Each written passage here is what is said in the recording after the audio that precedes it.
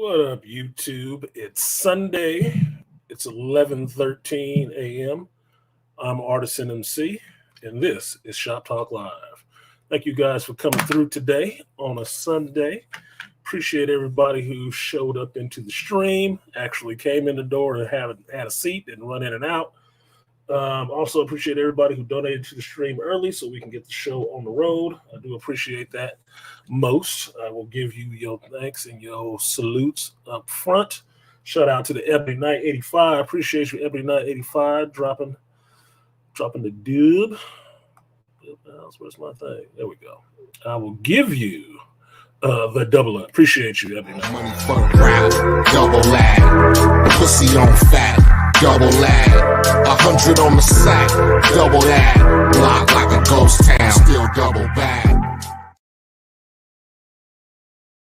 Shout out to the number one wrench in the building, Aquatech. Thank you, Aquatech, for always being faithful. I will give you the 3B salute. Appreciate you.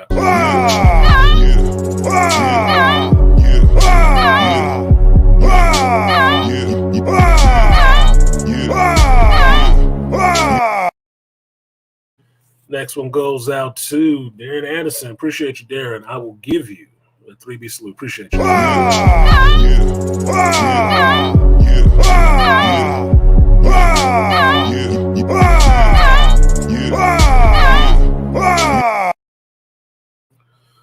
Now, if you guys see me getting my old man on, having my tea, it's cold as fuck in here. Cannot equalize the temperature in this house for shit. So I am trying to warm up. And no, this is not a house I bought. It's a rental. So it's an old house. It is drafty as fuck. So I'm trying to keep my self from being snotty on the stream. So I am. Let me turn this off. I am drinking me some hot tea. Keep my voice lubricated. So, like, share, subscribe, support the stream if you feel so inclined. Do appreciate. I am looking for 10 contributors today. If I do not get 10 contributors, I will shut this stream down because I'm not talking about shit until I get 10 contributors. That's just how it's going to have to be from now on. I don't do this shit just for yucks and fucks. YouTube is a business, and YouTube make a hell of a lot of money off of content creators like myself and others put up on their platform. It makes absolutely no sense in the world that we shouldn't actually make a little bit of something on it ourselves. So, support the stream. That's how this stuff gets done. We hit that 10, then we'll have a panel. We don't hit that 10, we're not having a panel.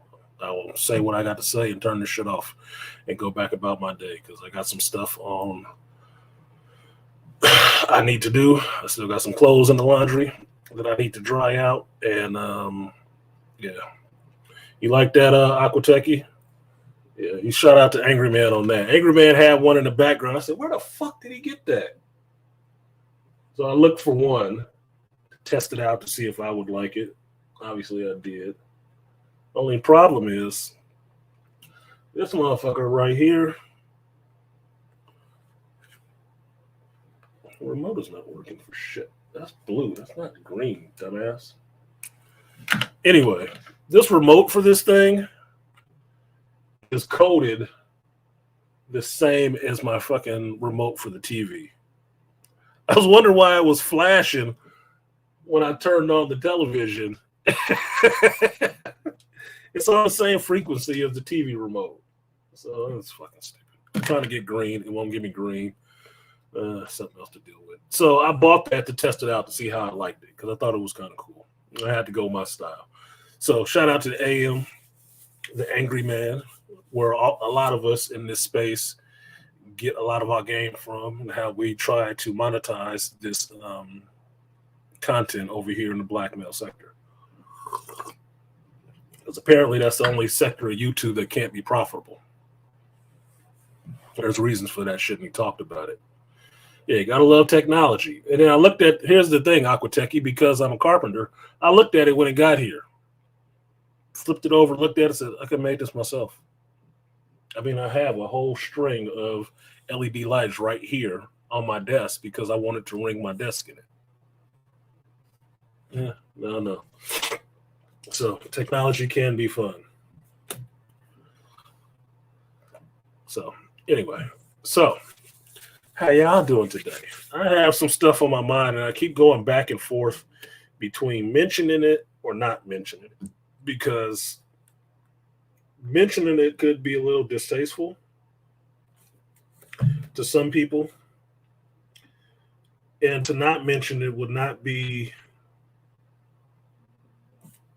me being true to myself and what's going on with me. So shout out to King Parish. Appreciate you, King Parish of the Bino Nation.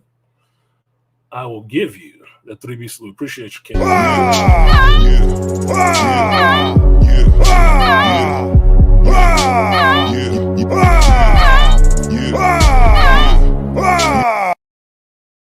I think one of the things that's most interesting as somebody who is on YouTube is how that affects your personal lives. How it affects your personal lives most clearly is that people listen to your show and actually get offended. But more so than getting offended, like they didn't know you in your real life. And JT gets this because we were talking about this shit. It's like they didn't know who the fuck you were to begin with. But then what also happens is they want to come in and try to police what you get to say and what you don't get to say. And it's like, what? Get the fuck out of here. Now, because you have different people who can ghost watch, can ninja watch your shit, you will get different reactions from people. And it's, if you pay attention to people, it's pretty plain to see, right? Because behavior is one of those things that people do not change on a dime. They cannot. They can't change it on a dime. And in most places, they won't. Why? Because it's difficult. Because it's hard. All right?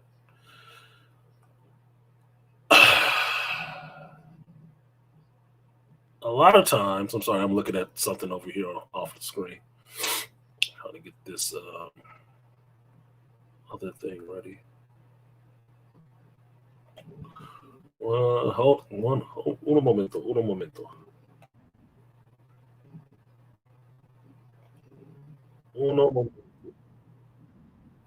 What the fuck, dude? This is not even my shit. What the fuck?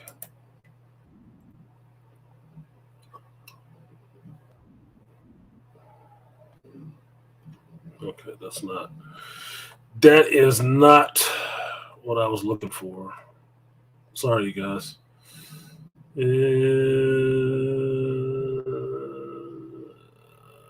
Let's go this way. Yeah, we can go there with that one. Okay, sorry about that. Had to correct some stuff. Aquateki says grow thicker skin. No, that's another thing that we don't make in this society right now. We don't make smarter people. We make smarter phones. And we don't make people with thicker skin. We make them with thinner skin. Because everybody wants their emotions to be coddled. And I'm only the parent of 2 children. And at least for me, I was only raised by one of my parents. And she wasn't coddling your feelings type.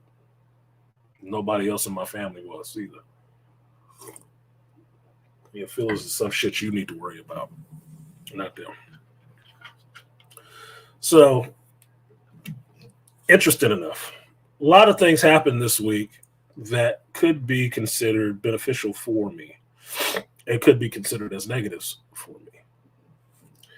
And not all of it has anything to do with fucking geekdom. It doesn't whatsoever. Now, I'm expecting a lot of packages from Amazon today for improvements to some of this stuff around here that I want to redo for year 4 of the channel. But that's all stuff that you can't necessarily see. It's in the background, right? I have my little stream deck here, but I haven't figured out how to hook it up to this computer yet. But I have to rearrange this shit on here. A lot of stuff has to move. So little side was just an addition. I thought it'd be cool. Some other stuff is just technical stuff, right? That I can keep the stream consistent between what I do at home and what I do when I'm away from home. Because next month I am going to be working my ass off again. And the increasing of production value, Aquatechy, yes, because the less money I spend on fucking dating, the more money I have to pour into my channel. And I don't say that as a complaint. I say it as just a realization. That's all it is. All right, so there is a camera that I'm looking at. I do have it saved on my shit, so I will purchase that camera. And since it's now tax time, and I told you guys last stream, I will be planning my trips for the next and when I take those trips, I need to be able to stream with the same quality or close to the same quality. It's fucking weird. It's like having a whole dick in my face. Stream consistently with some kind of. If what Angry Man set the high bar, Angry Man set the only bar. And it's not even. I was thinking about this watching 8 a.m. the other day, right? And liking the 2-camera setup that he has now, and the stuff in the background and whatnot, and remembering when he had none of that shit and the same fire content. None of it. And how awesome it looks now is because he's built that over time. And that was the growth of his channel and his audience. A lot of y'all I know from that audience. A lot of you I do. Right? But he was always pushing that standard. He never dropped it. He always pushed it forward. A lot of the things, like he has said, a lot of the ways that we do streams and how we look for supporters and stuff like that is because of the way he did shit. Because he was the one doing it. Nobody else was. Like he says, why you can see him on camera every day, he streamed, is because he was one of the few people that was putting his face out there behind what he was saying. Why do you think I get on cam? Because I believe that. You should have the conviction to stand behind the shit that you say. It's your face. So if a motherfucker roll up on you in public, they're like, yeah, I know who you are. Hey, you so-and-so. Yeah, what of it? No, I just wanted to give you props. Oh, well, that's cool. Cool. I'll accept the props. Some other shit to say, then it's just going to be some other shit. Fracture talking about oh, they'd have more money for action figures. I'm not buying more action figures. There's a couple of things I'm not buying this year at all. I plan on not buying any comics. Don't buy any statues anymore. I'm not buying any video games unless it's a download or something like that. I don't plan on buying much of shit this year. This year is going to be all rock'em sock'em. Rock that time, sock that money away. That's all it's going to be. Because I can tell you this from looking at, I watched a little bit of the World Economic Forum outside of what we've talked about in the space forever. All these bitches worried about passport bros and shit like that. Y'all got other concerns rather than worrying about a motherfucker getting a passport and flying out of here. You got other goddamn concerns. You better pay attention to the larger world and quit worrying about your vagina and who can park up in it. What I like to say, man who invests in his future is a man who is truly prosperous. Yeah, and I always invest in my future. That's why I never see it as a waste to spend money on myself. It's never a waste. That's why therapy is important. That's why therapy is important, because it's an investment in yourself for your future. your future successes, so you know how to handle it. That's why investing in your education is important, because that sets you up for your future successes. That's why continuing education is important, because it opens more doors for you, so you can have more successes on top of the ones you've already had. Simple, right? But people make shit difficult because they're hard-headed and stubborn, like children. Sorry, now it's getting too hot. Now, I say all this: like, share, subscribe, support the stream if you feel so inclined. The banner across the bottom is not for me, it's for you. So use it, or don't. Because I usually have about an hour monologue, and within that hour, if it ain't where it needs to be, I will shut it down. And I have to hold to that and just let it be what it's going to be. Because, what's the name? Everybody want to talk about her now? Pearl? I don't think Pearl getting paid off for doing free shows. I don't. And I don't think she bubbled up from doing that either. Excuse me. So, point being is a lot of improvement needs to happen this year. A lot of changes need to be made this year, and I have to start doing them. And I think that's what January has been for me. It's a little bit of a break in between how hard I was working in December and November, how many days in a row I was working, how much I was doing on the personal side. And then January has been, okay, all that is down. All of that is done. It's a calm moment now. What happens next? Right. What happens next? Next week? What's the 5th? The 5th is next Sunday. So 2 weeks from now, I take the other two parts of my HVAC test again. Right. I already got my cert for the other two. I'll take it again when the regional shows up and get those other two knocked out. And then that'll be done.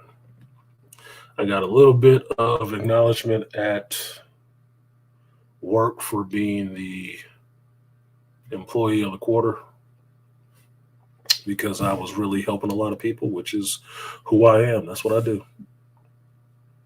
Like it or not. That was all cool, you know. Oh, goddamn, Austin. Austin in Thailand right now, and he's down to Phuket, Thailand. You might as well call that Coochie, Thailand. Have fun, homie. But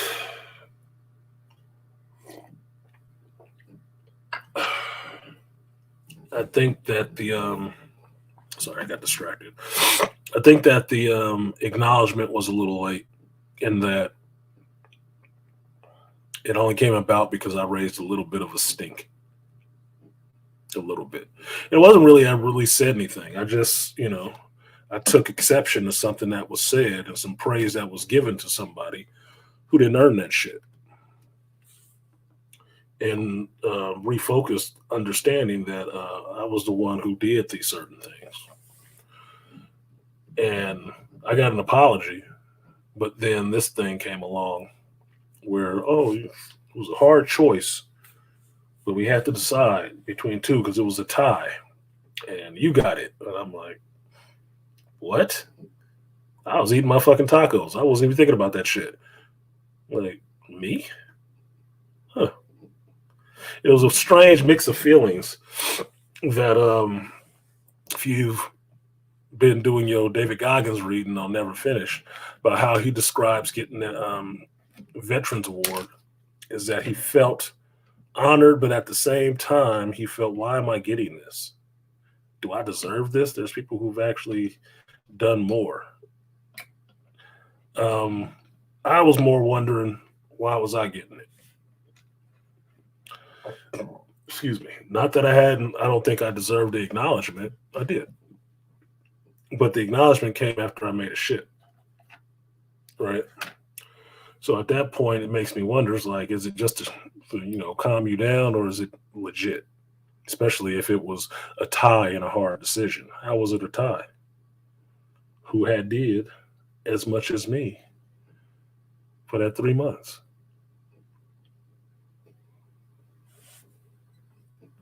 Just saying. Nobody. I know it because I'm there every day. But whatever. I took it, graciously accepted it, felt weird about it. But I was remembering what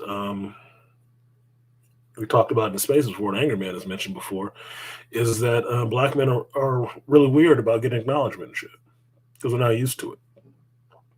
And I'm not saying I don't get acknowledgement. I got awards and plaques from shit that I've done. Shit never really mattered that much. Never really did.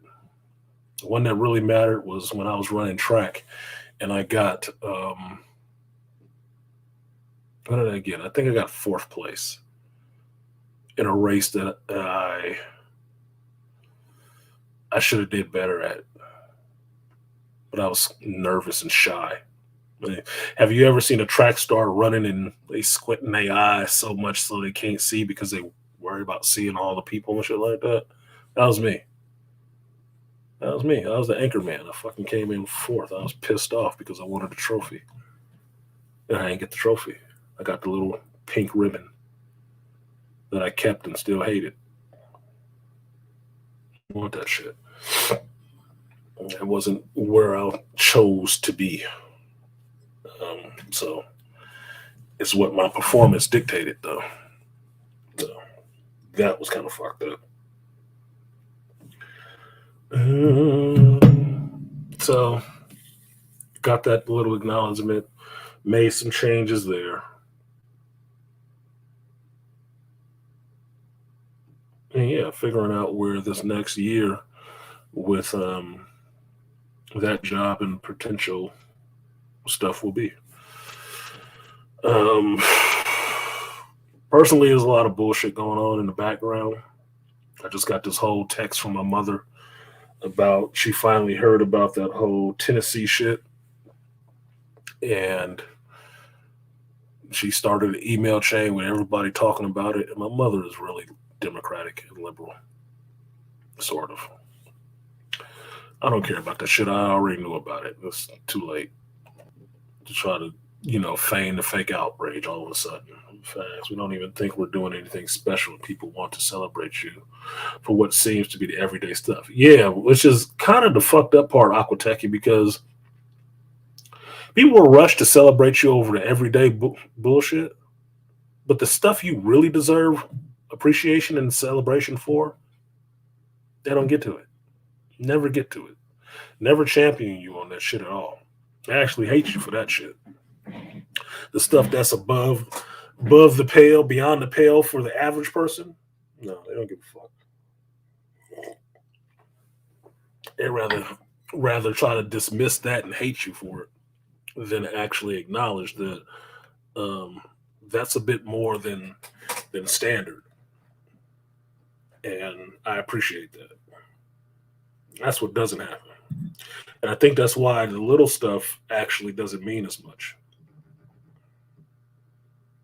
Like, think of it like this. As a man, somebody was giving you a gift, right? You had your list out there of stuff you wanted from 1 to 5, right? And say the top thing on your list was, I don't know, something simple. Put it this way. I'll just use my list because it's my list. I'll make it funny. Say the top thing on your list that you wanted, the 5 gifts that you want, top one on your list is a Springfield Armories total operator, 1911 total operator, right? It's like a $1,500 45, right? Bottom thing on your list is hot chocolate, this special kind of hot chocolate, right? Loose crunch hot chocolate. And the people in your life have to go buy you a gift. How many hot chocolates you think you would get? How many? Just saying, if one is the lowest thing on the list is the hot chocolate, the highest thing on the list is the pistol. how many hot chocolates do you think you get?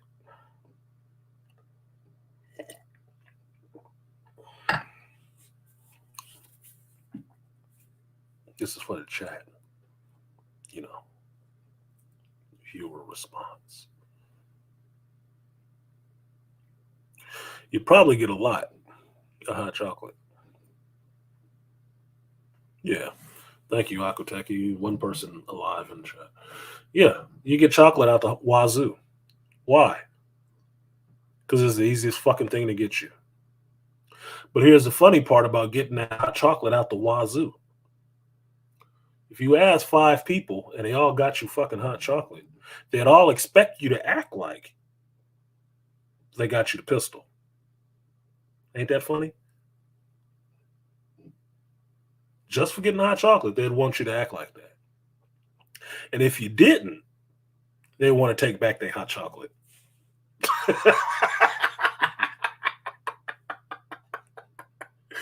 What up, Beastly? If you didn't act like that, then they want to take back their hot chocolate, which was the lowest fucking bar on your list anyway. And expect you to be punished for that shit. Nigga, I have a list of 5 things. Why would I not want the top one on the list? It ain't my concern how you get it. Perfect example is, as a man, when people give you their top 5 list of what they want, they don't expect anything less but the top thing on the list from you. You better not show up with hot chocolate. Oh, it'd be a whole shitstorm. And you already know it.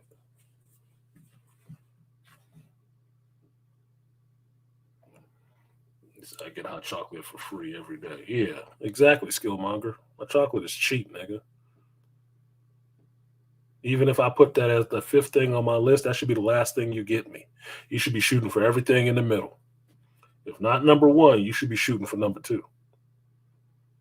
Because number 1 might be out of your price range that you see is worth spending on me. But that's very telling when you do it. I buy hot chocolate myself. That's the whole point. I don't need you for that shit.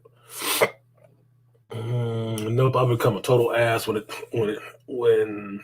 it comes to stuff like that. Don't ask me if you're not going to get it for me. Exactly. But see, that's just, I would say that's kind of man shit.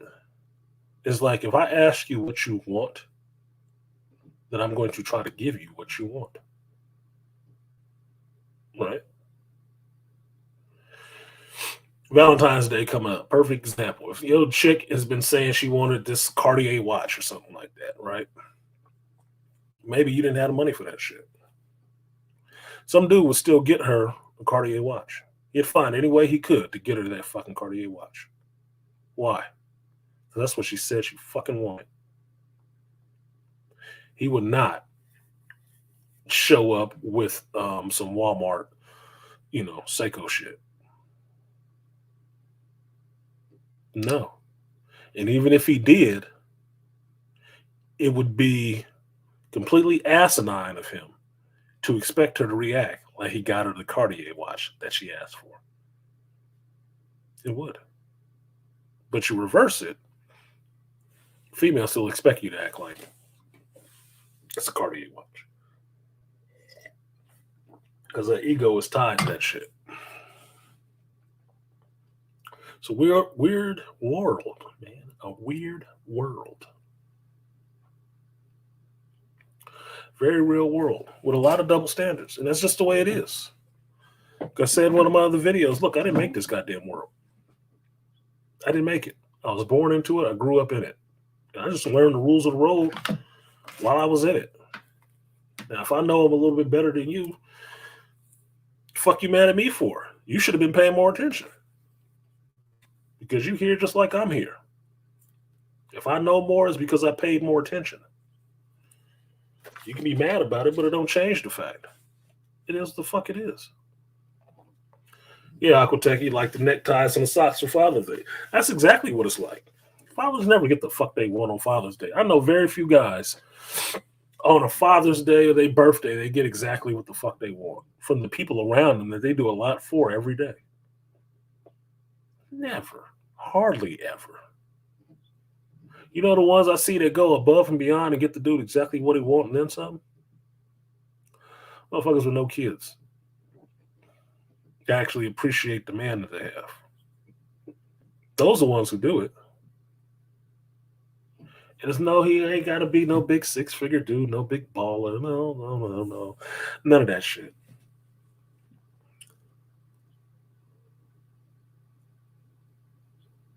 Because it's about how they respect him. It's not about what his status is in the world. BG has pointed this shit out all the time. Why is it that you can get a dude who snuck across the Rio Grande, hid out in a box truck or something like that to come over the border here and sell fruit on the side of the road could have a better relationship with a woman than a motherfucker born in this society right now? Why can he actually have a family and a wife and all that shit for a long time? Because she got more respect for him.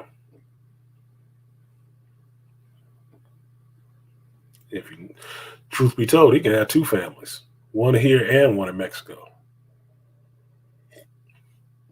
And neither one of them be giving them no static. I know that personally. It's a weird thing. Weird world we live in. But like, share, subscribe, support the stream if you feel so inclined. I am still 6 folks short. I do not have a counter up here because I don't use OBS at the moment. But waiting on y'all. What is it? 48 minutes in. I'll knock off 15 minutes for the amount of 12 minutes for the amount of music I play. So that's what it'll be. I can't put a timer up there. Anyway, so the last couple weeks I've been dealing with people pissed off for things that I said, actually, which I find interesting as fuck. And I had part of this conversation with JT about a week or so ago about some of this shit. And one of the things that I was out with JT and Chris, one of the things that Chris said was like, people don't understand who you are. Like, apparently not. Apparently not. That is kind of par for the course if you understand that this is who this person is and this is what they do.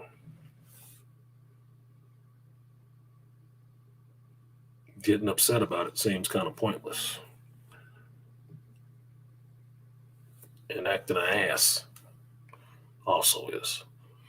Like I said, people tell you what they really think, respect and care about you by the quality and types of gifts and time that they give you.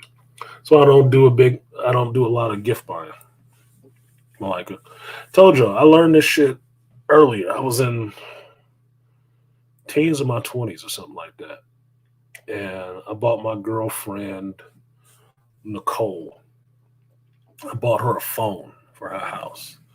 I think I talked about Nicole before, but I should call it Coco. Coco's mama was like a drug addict, right? So she had 3 kids, Coco being the oldest. Oh no, middle. And a second oldest. Been in the house with Coco and not really taking care of shit. Coco raising these fucking kids. Right. So she didn't have a lot. Now, me, my mother, single woman, not unmarried, single mother with 2 boys, actually had a better job, and she wasn't a drug addict. So we lived a pretty middle-class lifestyle on her check because she had a really good job. Not even college educated. So it afforded me some lifestyles that other people didn't have. So when I started working, at 15. First paid job was at 15. I had already been working before that. But my first paid job on the books, getting a paper check, was at a community center. And Coco was my girlfriend, and she was a little younger than me, right? And came around Christmas, and I bought her a bunch of shit. I bought her a bunch of shit that she needed. That's just how I am. I will get you stuff that's you need. I will get stuff that's educational for you, like if you got kids and shit like that. I will get stuff that is useful because I don't like the idea of pointless fucking gifts, right? It just doesn't make any sense to me. So I bought Coco a phone and some other shit for Christmas or something like that. And I spent some money. Like Malika would understand this, or anybody who's a Gen X will understand this. I bought her a slimline phone, a whole slimline phone and shit like that. That was like 30 something bucks. I wasn't making a bunch of money, but goddamn, 30 bucks is a lot in this time. This is what, 90 something, right? Bought her a phone and some other stuff, little bracelet, some shit, right? I bought her all that shit. And then I gave it to her. And then what I got back from her was one small thing, right? And I don't even remember what the fuck it was, but I was kind of pissed off about it. I was literally kind of pissed off about it because I thought with the amount of money I spent, which is probably about $100 something I spent on her, getting her all this shit, right? What she spent on me was what she had found somewhere at a store or something like that, right? Didn't seem like it took much thought. Yeah, landline, trimline phone. You understand what I'm talking about. That was your first phone if you was growing up in the 80s and 90s. The first phone that you had in your room that was yours was a slimline phone, stringline phone, landline. Maybe you didn't have your own number to that line, but you had your own phone in your room. And I got pissed off about that, and I talked to my mother about it at the time because she asked me why I was upset. She told me, never buy a gift for people thinking that they owe you something for it. If you think they owe you something for it, don't buy it. Because a gift has to be a gift. And it's not in comparison to what you did or whatever, right? So give the gift if you want them to have it. That's what it is. And don't be looking for the payback. Don't be looking for if it's equal value. Now, as a 49-year-old man, I understand saying all that to you. That I understood it better back then is that Coco didn't have the same means I did. Even though we worked similar jobs, she didn't have the same means. She had more demands on her money than I did. Because here she is working, taking care of her mama, her younger brother and sister.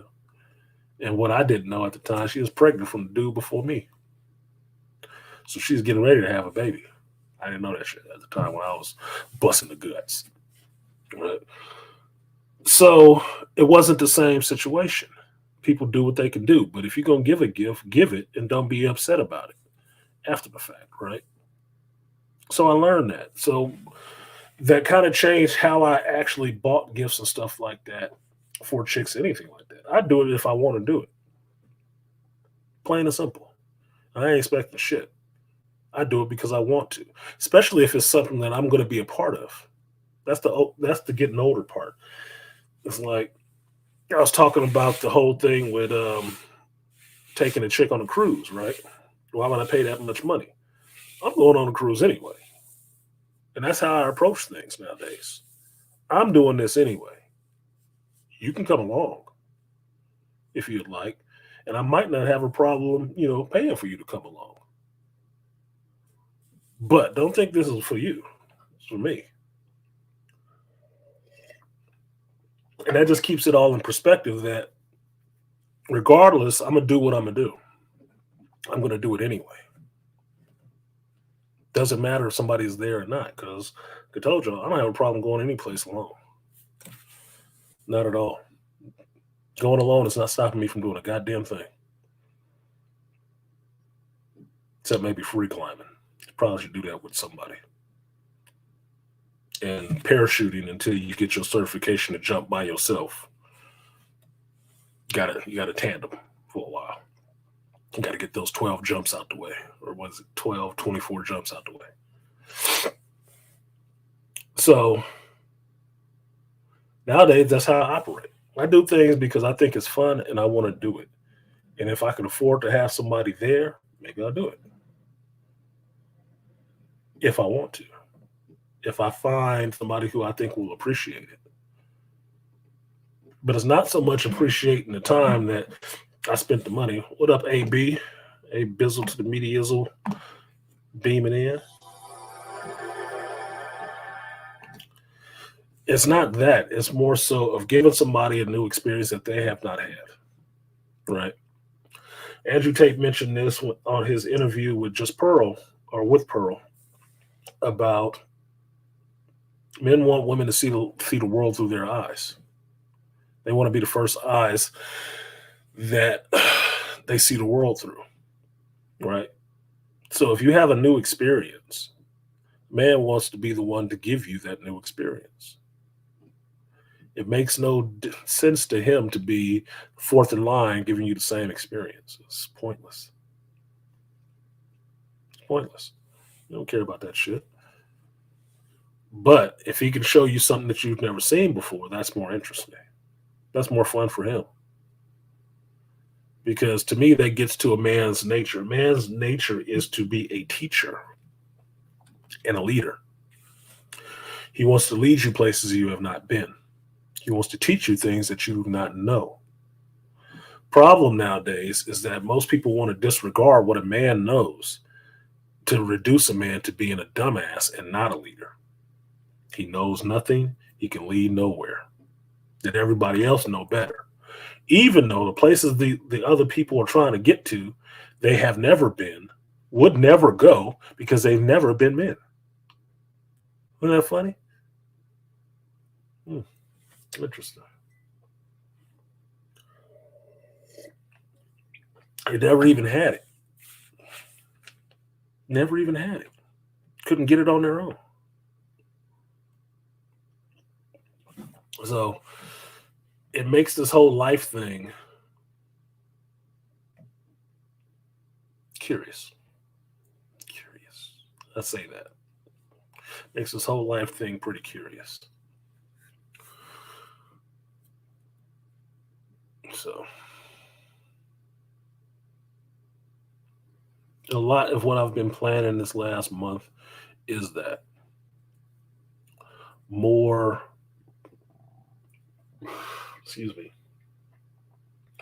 unfeathered access to doing what it is that I'm doing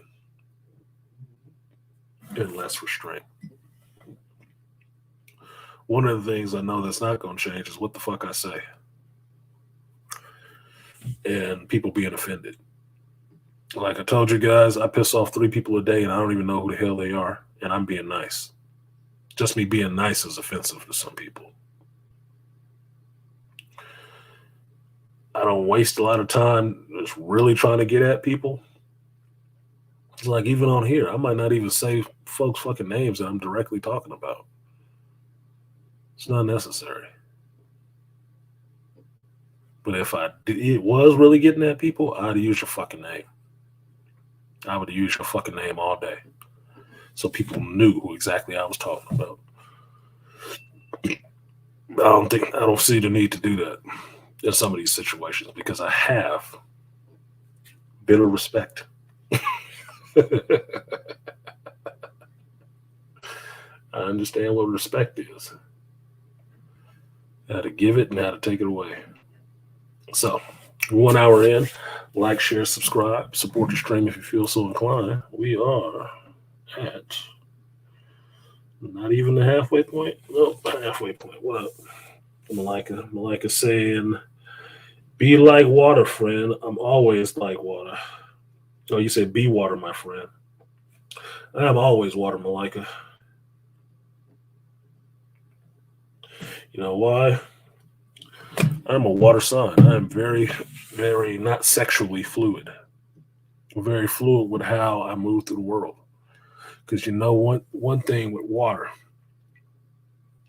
If you heat it up, it'll boil and it'll scald your ass. And you will regret the fact that you heated up water to that point. Right? But also, if it gets really cold, it'll burn you to the touch. That's called frostbite. When it gets really cold, oh yeah, it can get so cold that it can be biting. It'll freeze your ass in place. And it'll burn. If you don't know, frostbite burns like being scalded, set on fire. It hurts. And when it's cold and freezes over, it expands. It gets a lot bigger. So I try to stay very fluid with life and the energy around me. Not to make it so spiritual, but I try to stay really fluid in life and go with the energy of where things are moving.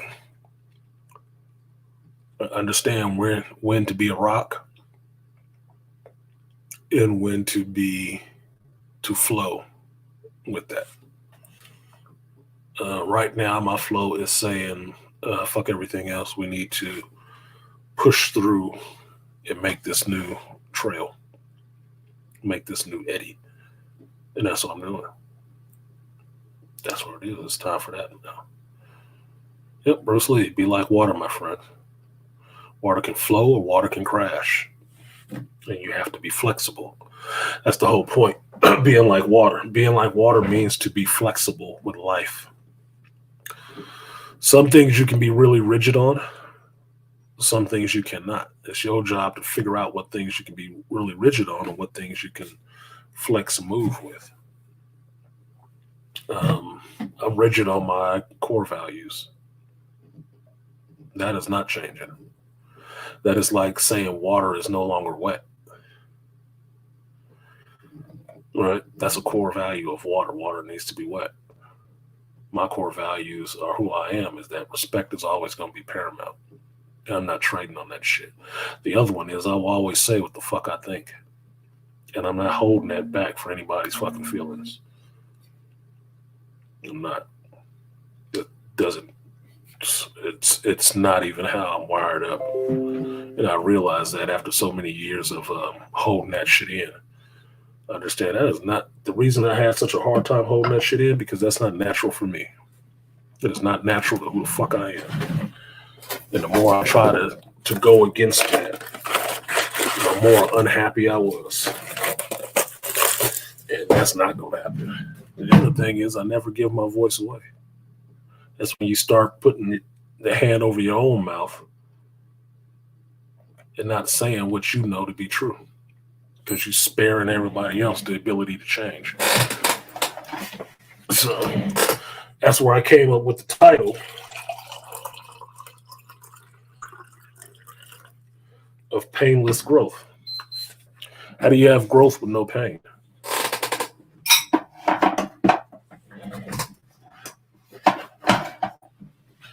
Any growth you have is painful. If it's not painful, you're not actually growing. You're not. If you're not having any pain, you're not actually growing. Because pain teaches you lessons. There's no such thing as a painless growth. Do you have a woman go through 9 months of fucking labor and just baby just pop out and like, oh, well, that was easy. I didn't have any back pain, no Braxton Hicks contractions, no aching in my knees, no water on my ankles, and this is just awesome. That is not fucking reality. Remember when you was a kid in puberty where you had those pains in your shins and your knees and your arms and your hands and shit like that? That was growth. You know, when you study really hard, even as an adult, and you study so much to the point, not BMT, but Beastly Nerd will probably get this because he's doing it right now. When you start learning so much information, you feel your head fucking hurting from reading it. It's your brain fucking growing.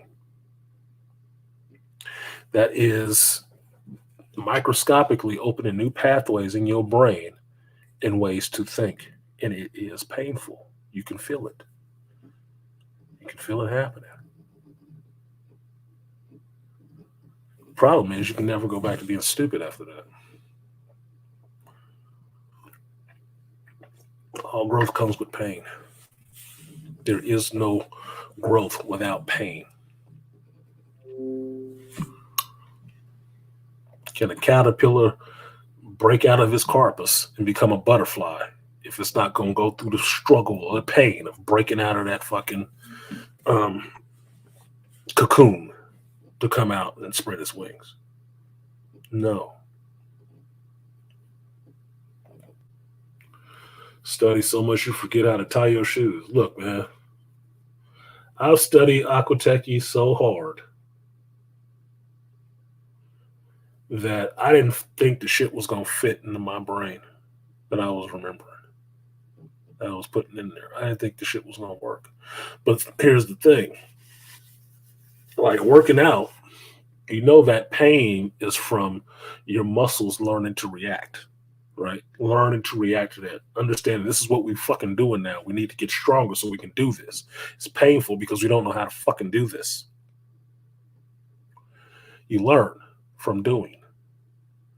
After a point, when there is no pain lifting that weight no more, you know you need to step up again, right? You don't stay there like, oh, it's easy. I can just do this all day. Then you ain't doing shit. You ain't working shit. You need to bump it up 10 pounds. See how you work it there. I don't know why people want to live in this fucking delusion that nothing worth a damn in life is what you don't have to work for.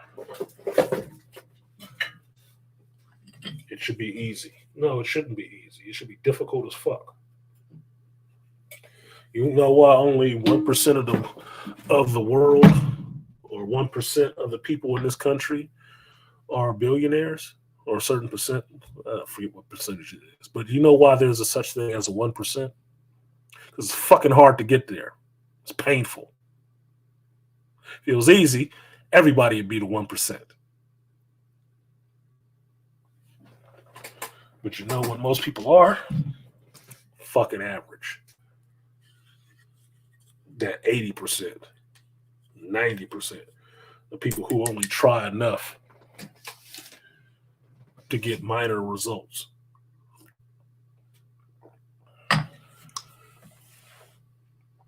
They only work out enough to get to the point where they can catch what they want and then stop doing it. This whole planet works like that.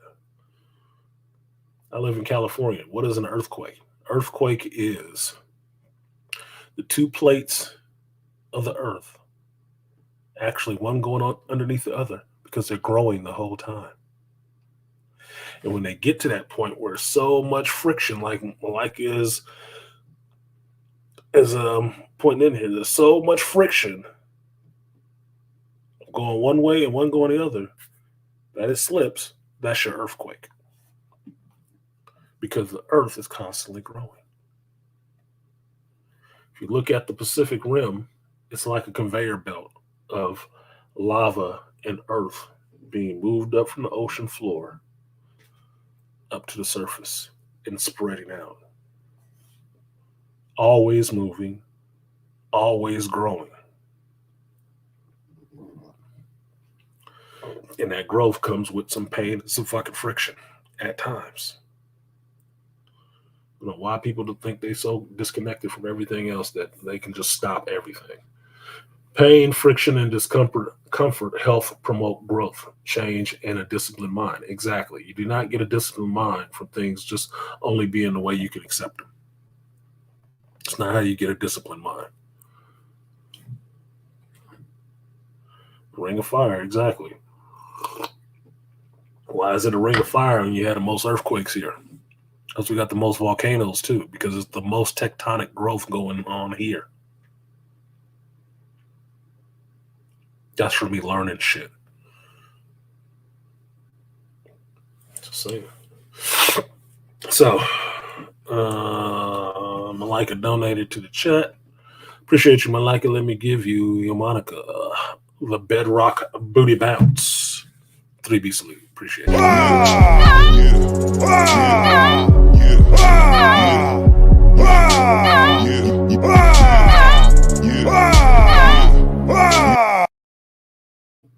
So where are we at now? Five away. I'm really just making it fucking difficult today. Unbelievable. I guess I'm gonna have to be a man of my word and shut this bitch off because that's only 5 within an hour. You got 4 fucking minutes left. Yep, 4 minutes left. Out of 11 people. Yeah. Let's get the first part out the way. So I spent a lot of time, Aquatechy for the double up. Appreciate you, Aquatechy, but it shouldn't be on you. Because I know watch another stream. See motherfuckers going in. It's not comparatively, it's just what it is. So appreciate you, Aquatechy. I will give you the guts and butts. Appreciate you. Double up. 3 or 4 times. I ain't telling no lies. Running up. Never let a hard time on the was. So Friday night, I took, I finally took Angry Man's advice, some of the other people's advice, and I started binge watching at fucking 1 in the morning, The Wire. I finally decided, like, what? Let me see what the fuck The Wire is about, dude. I was like, it was one of those shows that I'd never actually watched when it was coming out new. I may have seen the episode, I think, but I didn't really care. It was just like, for me, it was just hood life, and I wasn't really that damn interested. I said, I live in a real life. This is entertainment for folks that don't know anything or don't live anywhere around this kind of shit, right? So I wasn't that interested in it, right? Showing black folks in a negative way, I didn't want to see it, right? And yeah, Toya falling out the car never gets old. It doesn't. That's why I included that shit. It doesn't get old. It makes me giggle every fucking time because bitches will fall out of a car. They can't hang on. Cannot hang on. They will choose to jump out, then be successful. To stay on the ride that they're trying to be on. Peace to you, JT. JT in here with the triple black fist. 3 fists up. Appreciate you, JT. I will give you double that in the 3 For the crowd, double lag. Pussy on fat, double lag. 100 on the sack, double that. Block like a ghost town, still double bag. Up here dancing like Dr. Dre. And the 3B salute. Appreciate you, JT.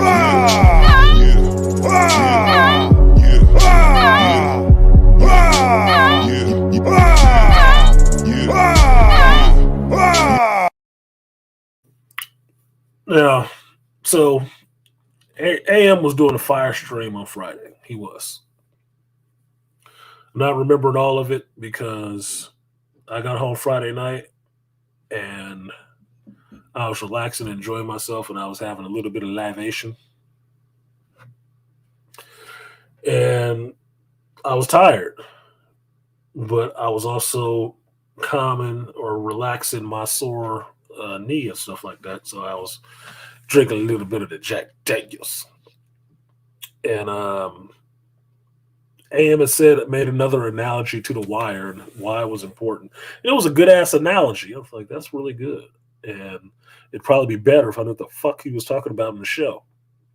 So I went back and just started watching the show. Right. Skillmonger said $5. Is that a super chat? Is that a super chat? I didn't know if they put the super chat function on my shit yet. Let me check. Because I know the super chat has been live for a while, but nobody used it. Let me see. Hold on 1 second because it's going to get.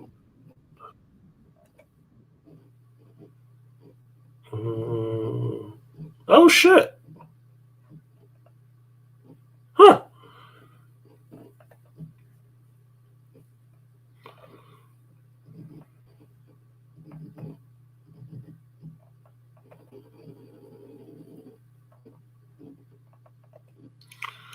Now, would you look at that? Would you look at that? Motherfucker got a super chat thing on there. Uh-oh, Grinch Live. There goes the audience. Honest critics of the manosphere. Oh, I got a whole super chat function on here. Get the fuck out of here. I didn't know that. I didn't know if it had showed up yet. Awesome. I knew that the whole monetization thing popped up on there. That happened for me, but I'd never seen a super chat because I don't watch my show on the YouTube feed. I don't watch the YouTube feed while I'm on there. Oh, well, that's cool. So thank you, Skillmonger. I have to put that in there as my first fucking official super chat. Skillmonger gets a gold star.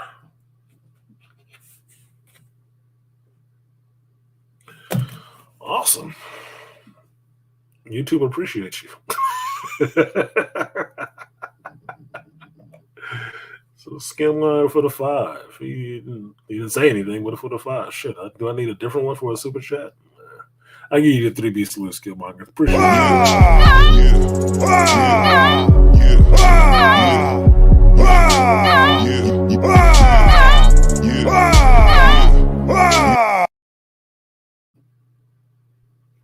All right, so back to business.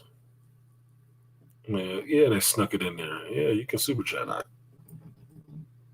I'm watching my stream through StreamYard, right? Where I'm streaming at. I'm not streaming directly through YouTube. I'm streaming through StreamYard and looking at it on StreamYard instead of YouTube. So I'm not watching the analytics and stuff. I just see my live, how long it's been going on, and the signal strength and the number of people in here. Yeah, Skillmonger just made history. Slow clap. First super chatter. I gotta frame that picture. I gotta frame it now. I have to frame Skillmonger's super chat. I gotta go back and get the screenshot for that. Frame it like it's the first dollar I ever made. Thank you, Skillmonger. I appreciate that. I didn't know it was up there. I just assumed it wasn't. I did everything else. I jumped through the rest of the hoops that they wanted me to jump through. And if it was there, it was there. Because the way they dick me on monetization, they don't want to monetize shit of mine. But I probably cursed too much. Yeah. Anyway, yeah, you just made history. My first time, Skillmonger. Anyway, so 1 o'clock in the morning, I start watching The Wire. And about halfway in there, I had to start a couple of episodes over again because I fell asleep. They're hour-long episodes, so it was late. Maybe it wasn't 1 o'clock. Maybe it was like 11.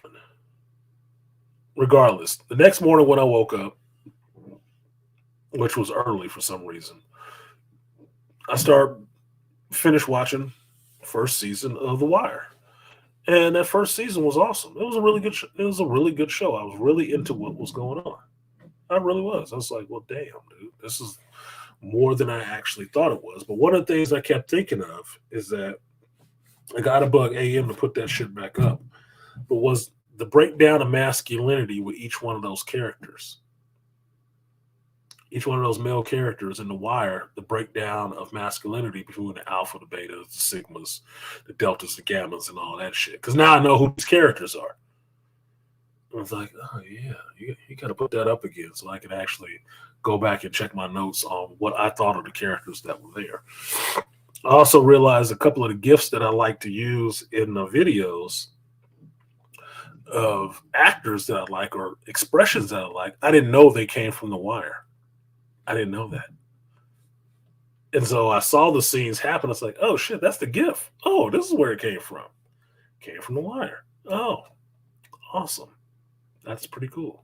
All right. Now I have a little bit more context outside of it just being a good GIF. It was actually, I actually have the context for it, the frame for it, of where it actually came from and what it actually means. Now, all yesterday, that's all I did. I just binged on that. I ordered food in. I didn't go anywhere. I was supposed to be doing laundry. I didn't put that laundry in until damn near midnight. I just kicked it. I just kicked it at home. This is something I rarely have, which is a day at home just to do nothing or do whatever the fuck I want to. And that's what I did. I laid up. I relaxed. I had a drink. I had tea. I had coffee. I ordered food. And I had some sushi. I had some good what's the other shit I had? Breakfast. I just chilled. I just chilled all day. It was cool. I didn't even play video games. I was just watching The Wire and just getting into that and waiting for all these Amazon packages to show up, which is supposed to be showing up today. So there might be some of the alerts saying, how do we do? Dropping off shit at my house because I ordered a bunch of big shit that I have to actually put together today. Shout out to the Beastly Nerd coming through. Appreciate you, Beastly. I will give you that 3B salute.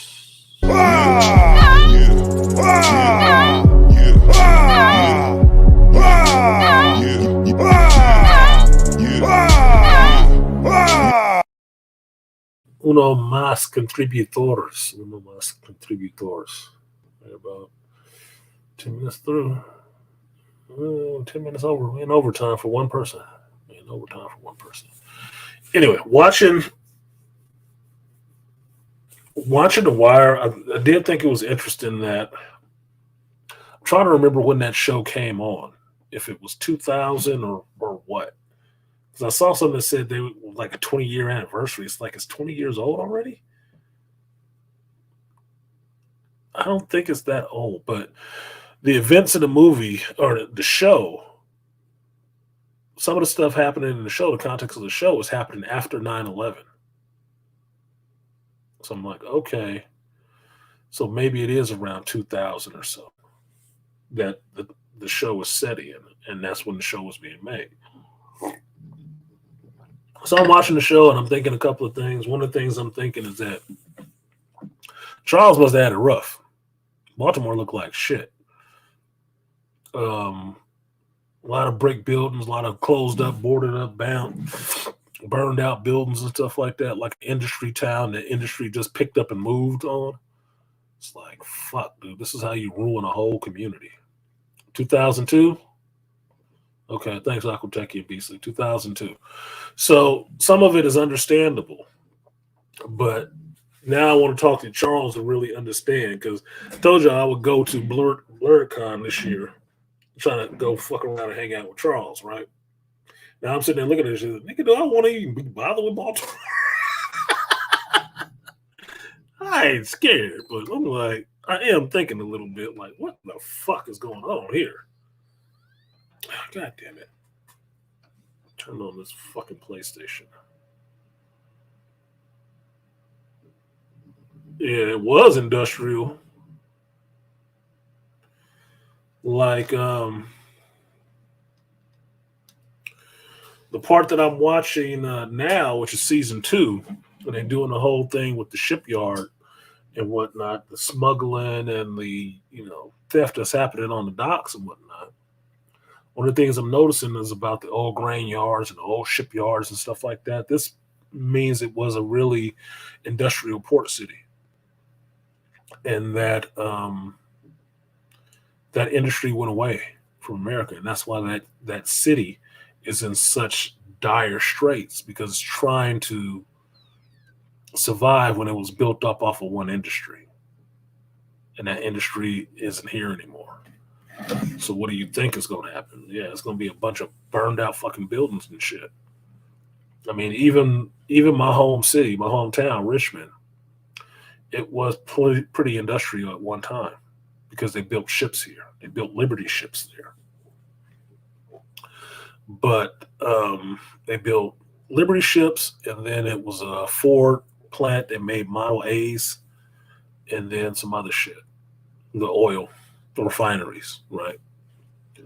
And when a lot of that stuff went away, so did a lot of the jobs. The only other place that you employ a lot of people in that city is with Kaiser, the Kaiser Medical Institution, and then government offices, Social Security, and then a refinery, Chevron. That's it.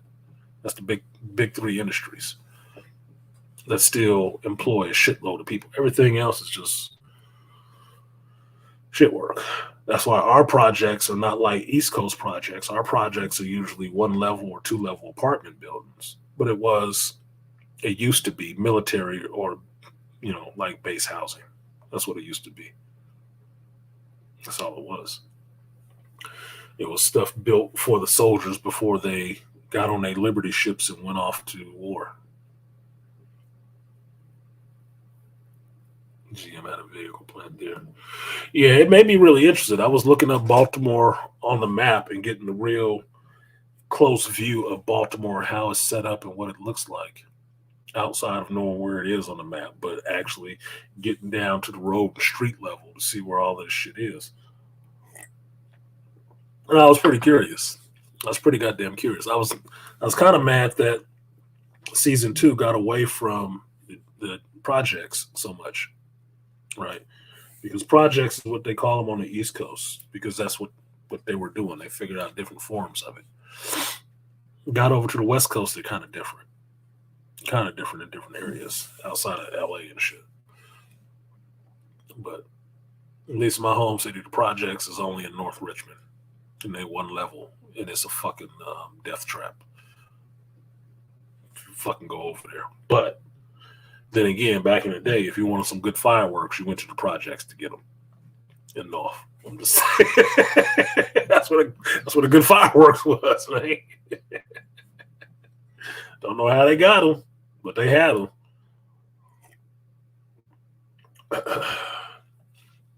So I'm enjoying the show. I'm enjoying the show for showing so many different versions of a black male. That's what I'm really enjoying the show for. For what it is a predominantly black male cast. Very black male led. Outside of the video you saw at the beginning of the show where I had Lance Reddick up there with that Toys R Me. Shout out to JT for sending that shit to me, making me laugh this morning with that shit. A lot of the main characters were black men. That's what it was. And you got to see a range of personalities between all of them. I mean, this is where I guess people first got on to Idris Elba, who he was. I know Idris Elba from watching British movies, right? I had never watched The Wire, so I didn't even know he was on that shit until somebody told me, yeah, that's Stringer Bell. Like, what the fuck does that mean to me? It ain't ringing a bell to me. Oh, he was on The Wire. He was? How? Okay. That's where you see a young Michael B. Jordan being Wallace in that shit. I was like, oh, he was one of the little young hustlers out here. Oh, okay. And even the dude Carver in that show, he's in Avatar, the first Avatar movie, as the black dude, the black soldier. That's why he's getting so much screen time and getting to talk. Right? It's like, oh, now I understand where this guy came from. Because a lot of these actors' careers have bubbled up into different places from this show. Right? So it was really interesting to me to see so many different versions of black men with these actors putting in these performances, because you don't get to see that many versions of a black man. At most, you only see one version. And it would be maybe the dumbass out there who just want to shoot shit or the Wallace type victim, right? You don't see the Stringer Bell, who was actually a complicated villain in the sense, who actually goes to college and shit. But he out there running this drug operation, second in charge to the man, be it Avon Barksdale, who don't touch none of this shit and run it from secret and smart because he got people who are fucking disciplined by pain. And how that works. It was very interesting to me. Very interesting to me. So I really did get into that first season and really loved it. And then, we are not a monolith, personality-wise. We are not a monolith. Even if you wanted to take it that way, you take everybody that was every male that was in a position of authority in Avon's group, every one of them were a different person. Because even his nephew D, was not like Avon.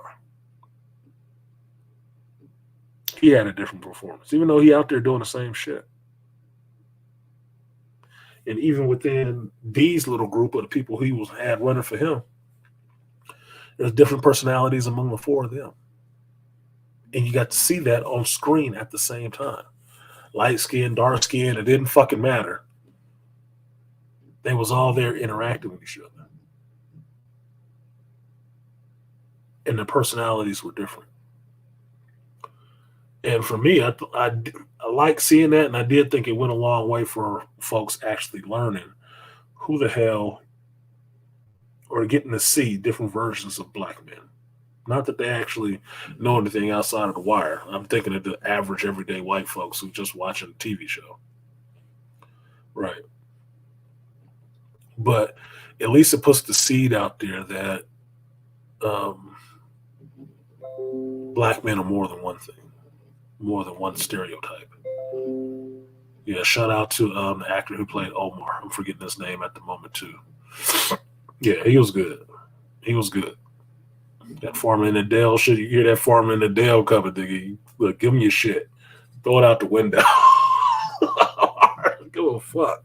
Solo dolo with a double barrel shotgun. Like, y'all know you probably could have took him. You only got 2 shots. Oh well, fear do it. Fear get the motherfuckers running. You should probably watch it, Skillmonger. You'd probably get into it. They're long episodes. That's the thing. They're 1-hour episodes. First episode pilot being 1 hour and 2 minutes or so. After that, they're 50-something minutes. It's long episodes and they go slow. It's a methodical build. It's a methodical build. So it seems like it's going on forever. And I caught myself like, damn, how long is this episode? Is this the same episode? The shit was like it was going on forever. Right? But that was just me trying to understand. I didn't know what episode I was on because I was so into the damn story. I didn't know where the hell it stopped at. I thought it was still going. It was. It's just long episodes with a slow pace. But everything that's happening in it contextually with the conversations and the dialogue between people is what's driving the story forward. Right? And I tell you perfectly this, Skillmonger. Think of a show that you've watched the whole season of. Just name any show. Name any show. This is what I did.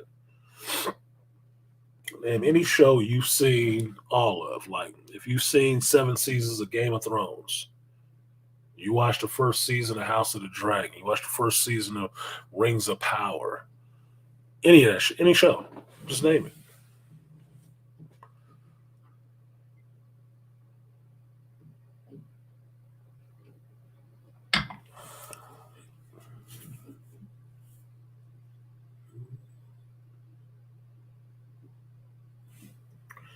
We're still one away from the goal. I will when I get some time. I'm only watching one show at a time. I will when I get some time. I'm only watching one show right now. What show is that? The Wire shows so many social, psychological, political, and other dimensions of black men in their harsh, rough streets of Baltimore. There were many gray areas, character arcs. Yeah, there was a lot of gray areas. I thought it was pushing the envelope just to have some dark-skinned dude who out there robbing other dealers and killing folks in Omar being openly gay, and he always picked little light-skinned brothers. I thought that was interesting as fuck, because it goes to my theory that most of these serial killers and shit like that is frustrated gay men, especially the ones who kill men, or like Jeffrey Dahmer, have sex with them and then cut their hands off. Frustrated gay men. My mother tried to get me to watch The Wire, especially when they started to air it on BET. I bet she did. Women love BET. Busy as fuck. Last of Us. Well, Last of Us is one of the things on my list to talk about today because season 2 came out, and then tonight we got season 3, so I'm in for watching that. But the point that I was trying to make was the reason I went ahead and watched The Wire Friday night is that I thought about what the show was actually about, which was, drug dealing and stuff. What up, Trail? Drug dealing and stuff in Baltimore, and it was about black folks in it, right? And while I was watching that shit, I was thinking about it. I said, you know what? I did watch every season of Sons of Anarchy. And it was white folks, biker gang in California, modeled after the Hells Angels, dealing drugs and guns and all the rest of that shit. Now, if I can watch that show, why the fuck wouldn't I give a view to this show that's highlighting black folks and not white folks? Might as well. No different. No different. Don't praise one and shit on the other.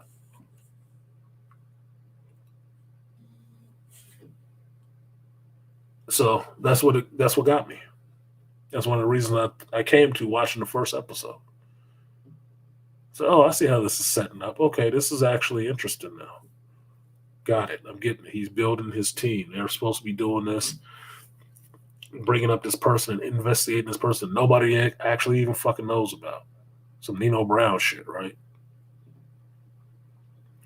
But all this is happening. Getting these people on board that don't actually want to work together.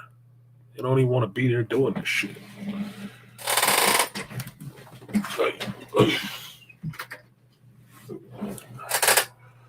But here they are now. They're here. And as they get on board with what's going on, you get on board with what's going on.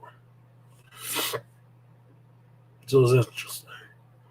Like, share, subscribe, support stream if you feel so inclined.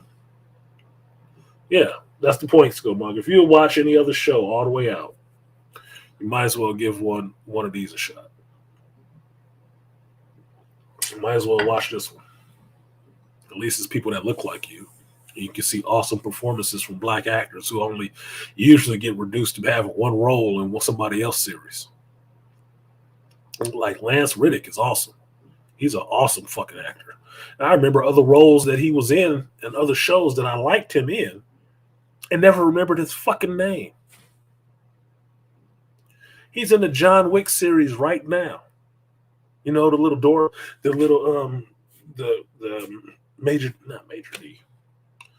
clerk at the hotel, the Continental. That's him. Yeah, that's Daniels. That's Broyles. There's a whole bunch of other characters he had played before that you've seen. But here he is again playing another character, adding something to a fucking role. That's what that video showed me.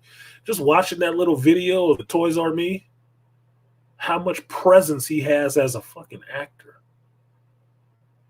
How much presence he has as an actor. Jesus Christ.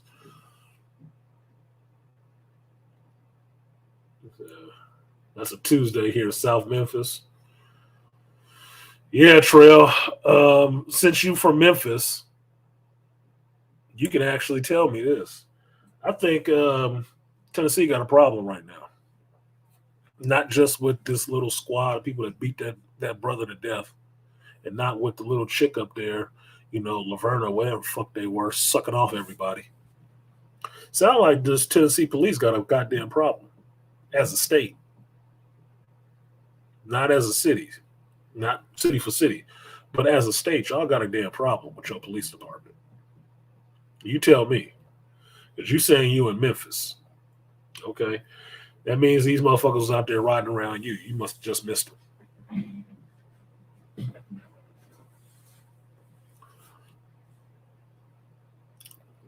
Skillmonger, I don't know if he was on Arrow or not. I watched 3 seasons solid of Arrow, and then spotty after that.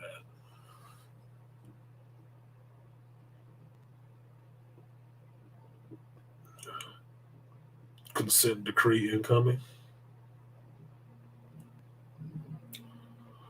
Laverne is near Nashville. And it's still in fucking Tennessee, ain't it? That's what I'm saying. Tennessee must got a goddamn problem with their police forces. Because understand, getting that shit corrected is the governor down. Governors of your state. And since these are 2 incidents within not even a month of each other, in the same state, in different police departments, seems like your police department's got a goddamn problem down there. Now, I watched that damn video, and I'll get into the topic now since we got 9. We still need one more contributor, but I'll get into the topic now. This is one of the things that AM was talking about on his stream about this shit. The fuck do you have cops running around acting like a whole gang of dudes? I watched that fucking video. Yeah, that 30-minute long video. And the first thing I saw that really unnerved me was the fact that I was pointing out earlier in the week how this Laverne stuff, the Megan Hall case, they had all them black men up there. And those are the first names you always hear. Pal, such and such, such and such. And we fired them. But they were the ones who had the less interaction with this chick. Everybody who fucking her on a regular, oh, you got suspended. Suspended? Why? These dudes just got they fucking, the duck sick. And they fired? Well, he lied to the investigation. The fucking president lied to the whole country when he got his duck sick. So what? That's expected.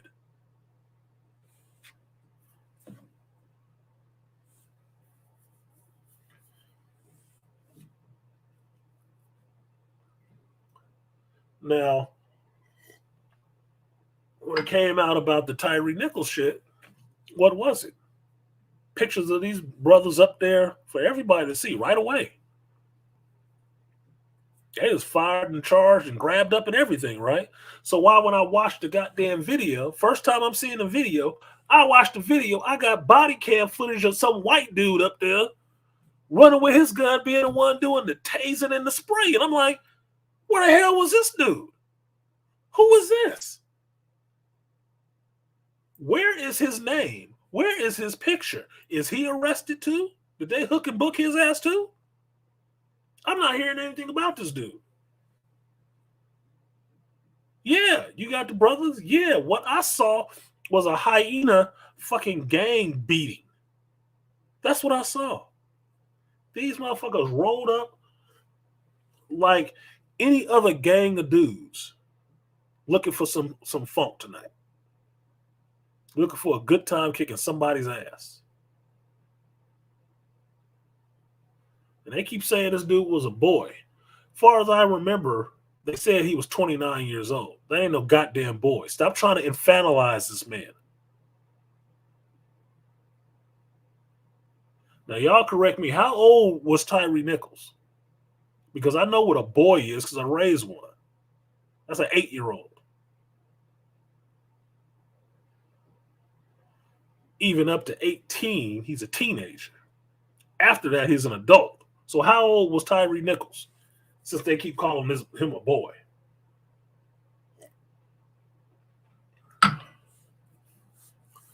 There's Trell saying Tennessee is like 3 different states. They like to call West Tennessee Mem Africa. The clan was started in middle, and the eastern part is the Appalachia. Okay, so it sounds like California, northern, southern, and central. So, don't mean the state ain't got a goddamn problem when they police force. That just means you got a police force that spans 3 different sections of the state, and that they would act completely differently. Somebody tell me how old Tyree Nichols is. Do I have to look it up myself? The police chief, I sense a problem there. Originally from North Carolina, she has been here less than a year. Oh, no shit. Makes sense then, don't it? Bounty hunters don't even refer to themselves as bounty hunters anymore. They say bail enforcement or fugitive recovery agents, so they're calling themselves Scorpion Strike Team. So why are they calling themselves Scorpion Strike Team? Well, I felt bad. I'm a Scorpion, right? I might say Scorpion Strike Team when I start playing Division, just to fuck with people. The name don't matter. That's like saying the Rampart Division in L.A. There was one up here in Oakland. I forget what they called themselves. It had some little catchy name for who they were. They was known for kicking people's asses in Oakland. Police officers. Look, you're not going to get away from people naming themselves something. You're not going to get away from that. Because that's how you form, group unity. What you need to be concerned about is what they are unified on. That's what you need to be concerned about, not the fucking name. It's like blaming a gun because some dumbass went out there and shot up a bunch of people. We need to get rid of these guns because he couldn't have did that without a gun. He couldn't have did that if he had some goddamn mental help, probably.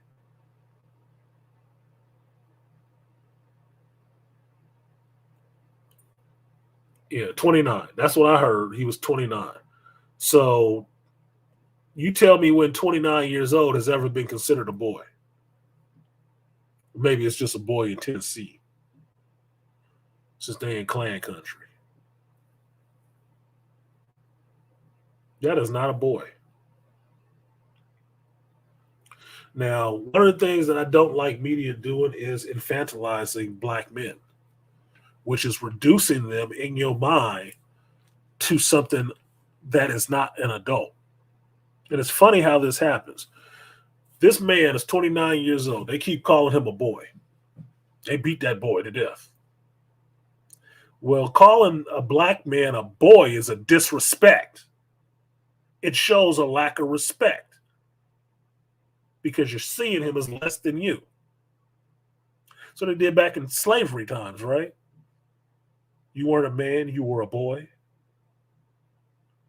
And when you fought for rights to get out of slavery, it was to be considered a man, to be recognized as a man and not a boy. Now, funny part is, if it was actually a boy and he did something egregious enough, they would charge him as an adult, which means that boy is no longer a boy. Now he's a man. It's funny how that works, isn't it? 29 is a grown goddamn man. 29 is closer to 30 than going backwards and being, 15. The fuck up. Scorpion was some acronym, Street Crime and Community Interdiction Unit. Oh, well, that makes sense. That's kind of cool. Interdiction, though, is a tricky word. Sound like you kicking somebody's ass in. The interdiction unit? Y'all got to look at what these words mean. A lot of people who speak English don't understand the words that they speak in. Interdiction is not a good sound. Interdiction means something. And it sounds like somebody getting their ass kicked because you jumping into shit that ain't got nothing to do with you. You taking the fight to the person. Trouble. Bill Lee, Tennessee governor, is another in the line of strong of ex-Republican business CEOs. What the fuck does that have to do with anything? Ex-Republican business CEOs. Anyway, point I was trying to make on this shit was that, one, he ain't a boy. He was not a boy. The action of intercepting and preventing the movement of a prohibited commodity or person. See? Somebody getting their shit kicked in without you having to actually do anything. They are intercepting, meaning they are interceding on somebody's behalf. They ain't waiting for you to do shit. They catching you before you do it. Okay. Thank you, Akoteki, for the English lesson for dictionary is your friend. So is a thesaurus. Thesaurus. The virus. A thesaurus is your friend. Stupid ass.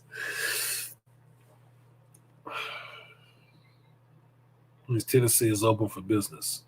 Yeah, it is exactly, Beastly. It is a military term. That's how I know it. It's a military term. Ugh. You shouldn't be having no interdiction units in the civilian life. Just like a task force in civilian life means trouble for regular citizens, because that means they're going in with a military mind state and not a protect and serve mind state. Serving is out the window. And protecting is out the window. But when you set about to do a task, it ain't about serving or protecting. You ain't thinking about that. It's fuck your feelings. We here to get this done. I don't care about the Republican and Democrat shit. I really don't. And Tennessee should be open for business. Look, I'm not anti-business either. I had to do come on my channel last time trying to bitch at me because I wasn't mad at Elon Musk for being a fucking billionaire. I don't hate business. Why would I? Doesn't even make any fucking sense. And all these people talking this shit got jobs they're showing up to. And none of them, not a good percentage of them, independent or independently wealthy. Talking this down with business shit. And that's always the companies they pick.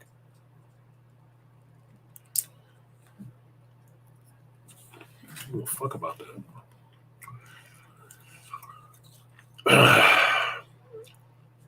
Basically, what I saw in that video was guys going way off the leash. Taking that shit a bit too far. Because they was embarrassed. Not unlike women.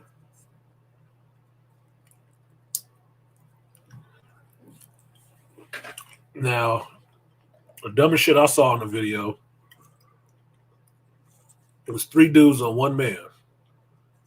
He's laying on his side and on his elbow. They're holding both his arms and telling him to get down on his stomach. It's like the motherfucker can't even move. How's he going to get on his stomach when you're holding him? Dumbass. Everybody shouting commands and everybody thinking he's supposed to be listening to them at the same time.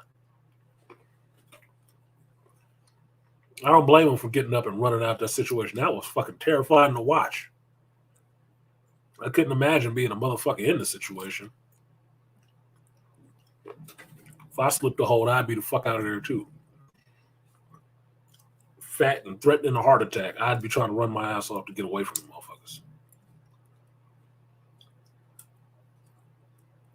Now, the fact that they caught him later and beat the shit out of him, so much so that he died of his injuries later. When you watch the video and see it, I don't know about y'all, but I grew up in the era where motherfuckers got jumped. And getting jumped, not just into a gang or anything like that, but just jumped in general, was where I decided the hyena mentality was how dudes act. One dude would have a problem with you or want something that you had. Because he couldn't take it himself, he'd talk to his homeboys. And then 3 or 4 of them would all plan to get at your ass and jump on you. One dude would jump on you, then the other ones all jump on you at the same time. And now you've gone from minding your fucking business to fighting 5 people at the same time. It's the era I grew up in. What I saw was that mentality. Everybody wanted to get a lick. Everybody wanted to get a hit, even though nothing is happening to them. Now, I understand police are trained to subdue a suspect with multiple people. If necessary, you're looking after your fellow officers, right?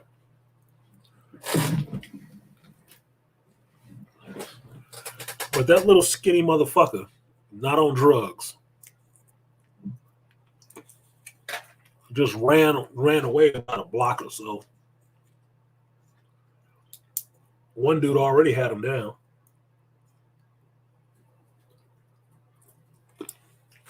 Don't take 5 people. Especially these dumb motherfuckers who were spraying themselves and spraying each other with mace. That shit was making me choke, and I ain't even seeing a mace. I'm like, how many times you gonna spray him with mace? Once you got it in his eyes one time, it's kind of good. Multiple times is not changing the situation. There ain't more mace. It's not, as far as I know, it's not going up in intensity with every time you spray him. That's it. Excuse me, pepper spray. You already peppered him. What is more uses going to do? Not a fucking thing. So it was kind of ironic that the white dude spraying this mace sprayed himself. And that's when he had to get off the camera and try to clear his eyes and shit out. While the other dudes are sitting there kicking his ass, trying to get him down on the ground. Now, mind you, these 4 motherfuckers with the tennis shoes on and everything can't get down one scrawny ass dude who ain't even fighting back. He ain't swung and knocked out any of them.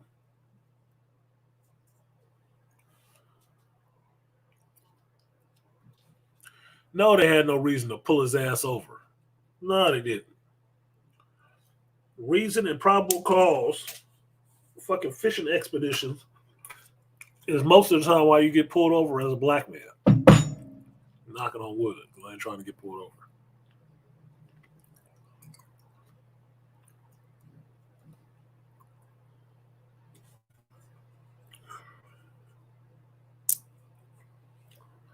Look, it is business over a lot of things. You know why? If the people in your community don't have a job, you ain't got no fucking community. You got a pressure cooker. A bunch of people who's going to be scrapping for resources and going to turn on each other to claim whatever resources they can. Having businesses actually gives these people jobs, helping them to earn money. So you don't have them all turning on each other. So it is business over everything else. Because if you can't do business, you can't make no fucking money. Look at any struggling ass fucking community or state. The problem is they ain't making no fucking money. That's why they are struggling.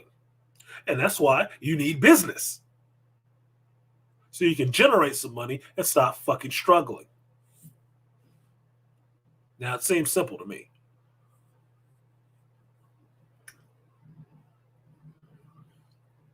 Cut more services. Can't do everything for people. What's that phrase that men grow up with all the time? You can give a man a fish or you can teach him to fish. right? Teach a motherfucker to fish. Stop giving him fish. Because he's going to lose his natural ability to actually fish and get it for himself. He's going to constantly be used to you putting food in his bowl for him.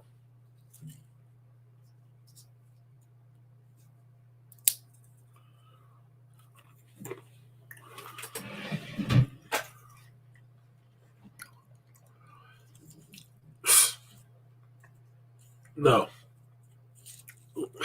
Skillmonger. It looked like a bad gang initiation.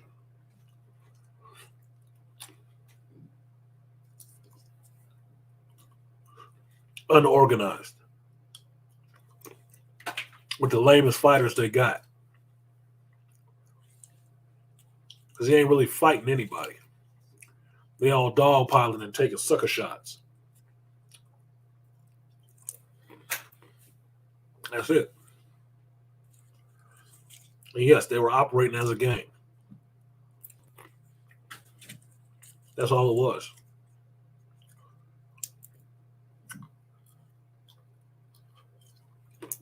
That's why I always called that shit hyenas.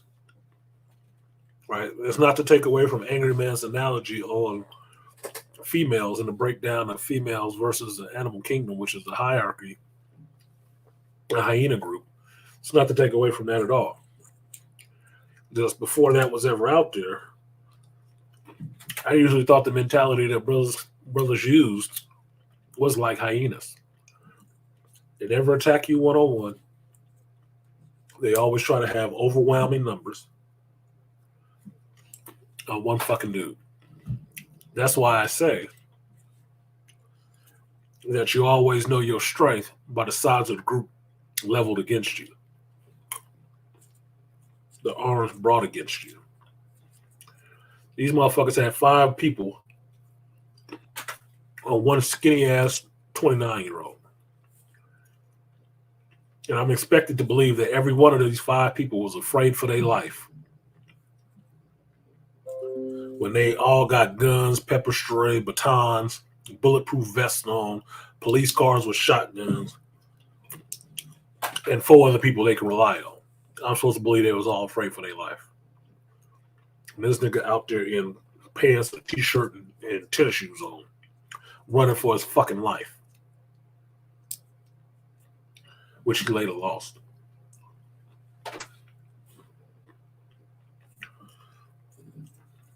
Now, kind of hungry, y'all. The other part that pisses me off about this, you're right, Pearl. Men gain nothing from relationships. We don't. We give up a lot. We don't gain. Maybe in the long term, bitches ain't built for the long term nowadays. Yeah, give a man a fish he eats for a day. Teach a man to fish he eats for the rest of his life. Exactly. We don't teach people how to fish anymore. We just tell them fish should be jumping out the water for them. That's why so many people are fucking entitled, sitting there, well, where's my fish? You didn't give me a fish. You didn't tell me I had to fish. You didn't teach me how to fish. You didn't provide me a pole.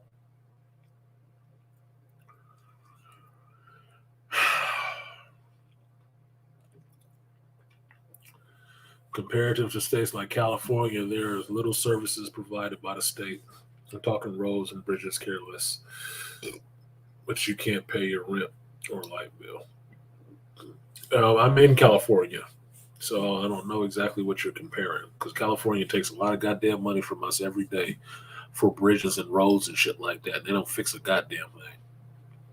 They get a lot of money for it, but they ain't fixing shit.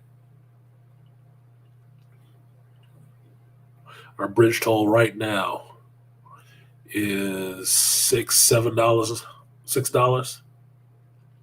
goes up to $7 during peak hours, because they know how many people travel over these bridges every day to go to work. And you still got shit that's falling apart. Infrastructure that is not being maintained because they ain't maintained. They just keeping that money. They just squeeze it out of your ass. You can get it one way or another. Get it in shit that you have to use.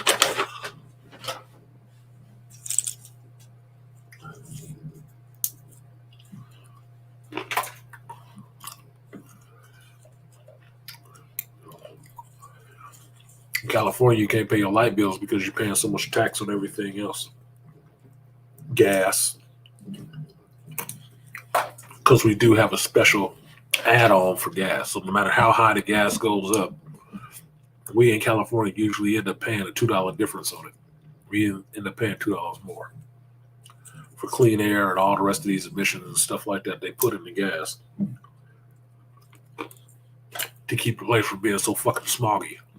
But then they also jack up the price on everything else to make sure there's no difference between you driving your car or taking public transportation. It's all about the same price. Same time the gas went up in California, it raised the price of public transportation. Like all of a sudden they're using more money. It's costing them more to run electricity.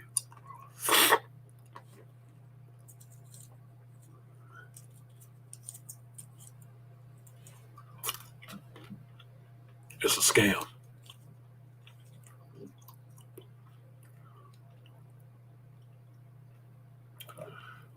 What did Trill say? They claimed he was reaching for their guns. If you heard them afterwards, they were comparing notes and saying it said he touched one of their guns. He should have got one of their guns and shot their ass. Wasn't reaching for none of their guns. Somebody grabs you.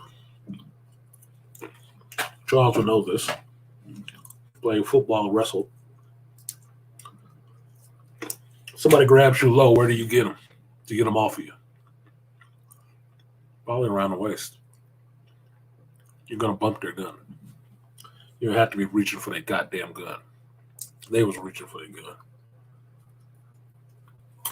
So many hands all over the place, they couldn't tell if he was reaching for their gun or one of their homeboys reached around him and grabbed their gun.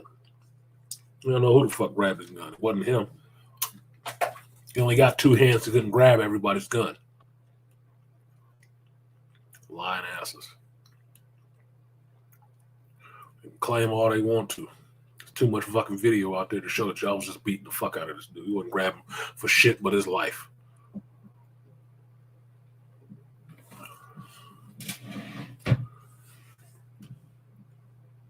Look, I can't believe people who have the most body armor and the most weapons talking about they're afraid for their life. I never believe a cop talking about he's afraid for his life. If you wasn't in some North Hollywood shooting situation or something like that, when the fuck are you afraid for your life? Get the fuck out of here. You wearing all the body armor as standard. You got everything on your side to protect your fucking life. And you the main one talking about you afraid for your life against unarmed civilians in cars. You just afraid. You don't need to be out there.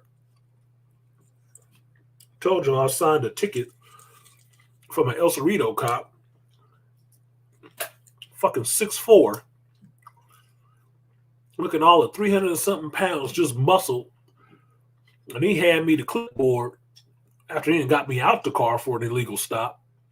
Handed me the clipboard trembling. Give me the clipboard so I can sign it. No, I'll hold it. You just sign it. Nigga, you nervous. The fuck I want, fuck up my signature doing this shit. Scared ass. Gun, bulletproof. Sergeant right there with him with a gun and bulletproof, and you scared of me. Standing there in running shorts and a t-shirt and a ball cap on. You just scared. You don't need to be out there. Stay your ass at home and play fucking Call of Duty or some shit. I don't need no scared ass police officers on the street.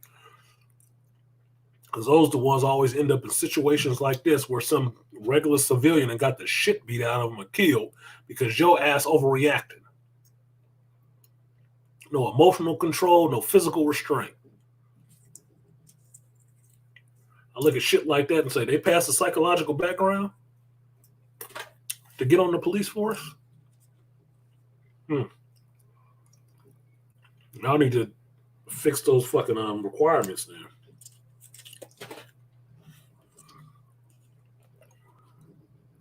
And state taxes along with federal taxes in California. State taxes in California is the worst. Ain't even the federal shit. It's the state taxes. The state of California fucking pimps you. Don't let them find out you got some money stashed somewhere because they want that shit too. That's the state. That's not the federal. Federal is at least consistent across every 50 states. Most of this tax that keep people broke here is the state shit, not the federal.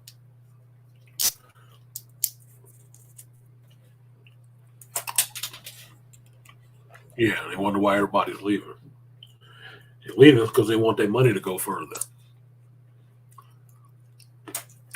And half of these Californians ain't complaining because they think, yeah, go. We don't want those people. Fucking birthers. Probably Republicans.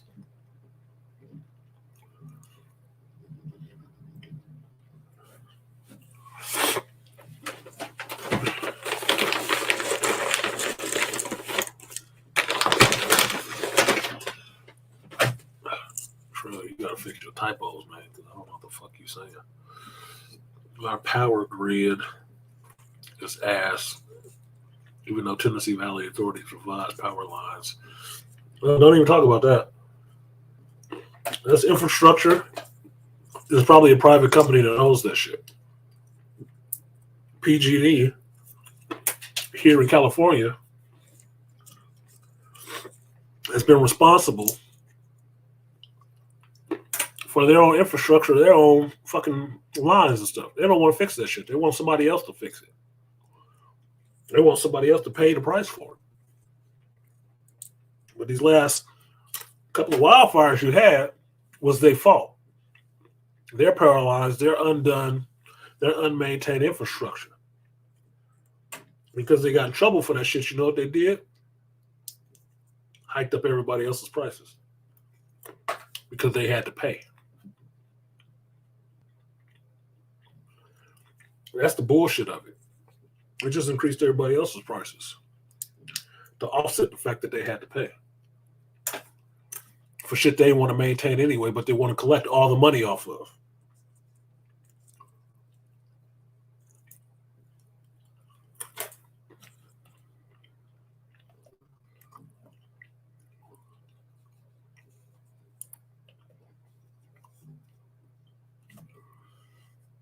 Yeah, you don't have toll roads and bridges because you ain't got a lot of bodies of water. Large bodies of water implies bridges.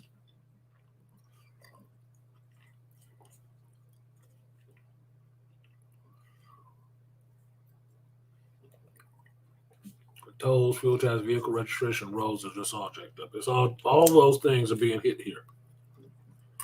So I tell y'all when I complain about politics, when you hear me complain about it, every election, these dumb motherfuckers here, these dumbass transplants here, vote for tax increases on themselves.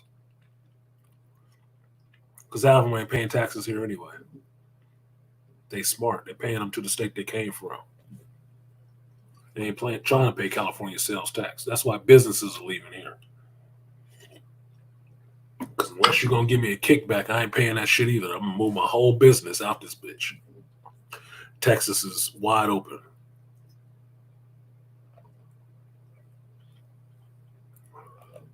Rumor has that California is thinking about taxing former residents who've already left. Yeah, you know why? Because they want that money.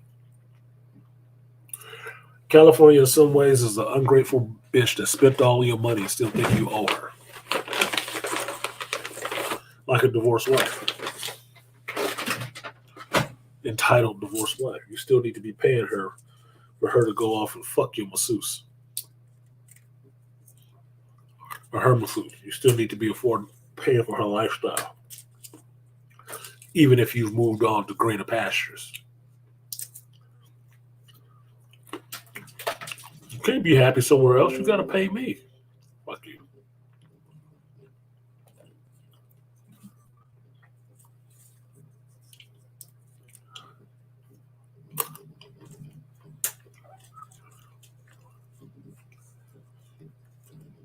Why'd you even do that, Beasley? I can see getting down when the gunshots is close. They ain't paying you for that shit. Don't go looking for it. You might find everything you're looking for. If you're looking for a gunfight, anybody paying you for that shit? As far as I can see, soldiers get paid a lot of money to be in other people's country having gunfights.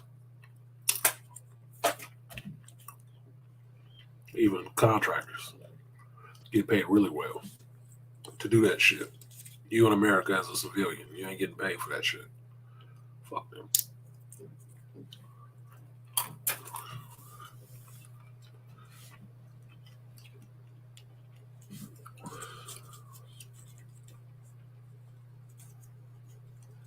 The Postal Service, it was. The TVA, a real entity. Did you say TVA? I think Time Variance Authority. Like a Legacy Telcons or Box. No, they don't. They slowly replace them. Not as quick as they could, as slow as they need to. Oh, we just don't have the money for it. Bullshit. Now, when you're making record profits, can't say that. Can't say you broke and making record profits at the same time. In the same sentence. Don't even make sense. You just don't want to. Because the growth is painful. And they don't want to have to pay for that growth.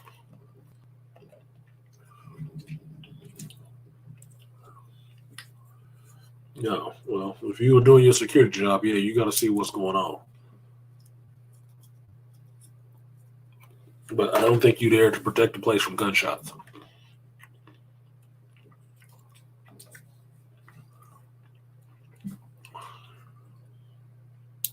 No sales tax included. Tennessee is one of those places. That's why they're trying to bring business in. Supplement the rest of that shit.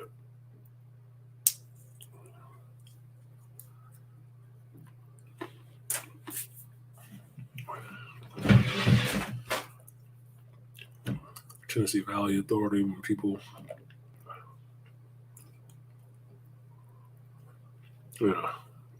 TVA is responsible for rural electrification of the Appalachians. Good luck with that shit. They ain't trying to run all that cable up through all the mountains and shit. Fuck all that. Yeah, I can see why they're doing a bad job. They ain't trying to do it.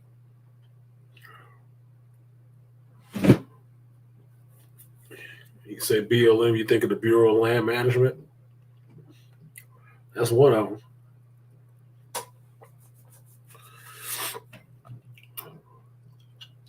It's one version of it.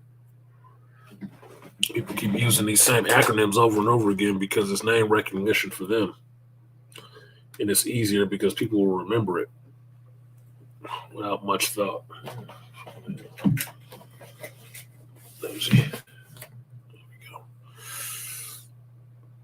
Anyway, like, share, subscribe, sports stream if you feel so inclined. So, I fucked with my camera and I can't get the right position on it. I can't get the right position on it.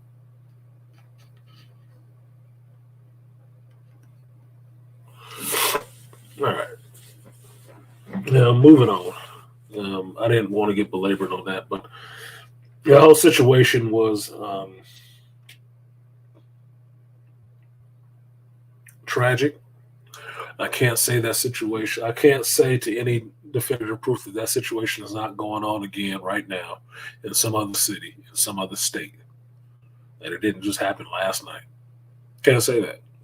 Because this is a mentality that comes along with certain people when they get into police departments and get into positions of authority over other individuals. They feel entitled to kicking your ass. Like it's their right. So, while I think Tennessee as a state has a problem in their police department, I do not think that's isolated to just Tennessee. LA went through the same shit. We went through the same shit up here in the Bay Area. We're dealing with these police units who go in on civilians like they think they're still in a war zone somewhere. That every person needs their ass kicked. That resists them a little bit. That does not want to comply with their bullshit because they know what is being done to them initially is illegal. No. So, if you got rid of all the bad officers, I think you'd have a lot smaller police force. But it also caused a lot more havoc out there because you'd have a lot less police on the streets. I don't think it's going to be solved with a bunch of sensitivity training and a lot more women being on the police force. I do not think it's going to solve the shit at all. You're going to have a lot more police pulling back and not doing shit while stuff is going on. And not going to run out there and do like Beasley was, where he heard gunshots and let me go see what the hell is going on. No, they're going to be going the other direction trying to call backup. Or the chick she calling is calling for backup. Looking for the one pair of swinging testosterone to show up. On to other things. Last of Us. Damn, I cannot equalize the temperature in this fucking room for shit.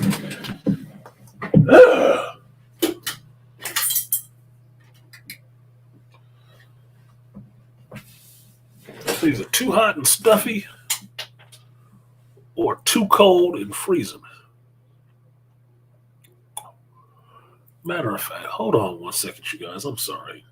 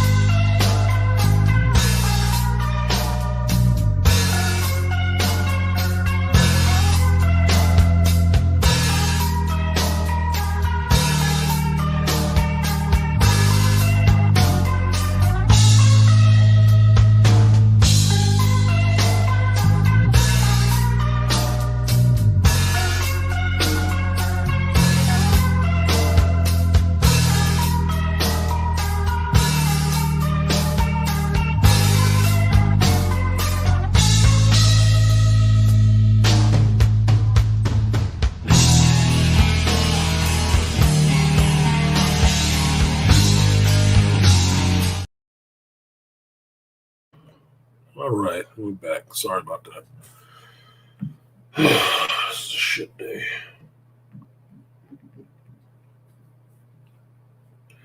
Shit day.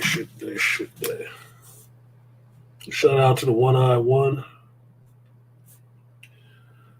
coming through. Donate to the stream. I will give you that 3B salute. Appreciate you.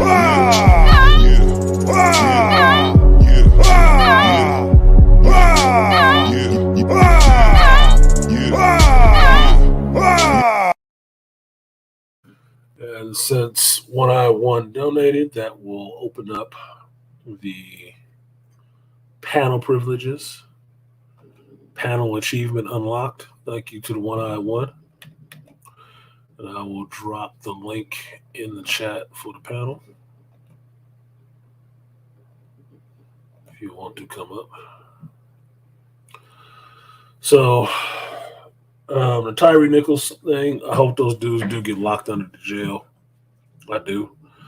I do believe they need to stomp out not the naming of units, but understand the point of the unit. What is it actually doing and how it sets about doing its designed function. If it gets into treating people like they are not citizens, they are less than people, deserving less than respect, then you need to get rid of that shit. They don't need to be there because you're going to run into a problem. And every time they have one of these little units like this, they want to go above and beyond in their policing work. They end up having these kind of fucking complaints and issues with them abusing the populace and abusing their authority.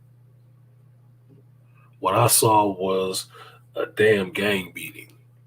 Now, of course, the media wants to hype it up like it's the worst thing ever you've ever seen. It's worse than Rodney King. It's worse than all the rest of it.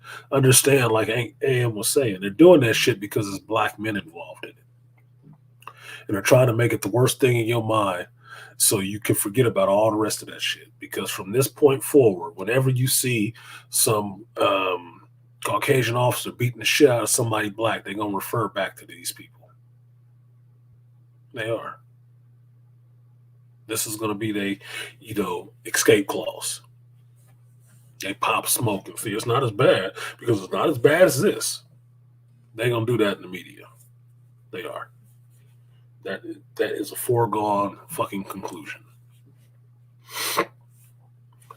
So, like, share, subscribe, support the stream if you feel so inclined. So let's get into some of this geek stuff that I saw last week. And I will say this.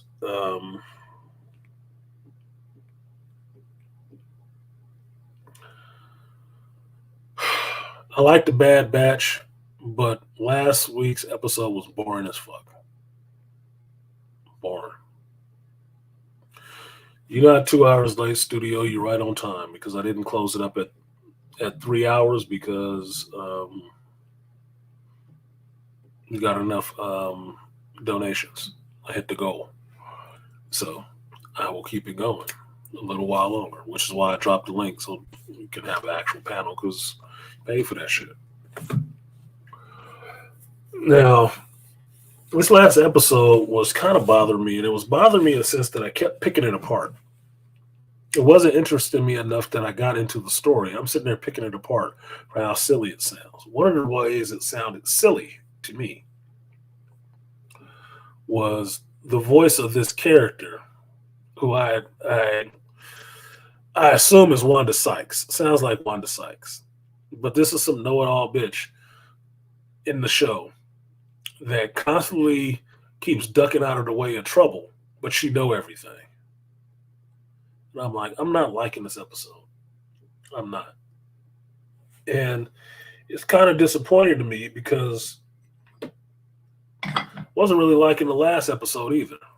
The pod racing recap. I didn't need that.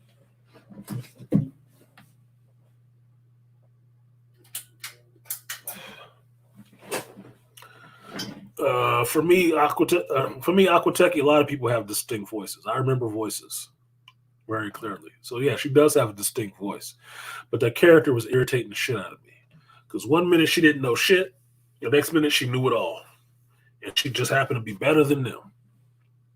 I wasn't feeling that. Now, once again, my boy Hunter is back-seated. And being less effective. And I'm like, dude, what the fuck is the point of this Clone Force now if all this stuff that keeps happening is dumb luck shit? But all of a sudden the chick knew what was going on. I'm not interested in this. This is not showing up to be fun for me. Put it that way. It's not showing up to be fun for me at all. What up, Beast? Yo. So I'm watching this episode, and I have not been as underwhelmed for an episode of Bad Batch as I was watching this last episode. I didn't care. It wasn't important as shit. It didn't reveal anything to me about the Bad Batch. It just showed them being all the more ineffective in the face of one black chick showing up. Oh, God. Black girl space magic again? Yeah, black girl space magic. I'm like, what the fuck ever, dude? I don't even care about this. I was upset that I stayed up late to watch it. I was disappointed. And I believe I did put it up on the Patreon because I did record it on here. But you can see my reaction is just like, whatever. Look, I understand in geekdom now, this is the push in geekdom has been the last few years that women got to be in everything. Fine, whatever the fuck. Who cares? Nobody cared. But look, man, this whole thing where everybody is better than the men that had already been there doing the shit is ridiculous. Just like this episode was fucking ridiculous. This chick was so goddamn smart. Why didn't she go find a place on her own? Since she just knew everything all of a sudden in the moment that it's happening. And then as soon as there's some danger, she skirting out the way so they can take all the pratfalls and shit. That's why she couldn't. That's why she couldn't find it on her own, artisan. She needed the big, strong man to come move shit and people out of the way. Oh, yeah, useful tool.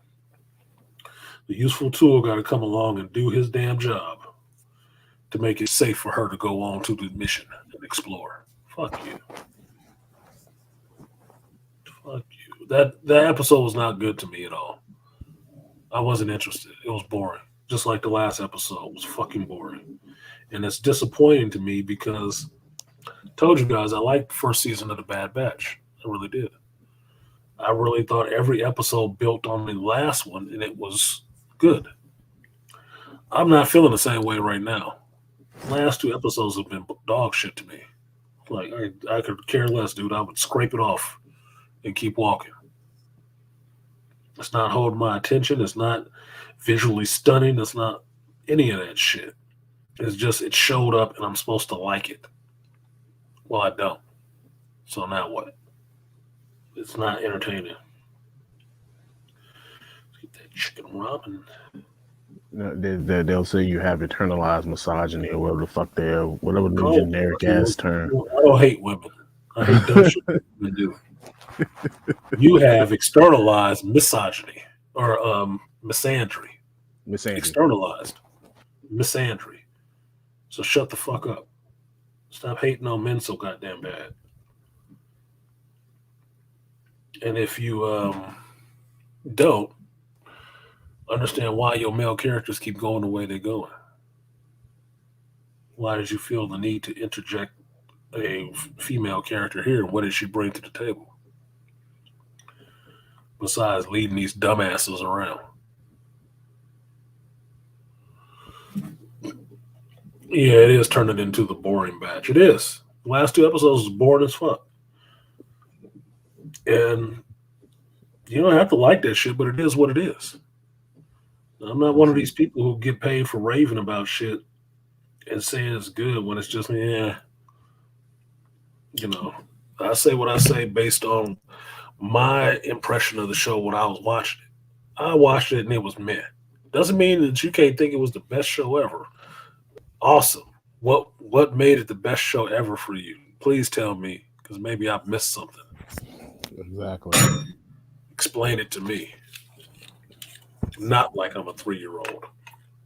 And they keep doing this. They keep giving you good Star Wars, and then they'll follow that up with some crappy shit, which take away from the good shit. Well, yeah, because it's like consistency is their problem right now. Right? And right now, since KK is not involved with this is looking bad on Dave. This is looking bad on Dave Filoni because this is his shit. So basically, you either telling me that you spent too much time up Ahsoka's ass and not really focused on the Bad Batch that much. That's why I'm getting these 2 filler episodes of shit. Whereas your first season, you was actually focused on it. Which is telling me you can't do too many projects at the same time. Because the quality suffers. You are not a multitasker like that. Because I'll tell my daughter, I've told her this before, multitasking for some people just means doing multiple things badly or half-assing a lot of things at the same time. Some people can't bring their quality to everything that they touch to multitask and make it all good. Some people can't do that. It just doesn't mean, I'm doing 2 things at a time, I'm killing it. No, that means she's doing both of them half as good. So maybe that's what it is. To me, it seems like because I got 2 episodes of filler right in the beginning of the season, you wasn't focused on this. You were not caring about this as much as you should have. You left it to other people to do. And King, you're right. I watched them first 2 episodes of that Velma show. I did.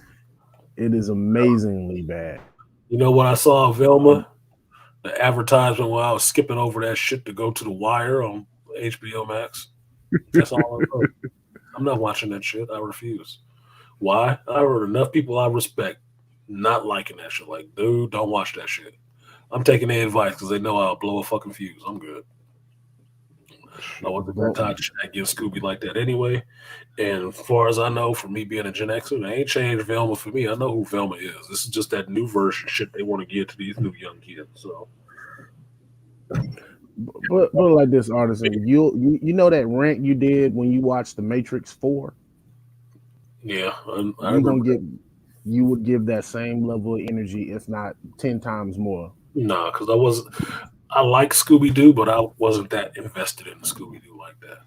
I mean, for me, Velma was always gay. But what this is, from what I'm seeing what this is, it's not so much that all of this stuff is goofy. It's that the person that they got to take it over and do it was an Indian chick. Yeah, Mindy. And she injected her own shit into Velma. So it's another one of these I'm not Starfire situations. Pretty much. You went and took the character and turned it into you and how you see the world.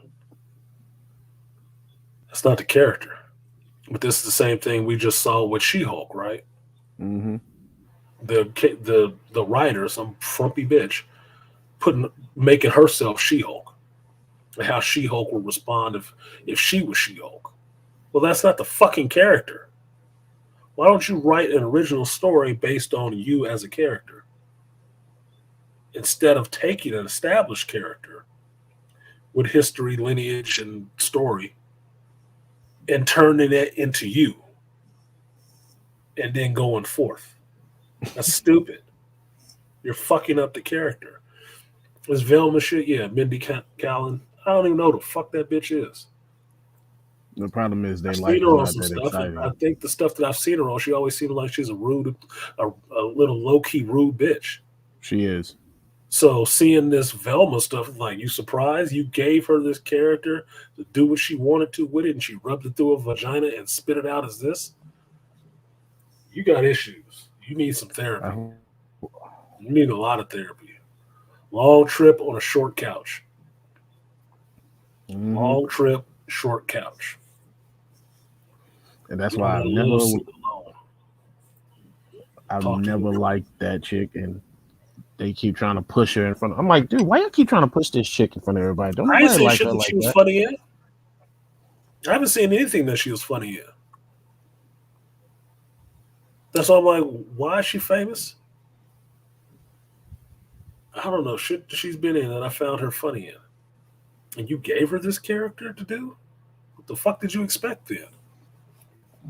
Bullshit. I'm not watching that shit. Look, Velma was not the star of Scooby-Doo. Scooby-Doo was. Yeah, Scooby. So if you take a character from a show and make it into her own solo show, this is the Velma show, it's obviously going to be shit.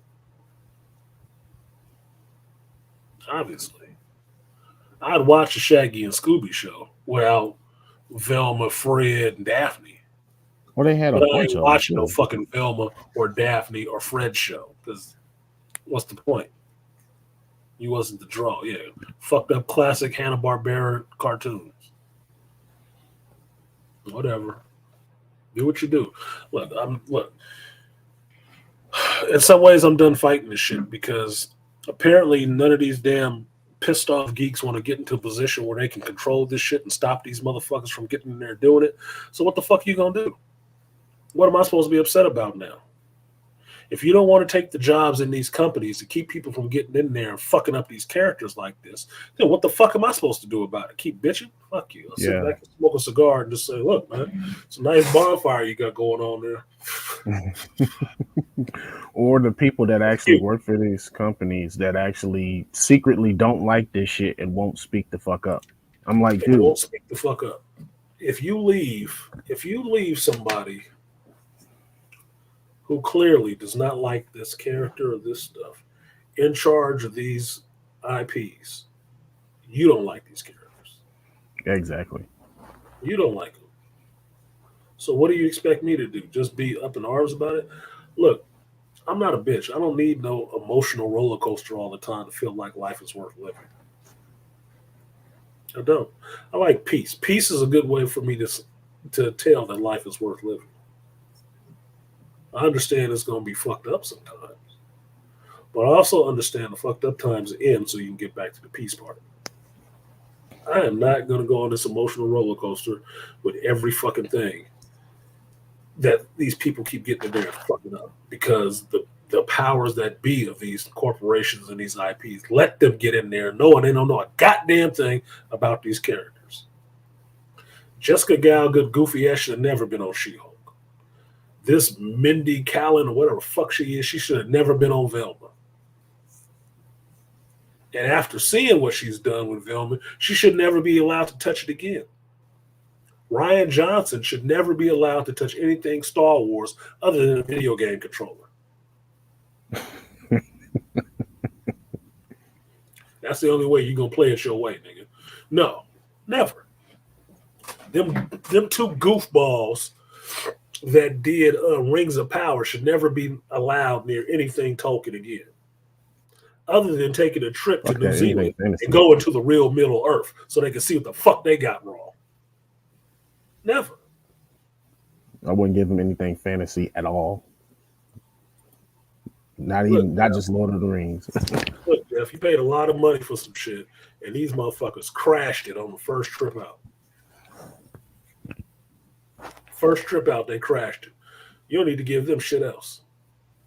Now, what I've heard is that second season, they there as factotums only. They ain't got no power over shit because they got to get somebody else in there to fix it. But that's not good enough for me. I don't give a fuck. Get them the fuck out of there altogether. Don't tell me you couldn't break a contract if you wanted to. Look, if I was the one employed in that company and I did the shit that they did, they'd break a contract to fire my ass. I know this for a fact. Why are you taking so long with these folks? You got to make sure they have a soft landing. Like KK, good goofy ass, she can't get the boot quick enough because, well, we want to let her refurbish her image and stuff like that. It's all about the fans. Fuck you. It's all about you. Because if it was good, the fans would be there, which we'd still be rocking with that shit. It's not. So fuck you. And it's your fault.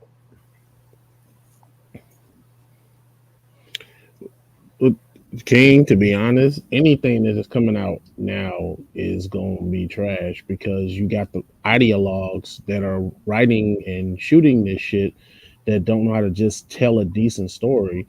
They weren't fans of it, and so they just want to use the material. They don't even know the material. You ain't even got to be a fucking fan. Just know the material. Yeah. How hard is that? Like, look, okay, man, like as many people I argued with that. You got class. You got class. You got test. Do you think you're going to pass a test if you never study any of the material? Nope. You just going to show up to the test and think you should get 100 on it because you showed up to the fucking test? You don't know none of the material. You ain't read none of the chapters. You ain't did none of that shit. You should just pass the test because you showed up. That's how these people are showing up to these shows. I don't know the material. I don't care. I just want to do my thing. Well, this is not the Ice Capades, motherfucker. This is, Lord of the Rings. This ain't a freestyle competition. This is already established rules and shit. But I just want to do this. We'll go over there and pour your pill rent somewhere else. That's not what we're doing here. That's not what this is. And the fans know that. That's why they're fans. That's why they have fans. Because the fans know what to expect from this shit. Obviously, you don't. then you don't need to be working on it. See everybody raving about The Last of Us. Do you think the people doing The Last of Us don't care nothing about the fucking games? They just want to use the title and went off and told their own show? I hope not. That shit will go down in flames. Mm-hmm. Yeah, they caught enough flack from the sequel game with what they did with the main character, so they're not trying to piss off the fans no more. What was that? Geeks and Gamers, he was talking fuck Naughty Dog for a long time. For a long time. I don't know what the fuck they did, but they pissed his ass off. They killed off the main dude in the game. Oh, yeah. Well, they killed Joel. Yeah. Well, yeah. Now. Turned it into Ellie series. Not even that. You have to play as the girl who killed Joel. And Ellie is trying to hunt her down. So you bounce between Ellie and...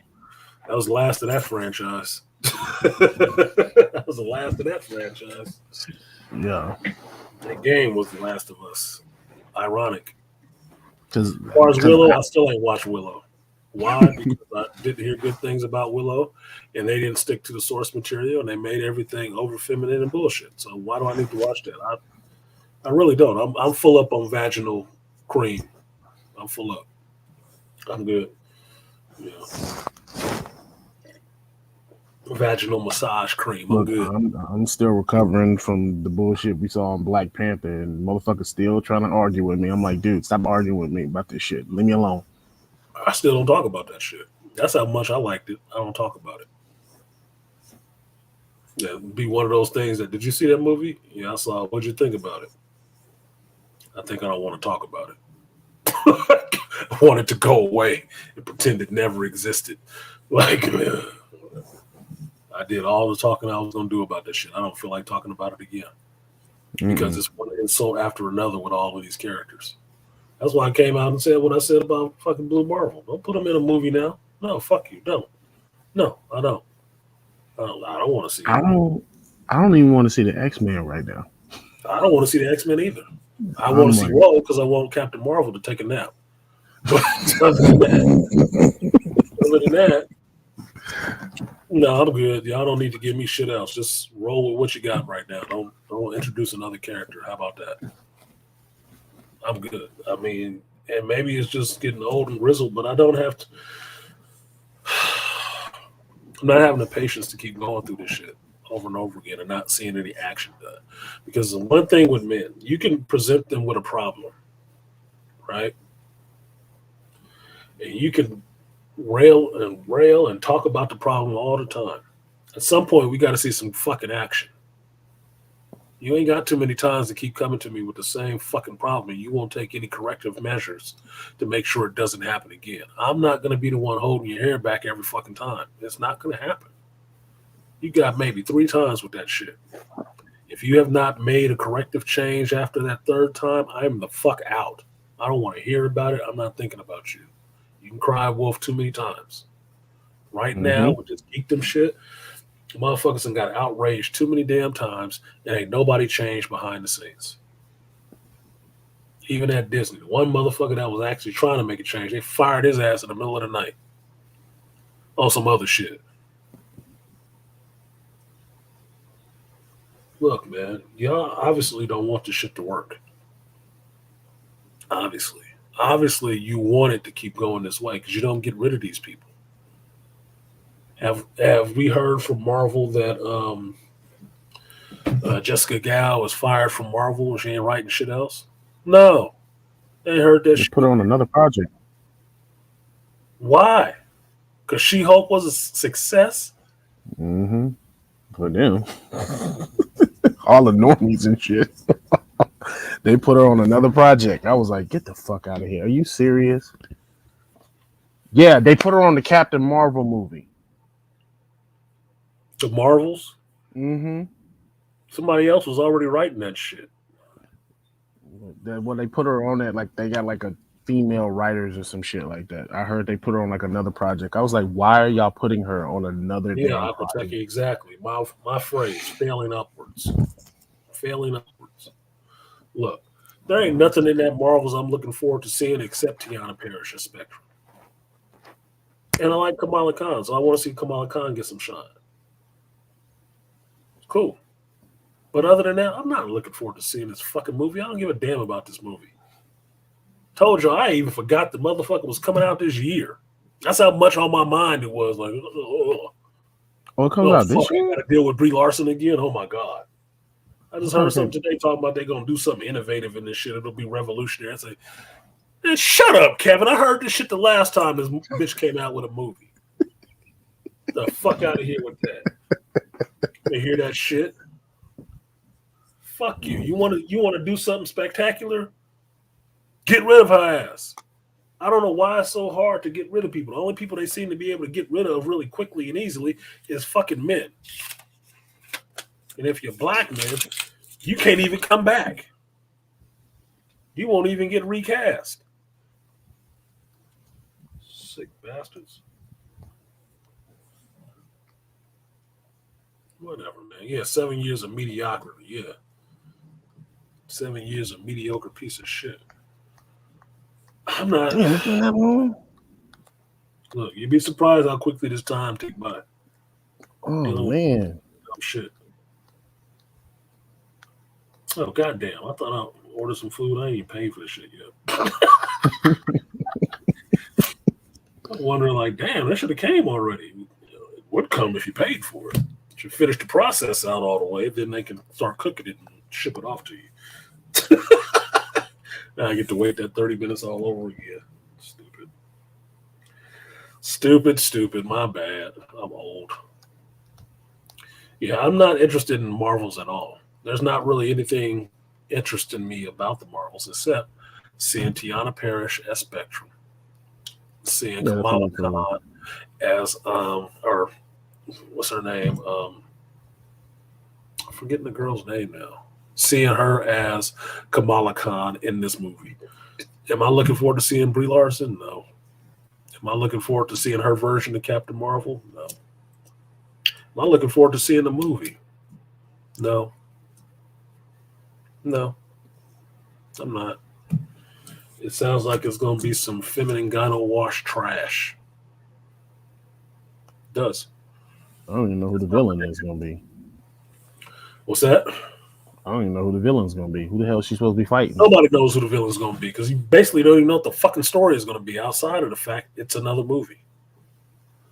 It's the Captain Marvel 2 movie, not called Captain Marvel 2 because that's a non-starter. You know, if you thought Captain Marvel was so awesome and made so much money, why would you go into the second movie and not call it Captain Marvel 2? The Marvels. Why would you just change it to The Marvels?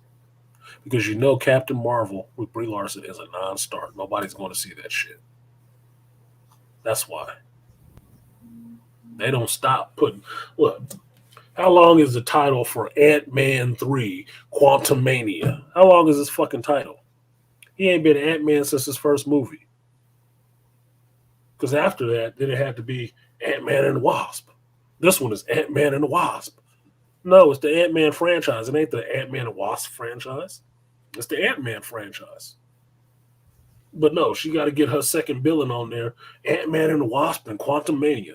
Look at all this shit you got to add on to this just to explain we got a female in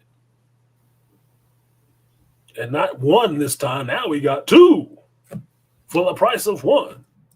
One Ant-Man, two shrinking and growing chicks. Three if you want to count Michelle Pfeiffer. Pfeiffer. If you count it. So. If you count Michelle Pfeiffer's character, the original Wasp.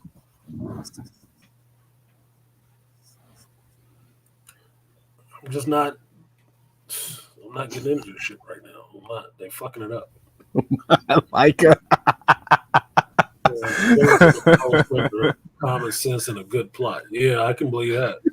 If Jessica Gal on that shit, you know exactly what the fuck it's gonna be. She-Hulk in space.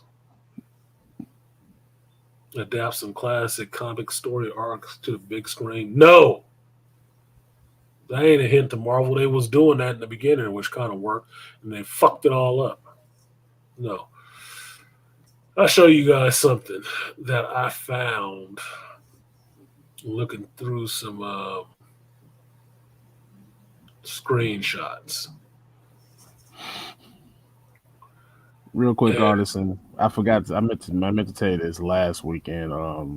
But you during the live stream, got Blood Syndicate issue 1 milestone. Got it from my comic shop. Doing online sales. Uh-huh. Do you like it? Mm-hmm. But I've only took it out of the package once because I don't want to fuck it up. I'm like, this is Read the fucking book. I read it. Okay. Read the book. This is what Marvel's going for. What the hell is that? This is Bloodline, Daughter of Blade. No, God. Now, since Mashallah Ali got so pissy about what they was doing with the Blade character and that shitty ass script that woman turned in, that black woman turned in for the Blade movie, and they had to stop all production and go back and rewrite the script. Understand about comics, this shit is done ahead of time. This is where they were going. This is not an advent of just, the movie stopped, so we're just going to put out some stuff with Blade. This is where they were going. To have Blade's ass in the background for some new chick to be up front. With all his powers and none of his weaknesses. I guess his weaknesses is being a black man. That's where this is. This is a comic coming out right now. Not that I have a shop still. Just because, I can go look at some of this shit. And that's what I found.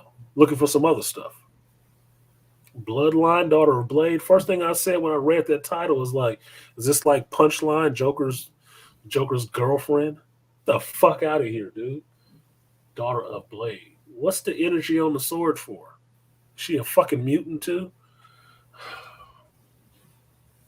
Look, man, I can't with these fucking people. I cannot with these fucking people. They will not be satisfied till they burn that damn industry to the ground. The industry is burning to the ground. Nobody gonna fuck. They ain't gonna be satisfied that they can go and rub the ashes on their fucking puberty, their wet spot. That's what I'm guessing, because this shit is ridiculous. Blade's daughter. Blade don't got no fucking daughter. Shit, I didn't know you had a girlfriend. Yeah, let's not get into the particulars. Of course, he probably gonna have to be a fucking deadbeat daddy or something. Just left the child. No. Get raised and not raise her. That has to be the case. You saw that with Black Panther. Oh no, he couldn't have been there to raise his child. He got to send them away so she can raise it on her own. Be a single mother in Haiti, because that sounds like it's a better deal for the kid. Yeah, oh no, in the Nate Dogg voice. There's so much dumb shit happening out here. Like, I have to just enjoy the little pleasures. Like, this Last of Us show, 2 episodes, I'm watching it. I'm entertained by it a little bit. Mm-hmm.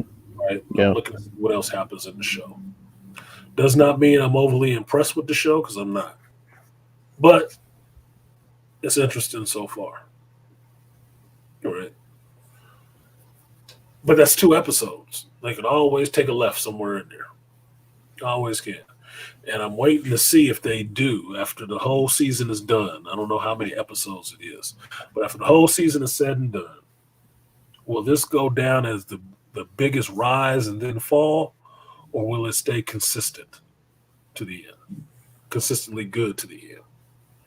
Or is it going to be all this praise up front and then the motherfuckers going to nosedive like a 747 in Shanksville? Mm-hmm. The energy from the sword is the power of feminism and bullshit. Yeah, I believe that, like that's why it's pink. Vaginal voodoo compels you.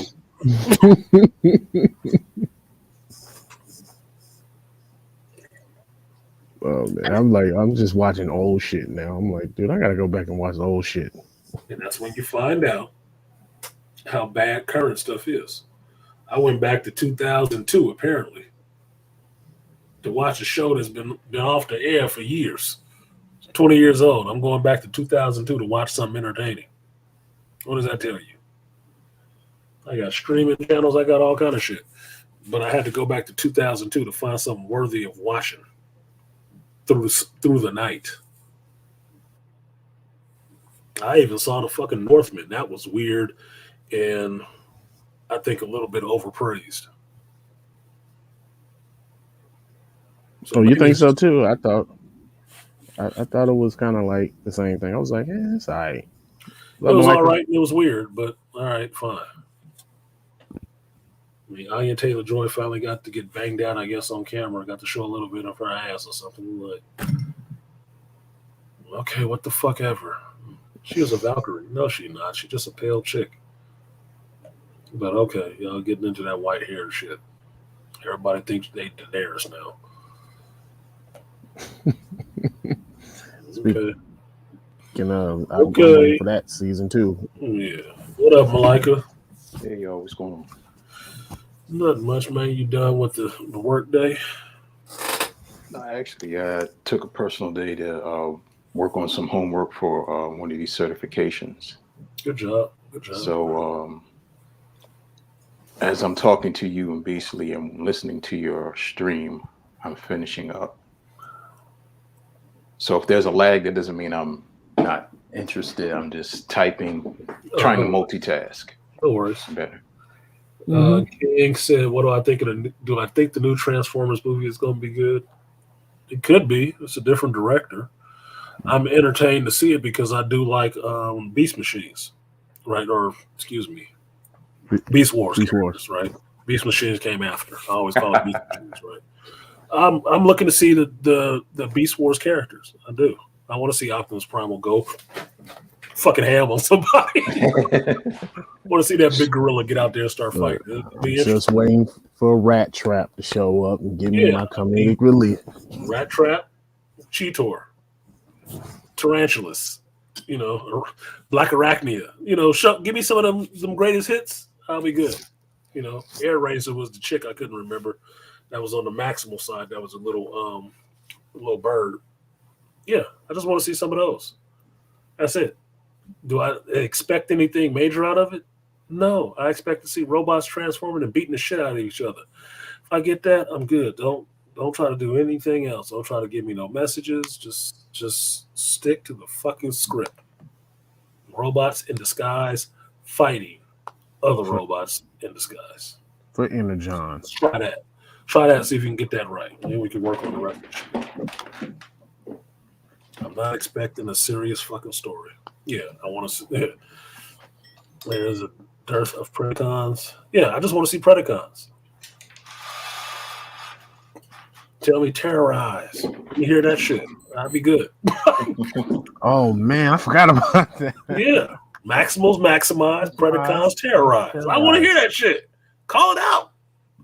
That's like as iconic as saying roll out. That's true. Maximals maximize. That is one Transformers property that I scarcely watched. I would catch it like on a Sunday. That's when it came. If I was off work, and that's when digital animation technology was like really taking off. It was just starting. And when you see Cheetor, you could still see the kind of polygons. It was like a little off. It was like, pixels off a little bit, but that's kind of unique, And sometimes the voice and the mouth wouldn't match up, but I was like, you could tell, but it wasn't bad, so it was cool. Yeah, look, I liked it. That's what I said. If you had to go back and watch it now, it'd probably be a hard watch for you because seeing how technology almost rudimentary the polygon animation and stuff like that is. Like if you got dead set on here to go back and watch that shit, he'd probably be like, oh my god, I can't watch it, right? Because that's what he does, right? It's kind of what he does. He's like, oh god, that was painful, right? Because he'd be correcting it the whole time in his head.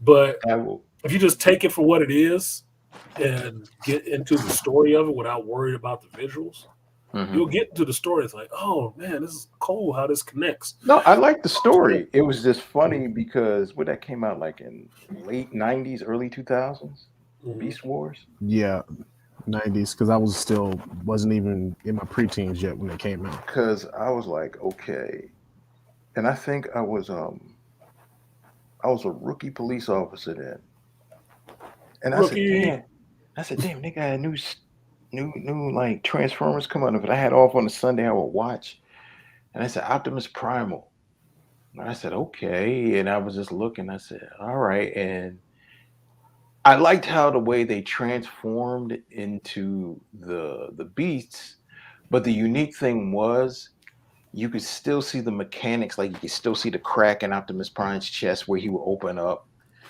and it was unique, but I couldn't get into it. I was like, okay, what are they fighting about now? Is this in the past? Is this on another planet? And I'm like, okay. And then when I saw like Megatron when he would transform into the what was it, Tyrannosaurus Rex? Yeah. Yes. And the big old T-Rex mouth would be his cannon. I was like, oh god. And then like I would go to a toy store or go to and this is going way back, KB Toy and Hobby when they were open. They were selling when they were selling Beast Wars toys, right? And I saw how cool they were. And now they, in the past couple of years, they start putting the Beast Wars toys back out. So I was like, oh, okay. I said, all right, that's cool. Man, look at that. Yeah, see, that drives some people crazy nowadays. But no, that was cool. And what was the rat's name? Rat Trap. I like Rat Trap. Was a Rat Trap was but I like Rat Trap. He was funny. See, half of the shit is not even animation; it just pops out. Yeah. Now, for the life of me, I could not find a goddamn Optimus Primal. I could find everybody else, but him and Megatron, because they were like the bigger Transformers. Every time I went to the toy stores to look to try to see, I'm gonna piss you off. Before this movie comes out, I'm gonna have to go to storage and pull that out because I have Optimus Primal, but it's not the first version of it. It's the second version of it when they had the I want to say it was the Transmetal or whatever it was, but they had the little metal parts on them, right? Yeah. So you were gray with the blue chest metal because then they were able to have a vehicle form in animal form, and Optimus had a little hoverboard that he can transform into, right? Okay. So it's like season 2 of this shit. Now, I did get Beast Machines Optimus Prime. Optimus Prime. I got that one. Because when that came out, and it was, I remember it was on my birthday, and I went straight to the Toys R Us right across the street from where I went to go. Yes, there it is, right there. What was it Optimal Optimus or whatever it was? He turned into like 5 or 6 different goddamn things. Oh yeah, not that one. That one was huge. I think that was the last. That was the last Transformers I bought my son because they were so big. That was when they had the little stingray and the crab and shit like that. Yeah. And Megatron was a fucking dragon. Yeah, I remember seeing brief stuff of that. That was cool. BGS, I think the link is did you see the link in the chat? I thought it was already there. He said drop a like. He didn't say drop a link. He said drop a like. Yeah, these versions. See, these versions where they had actual metal on them. Yeah.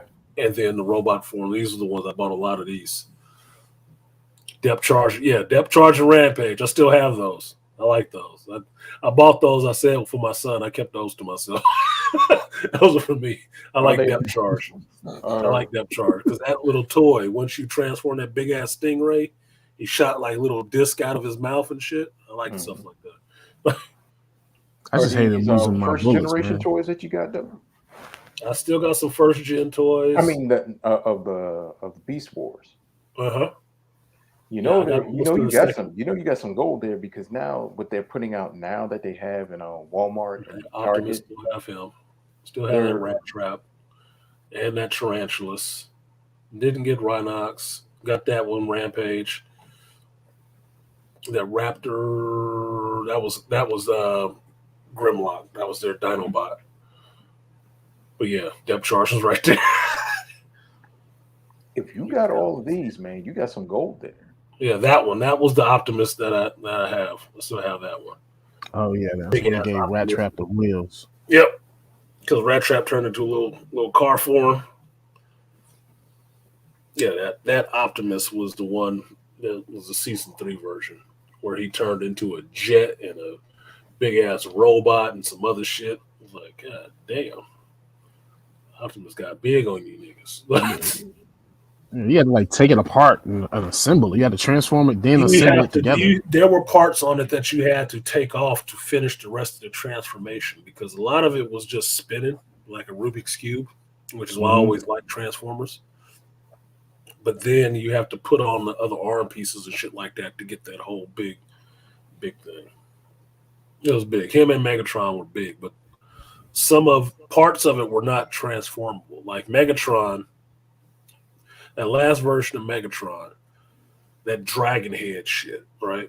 The dragon was his arm, but the arm would be moving on its own on the show, right? So what they did is you do the transformation, the head and the part of the torso comes off, and you can use it has some little articulation thing in it where you can curl that head up to make it act like an arm, but it was stupid in the way that it transformed because it was just like the body comes off, it's on its own pivot in a piece that clips into the side, and then you clip the arm down. So now it works as an arm, but then you got this little curling, rubbery rubber part. It was fucking stupid. It was like, this is lame. It's not even a full fucking transformation because you got to pull these fucking wings back after you're trying to transform it into a robot because otherwise you can move the thing on its back and have the motherfuckers flapping and shit. It was dumb, dude. It was like, fuck this one. That was a pain in the ass. My son wanted that shit too. I got it for him. I was like, he didn't transform that shit because it was too much of a headache. Like, fuck this thing. He just gonna be dragging all the time. Always the dragon, Megatron. Sorry. Gonna need a degree from MIT to transform a toy. Yeah, some of them was like that, man. I was like, damn, how you fixed it? Yeah, they fucked it up. Where the point of the transforming, at least for me, from going back to Gen 1 Transformers, yes, you can have different difficulties with transforming, like triple changes and shit like that, right? But the main point was that it's supposed to always function fully in one form or the other. Yeah. If it transformed into a robot, it functioned as a robot toy. If it transformed into a car, it functioned fully as a car. But if you get half a transformation in there where it can't even work right as a fucking robot, then what the fuck did you give me? You didn't work out the rest of the mechanics on changing this thing completely into a robot. Well, you know what? Move it to the side and clip it on his back, and that'll be okay. Well, he ain't transformed. I can't even use this shit right. In the past few years, since the reemergence of toy collection has got in, a lot of third-party collectors besides Hasbro that were making Transformers, and they were taking care of that problem that you had, that you just spoke on. Right. And Hasbro realized, third-party creators are doing that. And they said they started to get on the groove and started to making their toys could do that same thing. But one of the things that they were doing was that they were making the transformable toys, but then they were making the standalone robot toys. Like, he doesn't transform. He's just like, you'll see Optimus Prime or Megatron in their robot form, but they can't transform into the gun, or they can't transform into the semi-truck, the 18-wheeler. But these third-party collectors, or these third-party companies, I should say, had stepped up, and they were like, oh shit, well, we got to get on the groove. And they start doing, and a lot of people start collecting, spending hundreds of dollars, getting these third-party collecting toys. So, because it's money in town. I mean, the one I saw It might be that Masterpiece line, Aquateki. Yeah. Is I saw it on Instagram, and it was an Optimus Prime, and they took it out the box. It was a big ass fucking box, and they pushed the button on that motherfucker. And he did everything himself. The motherfucker transformed himself completely, like the complete real transformation from the cartoon. Got down on his knees and flipped around and turned into a robot and shit. And it was like it was moving and shit. I'm like, God damn, how much that costs? I might need that Optimus, man. But only drawback from that, they got lights and sounds and shit. I'm like, holy shit. the only drawback from that is when he's in the robot form, he can't move around. Oh my God.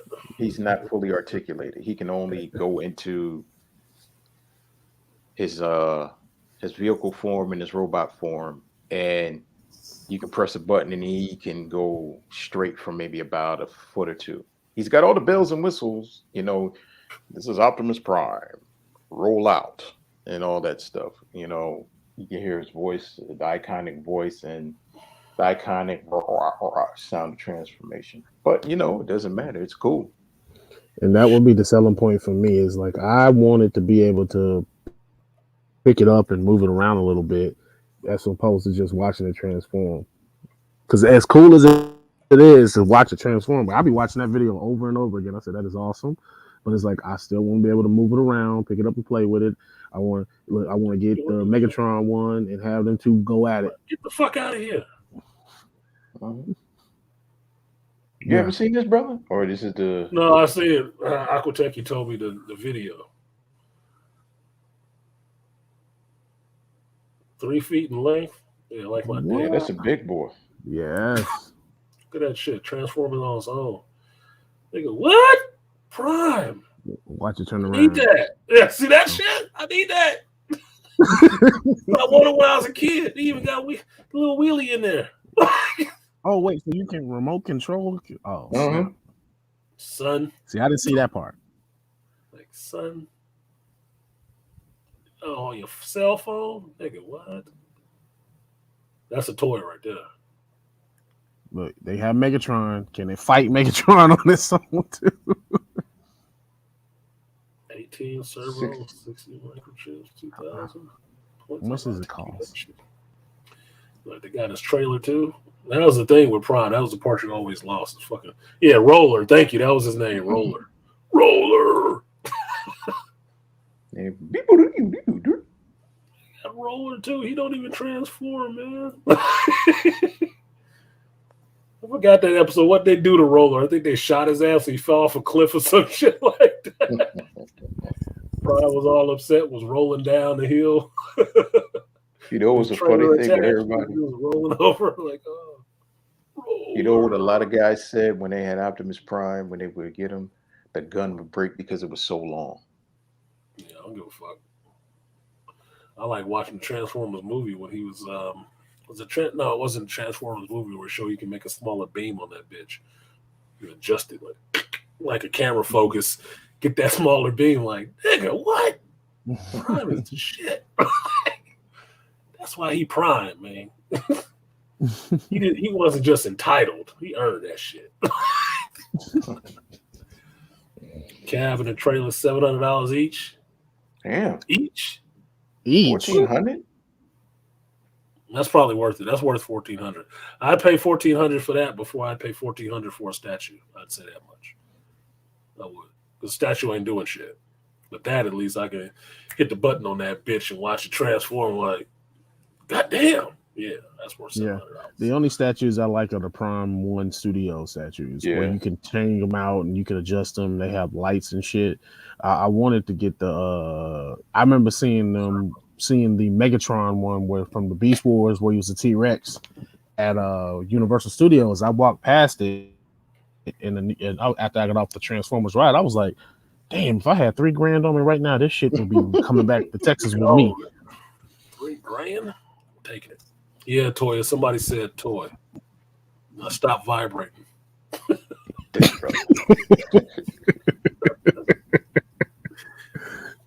She got a red silhouette picture. That's kind of cool. Cool. Trail. They have kits where you can build these master edition kits where you can build these things, but they don't move and shit like that. Yeah. Only ones I do is that just goes into the model community where there are like master grade models that are big and shit like that and tall as fuck that you can put together.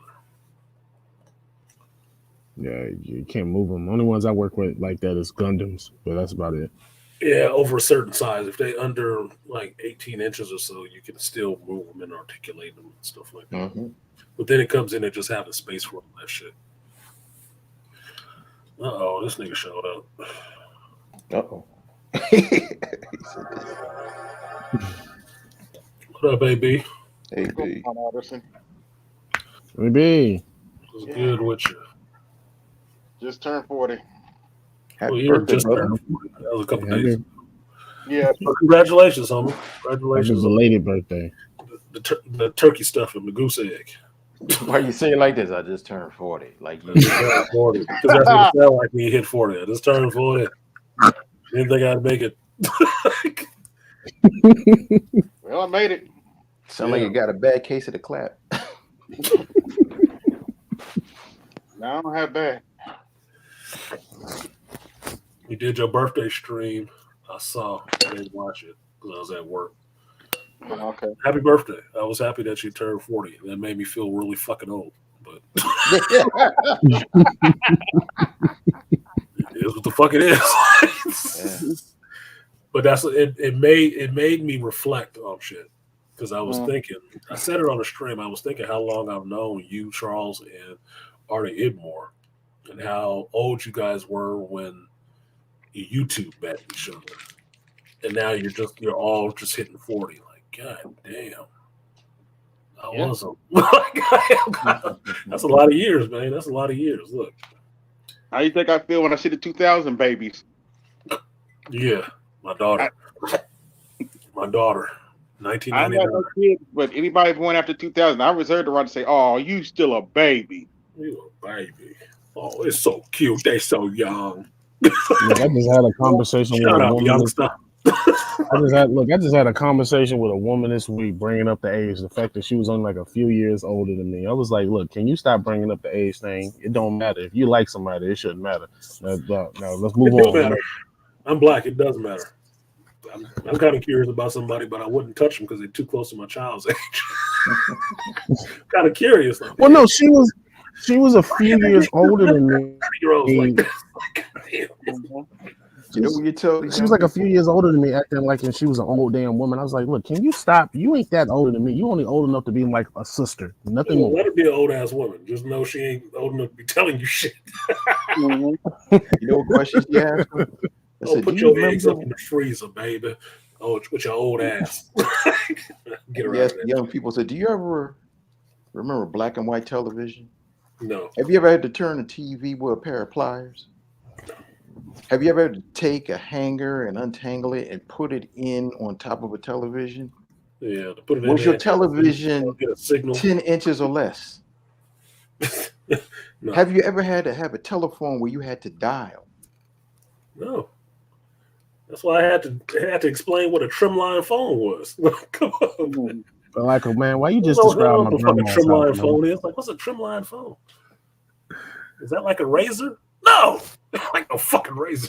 You just described everything that was in my grandma's house before she updated. If you tell a young person, when we understood what download meant, that was taking a shit. That is a download. Yeah. Basically what you do. And when we understood an app, that meant, oh, go get an application for our summer job. Yeah, when we said app, we meant get your ass an application.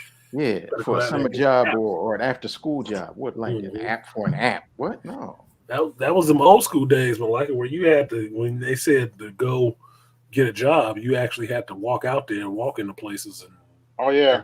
job. Remember when you had to go to the library to get your W-2s? W-2s didn't always get mailed to your house. You could go to the library, get your W-2s. They still do that. I mean, remember AM said this, and I think you said this a while back. This generation, everything's so convenient. It is. Gen X, we didn't have no convenience. It was like, oh, you got to go get that. Oh, for real.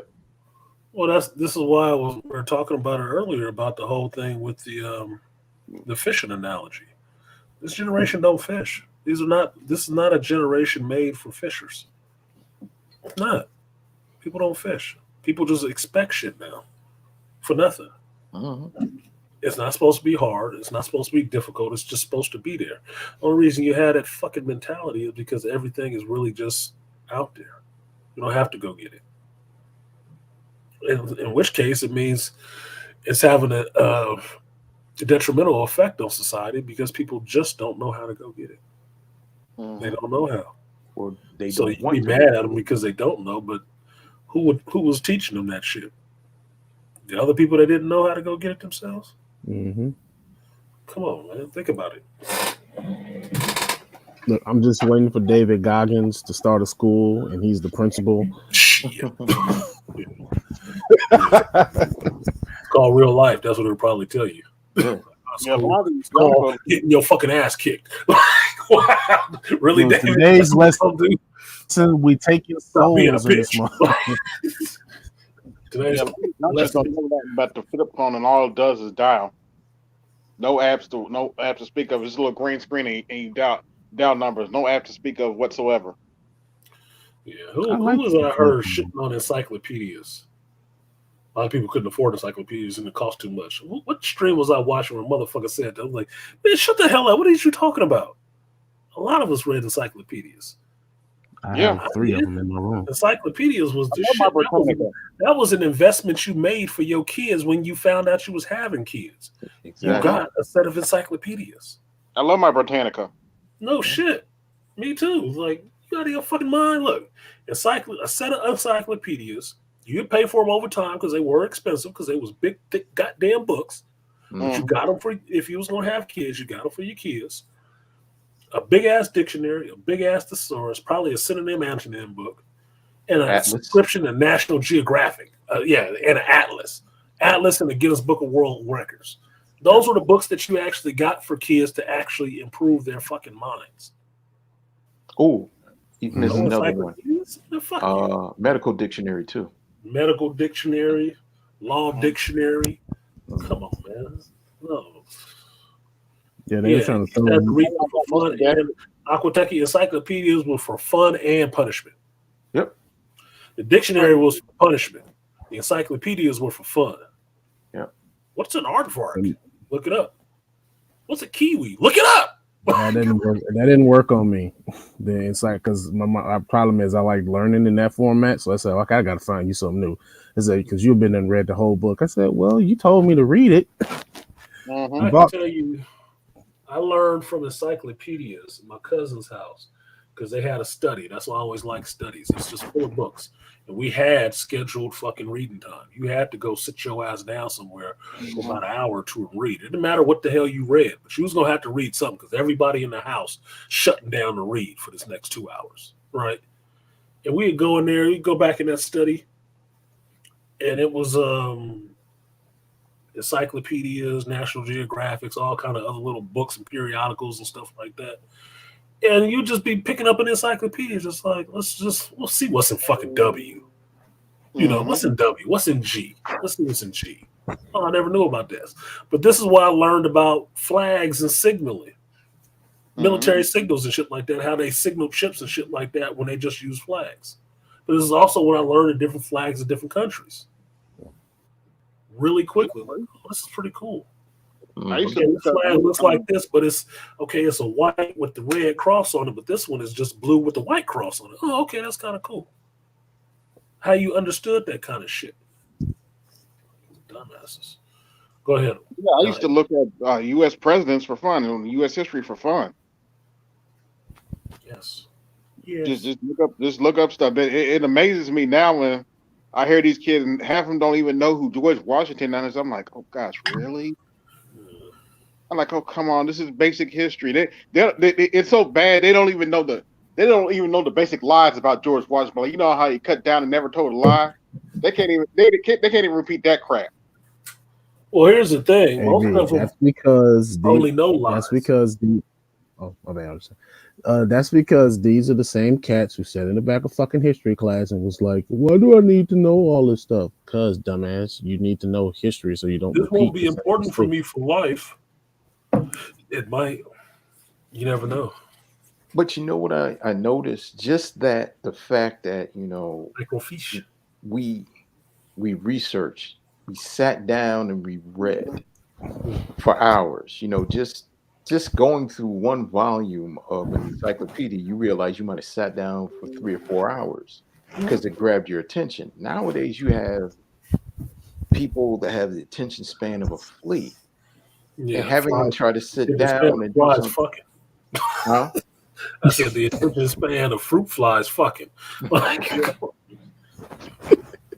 And the terrible thing is that you wonder why, like you said, teach a person to fish. How can you teach a person to fish? They don't want to listen to basic, simple instructions. If you told them like, hey, you can get your life together, but you have to read this book. Oh, can't you just send it to me in an app? No, everything can't be sent to you into an app. is there an audio book? Is there a download? Exactly. Is there an What's app? the Spark Notes? Yeah, there's an app for living life, dumbass. Yeah, there sure is. And it's just my Be pragmatic. my assistant supervisor, man, she's a millennial and she's the most straggiest of the strag.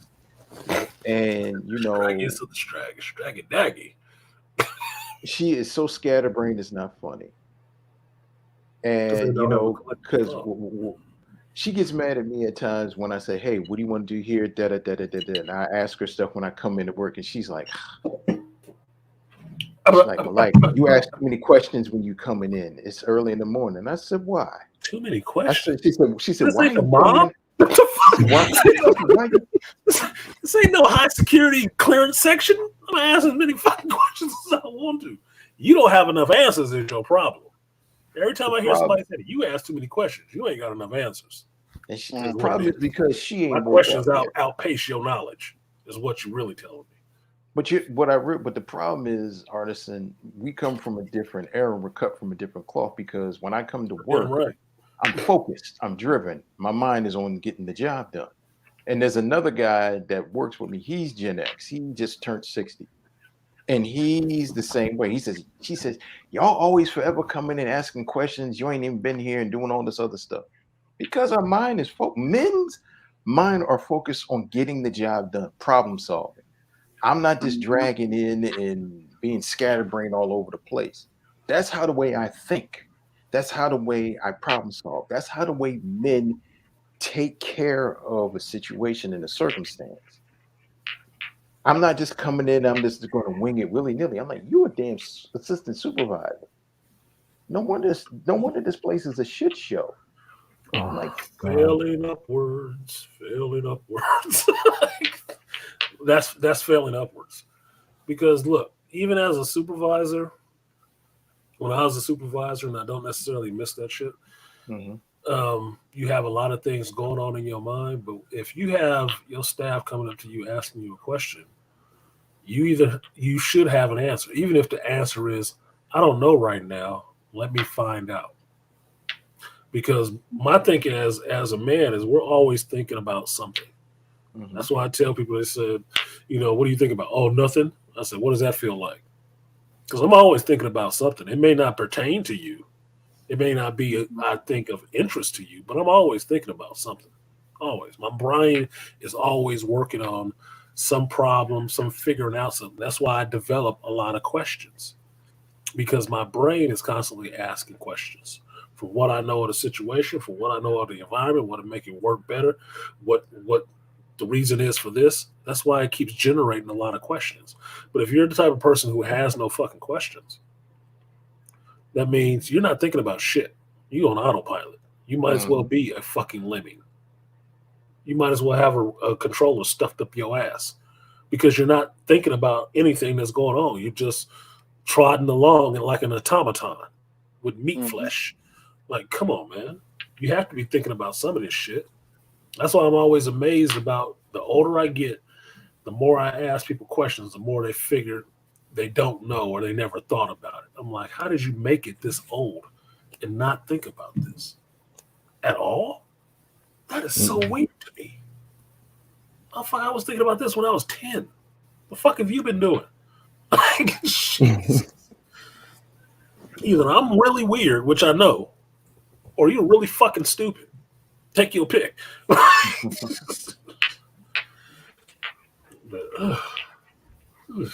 But that's like how you said, that's why you have these group of people failing upward or staying stuck and living in the margins of mediocrity in life. And I'm like, okay.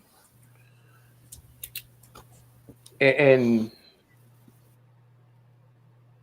I mean, just the talk about encyclopedias. I mean, yeah, work. It's a book that had information, which made you, like how you said when you were talking to Beasley earlier, like, when you're thinking and your brain is like, oh, my head. No, your brain is actually opening up. Is unlocking.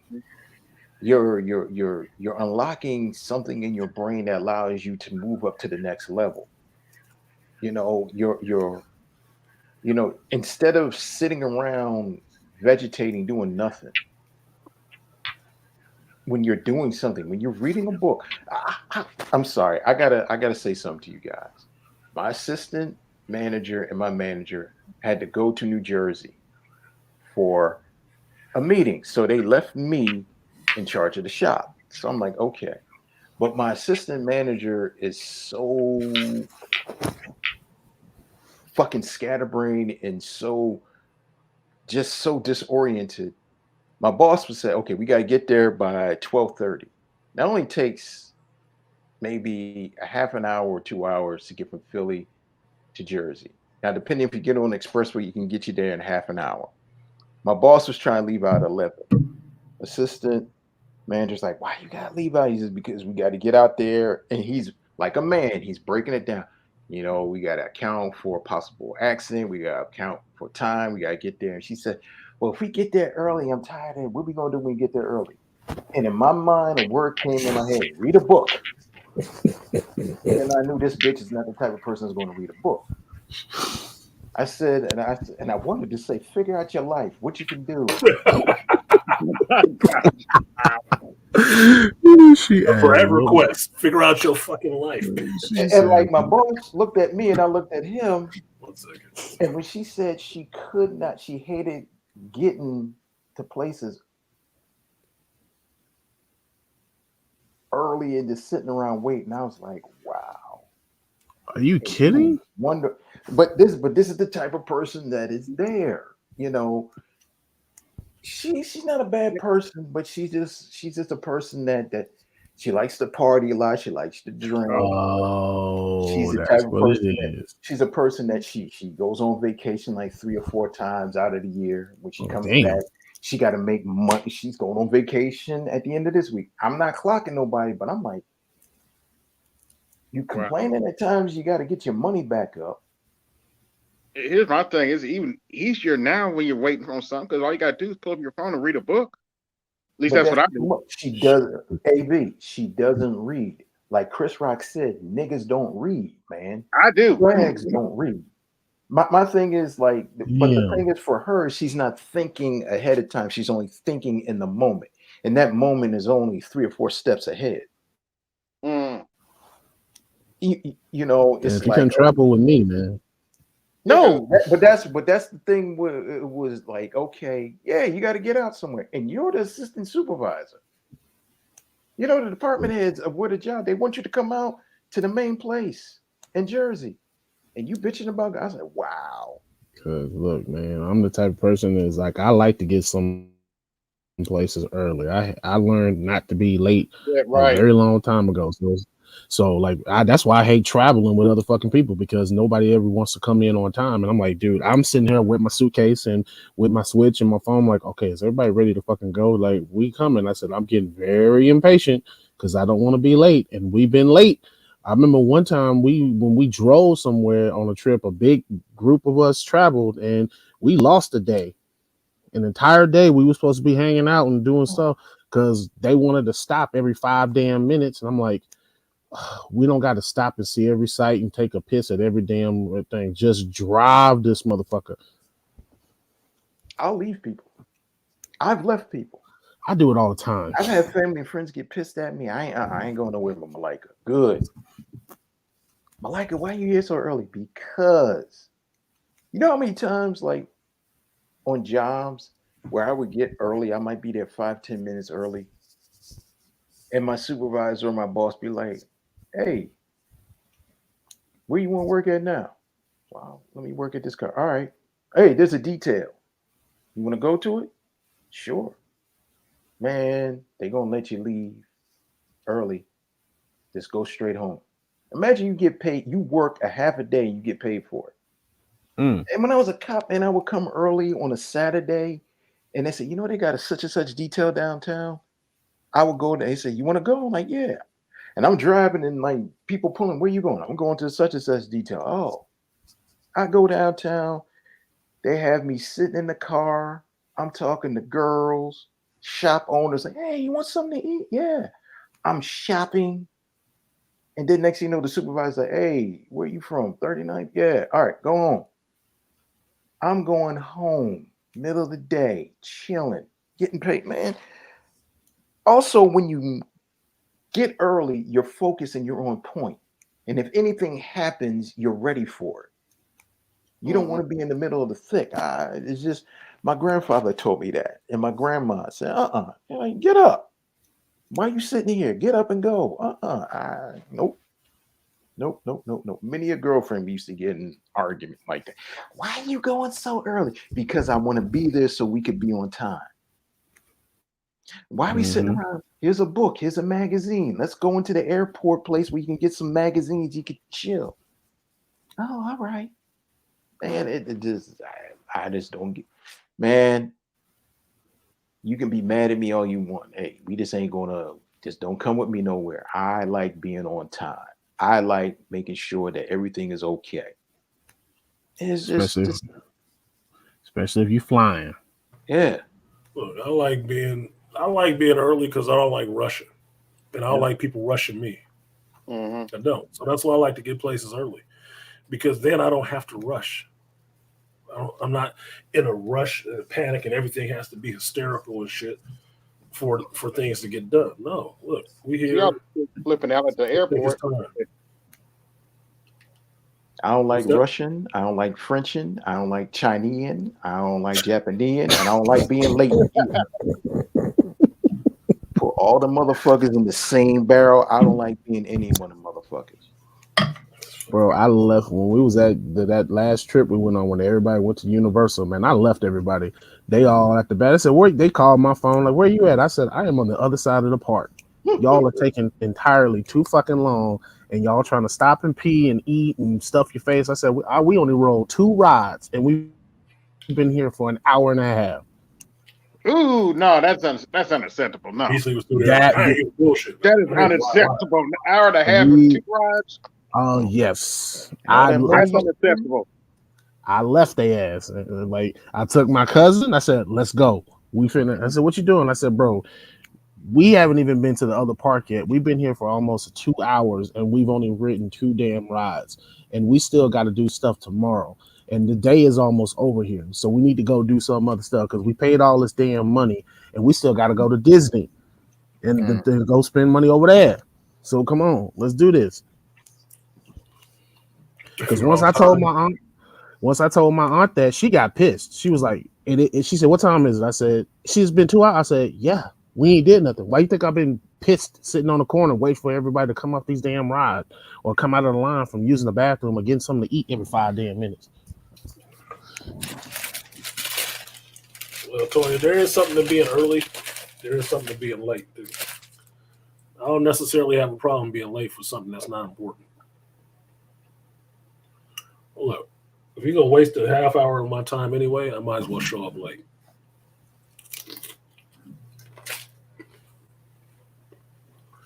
And I don't like wasting my time. So if I show up late to your presentation, and then I can get right into doing what I need to be doing, then being late was a benefit. I skipped the dumb shit and just got to business. The part that was actually important. What up, Chutrill? He said, "My ego's whooping ass. Carry on." Look here. As a Giants fan, yeah, screw the set Eagles. somebody off in this bitch. Screw the Eagles. All right, I took that ass whooping personal last week. So I don't want to hear nothing. I will put you this way. I'm a Philadelphia native. If they win this, that southern state where them cops beat up that young brother ain't going to be the only city that's going to have a riot. Yeah. Yo, Philly fans is crazy. Because when we won, what was it? We won the playoffs in 2000. That was the 2017 or 2018 playoffs that we won. I think so. And when you want to have a bunch of crazy people, and this is a mixture of crazy white folks, Asians, and Latins, and you want to have a bunch of crazy white folks just doing a bunch of stuff, climbing on top of safety lights and traffic lights and blocking up the streets of Philadelphia and going crazy on buses and trains. City of crazy ass dumb motherfuckers. That's what it's like. Oh man, they went when the Astros won here, and they had that big ass parade downtown. You had some people that was rumbling out in the middle of the street. I said, "See, that's why I didn't go to that parade." You canceled schools that week, and I mean them for the first week of school and all that other stuff. And when they got back, I was like, "I didn't go do all that." Yeah, because some people don't need to be hanging out together. We're roguish. RBD in the building. Peace, y'all. He said, "Peace, y'all. What it do? It do what it do." What you eat, homie? Sorry. What you Yes, eating? sir. What's that? What are you eating? Chicken ramen, actually. Okay. I'm not looking at the camera. Chicken ramen. That's what because you ordered? I had to go out there. I ordered my food and showed up quick. But then I went out there and my Amazon deliveries was out there too. So I stepped out on my porch and it looked like fucking Christmas. I got food and boxes and packages and shit. Like Santa Claus, I didn't forget about you, Artisan. Yeah, I didn't forget about you. Ho, ho, ho. I was a little late. Don't tell anybody. So I had to go bring those packages and shit in. And my food. And apparently it was sitting there for a minute because my noodles is kind of stuck to the bottom of the bowl. But I didn't feel like leaving. It's cold as hell outside, too. I don't know why. I think it was raining over here. So that's why it's so chilly. Like I've had enough of the weather. Go check my porch real quick. Yeah, because I got my phone on vibrate. I didn't see the alert come in. So I looked at it and said, "How do we do?" And I said, "Oh, shit, I got stuff on my porch. Let me go get it." Like the DoorDasher. She dropped my food off on the porch and bounced. I think I've had this one before. She cute. I've had enough of the weather, man. I didn't have to deal with a freaking tornado that didn't hit my side of town. Whew. Everybody cool though? I missed 2 days of work because the schools got shut down, and one of the apartments that's not like around the corner from me, their entire roof is gone. Damn. Sound like work. Sorry. Yeah, so they got disaster. I hear there's some money to be made. They got all kind of cops, and I was like, damn, because you didn't realize how old them apartments were until we saw that. I was like, damn, because they had all kind of cops and fire department and security while they trying to clean it up. Because in like the junior high school is across the street from it, all them trees was gone. The tennis court was knocked over. I said my dumb ass got caught in the middle of the shit walking into work. I was like, holy shit. I didn't even realize it dropped right when I was about to walk in. And it flooded. And I got stuck in front of one of the schools picking up for the kids for like an hour because it was flooded, because that little section, it floods very bad. And so that the school withheld the students for like an hour. And so I was like, I can't get the water to go down. I don't know, man. People was driving through that shit. I was like, y'all, if you don't got a truck, you don't need to be driving through this shit. We had a space like that at work, and the first big rain finally came. And enough last year, I was at work. I was that on call shit. and a bunch of streets was flooded. And people was driving through that shit. I was like, you just fucking stupid. You see how deep this is over here? Get your ass stuck. I'm not pulling you out. Oh man, a funny story. It was the last time it was flood really bad. The cop car got stuck underwater. I laughed my ass off. I was like, why would you drive your ass? It was submerged to the lights because where that part of where I stay at, it floods like in 4 areas where I stay at real bad. I don't know what possessed that damn cop to drive through that area, but his shit was submerged on water. He was standing on the side of the street. I'm laughing. I'm like, why the hell did you drive through that shit? Officer, call for backup. Need backup, officer. Call a firefighter. Maybe he can help you. We had to wait. Landlines could help him out. The Tolacalians or some shit. Yeah. Now, you know what Malika was doing? He was driving by and, fuck the police.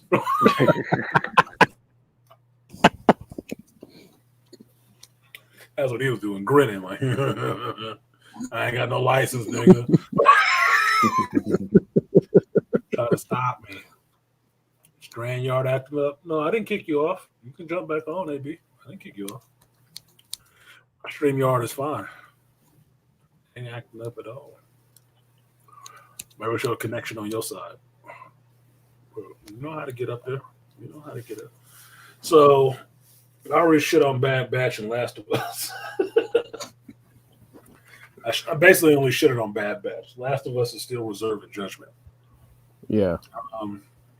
Ant-Man, 2 weeks. Looking forward to that. When is Creed 3 coming out? The 3rd. March the 3rd. Yeah, March. Oh, so we got a ways away from that for that. Got a month. You'll get Jonathan Majors back to back. You get them in February, and then you get them in March. So I'm going to see that. Definitely going to see Creed 3 in the theater. I already got my tickets for Quantumania. I'll see it Thursday. I got my date for that day going with me, so we're going to go see it on Thursday. I didn't pay for 3D because I don't know if it's in 3D or not. So, but I did pay for the IMAX. Fucking $50. So when is I'm sorry, brother. What'd you say? When is Spider-Man Into the Spider-Verse verse 2? I mean, number 2 think coming that's out. close to the summer. Okay. It's a summer release. It's a spring or a summer release. But you still have Secret Invasion with Samuel Jackson coming out right after Quantumania. Yeah, that looks good. April or something like that. Yeah. Because you got your springtime releases and then you got your summer releases. And Secret Invasion is on Disney Plus, so that's just close to spring shit. Okay. On Disney Plus. That's cool. Your So theater releases is usually summer. Okay. Because I know they want to get all their money off that Spider-Man shit. Okay. Return to the Spider-Verse, whatever the fuck they called it. Yeah, they're going to get all their money off of that. I still haven't watched that trailer. You haven't? Mm-hmm. Oh, you haven't, man? You didn't see Spider-Man 2099? Showed I up did, and started I saw whooping. the first movie, but Showed up and started whooping everybody's ass. trailer. Yeah. I never watched the trailer because I wanted to do a reaction to it. I don't even know what the fuck it's called. What is this? Across the Spider-Verse. Yeah. That's the exact title. The Spider-Verse trailer. Let's see. I'll do it on here. I'll do a live reaction. Because they introducing Miguel, I might actually go see this one because I like Spider-Man 2099. Well, I do too. Miguel is one of my favorite Spider-Man. It's Peter and there's Miguel. Him showing up whooping everybody's ass was funny as hell. I was like, oh, it's a problem. All right, let me see this. Don't spoil it for me because I ain't seen none of it. All right, my bad. So fair use, fair motherfucking use. Let me throw the screen up. All right, let's throw a screen up. And let me see what this is. It's on mute, so let me mute myself real quick.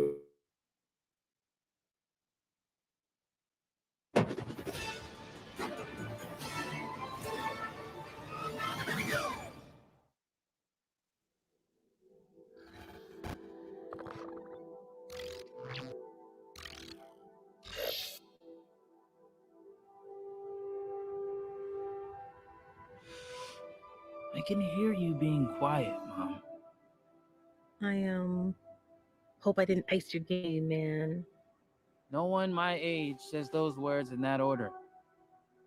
It's just hard to see my little man not being my little boy all the time. Yeah. For years, I've been taking care of this little boy.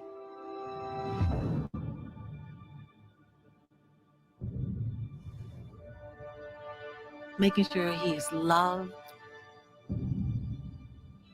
that he feels like he belongs wherever he wants to be. He wants to go out into the world and do great big things. Not bad, kid. And what I worry about most I love you, Lawrence. is they won't look out for you like us. Miles! Want to get out of here?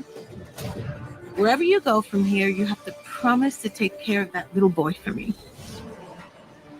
Make sure he never forgets where he came from. And he never doubts that he is loved. And he never lets anyone tell him that he doesn't belong there.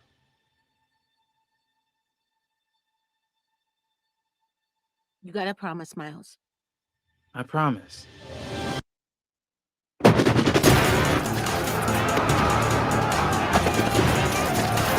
Who do you think you are? Really? We are supposed to be the good guys. We are.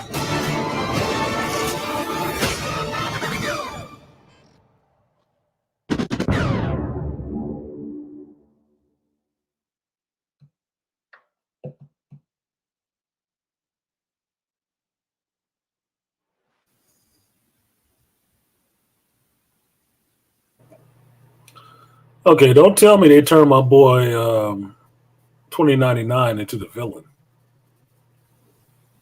Even though they're ripping off his costume with the new Miles costume. I like the music. That speech his mother was giving him was some bullshit. You always go places where you are not welcome. You don't get to be welcomed everywhere. That's just what it is. Because everybody don't know you.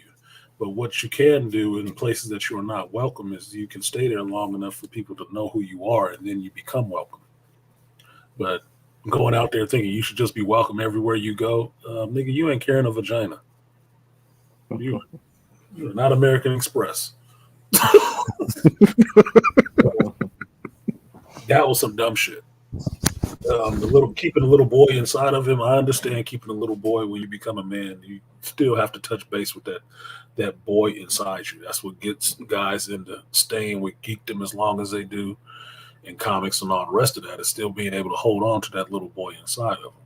Yeah, thank you too, Triv. Especially a black man, nigga. You was not welcome everywhere. No. So that little bit that she was saying was kind of bullshit, but this is why they say you don't ask women for advice. Different is not because they can't give you good advice, it's just they have a different cultural upbringing where they are welcome in a lot of places. Black men are not, but that's just in this culture. 2099 looking like he the villain, he's going after this little boy to whoop his ass. No. The part that got me really objectionable is when they show a Spider Woman coming in on a motorcycle, and now she's black and got this Afro puffs and shit like that. That's supposed to be Spider Woman, and she wasn't black. That was Jessica Drew, or not Jessica Drew. Yeah, Madam Web. Drew. That was Jessica Drew. Okay. Yeah, that was Jessica Drew, Spider Woman. When Jessica Drew left the Avengers, she had a baby, and they turned her into a single mother. And she started her own detective agency, and she had a motorcycle and the costume like they had that black Spider Woman wearing. It was the same costume. Yeah, it was the same fucking costume. Oh So shit! if they went and turned her into a black woman and put all that shit in there, I'm really gonna have an issue because I like Jessica Drew. And I will show it to y'all. I'm just finding the picture right now. Because that was one of the big things because Jessica Drew got a lot of shit for being over sexualized, right? Because of her costume. Yeah. So they changed the costume and made her into this other character. They gave her this other costume, right? And the book was kind of fun because that's where you got Porcupine showing up in it, right? And that's one of the ones I talk about where I liked the conversations between her and Carol Danvers because they're best friends, right? It was kind of fun because she would challenge her on certain shit. But what I just saw in that trailer was Jessica Drew's costume put on a black woman. So this is Jessica Drew after she left the Avengers, and they gave her her solo book. That's the costume that she was wearing. You want to see that? That's the costume. Mm-hmm. And they put her in her motorcycle because Jessica Drew was part of the Spider-Verse shit, but she didn't get her powers the same way Peter got his powers. Even though she's part of the Spider-Verse stuff, she's not exactly the same, right? She actually more experienced, and her powers are more akin to Miles's powers than Peter's powers. God damn it! Like all these fucking pictures in here. But they made such a stink of her being over sexualized for the poses, and that's why they changed the character in the picture, the costume and shit, and gave her this whole single mother out in the world doing something other than being an Avenger shit, which was fine for the time that it ran. Here we go. So she had Ben Urich and Porcupine riding with her, and she was the one in charge of the two. They're working for her detective agency.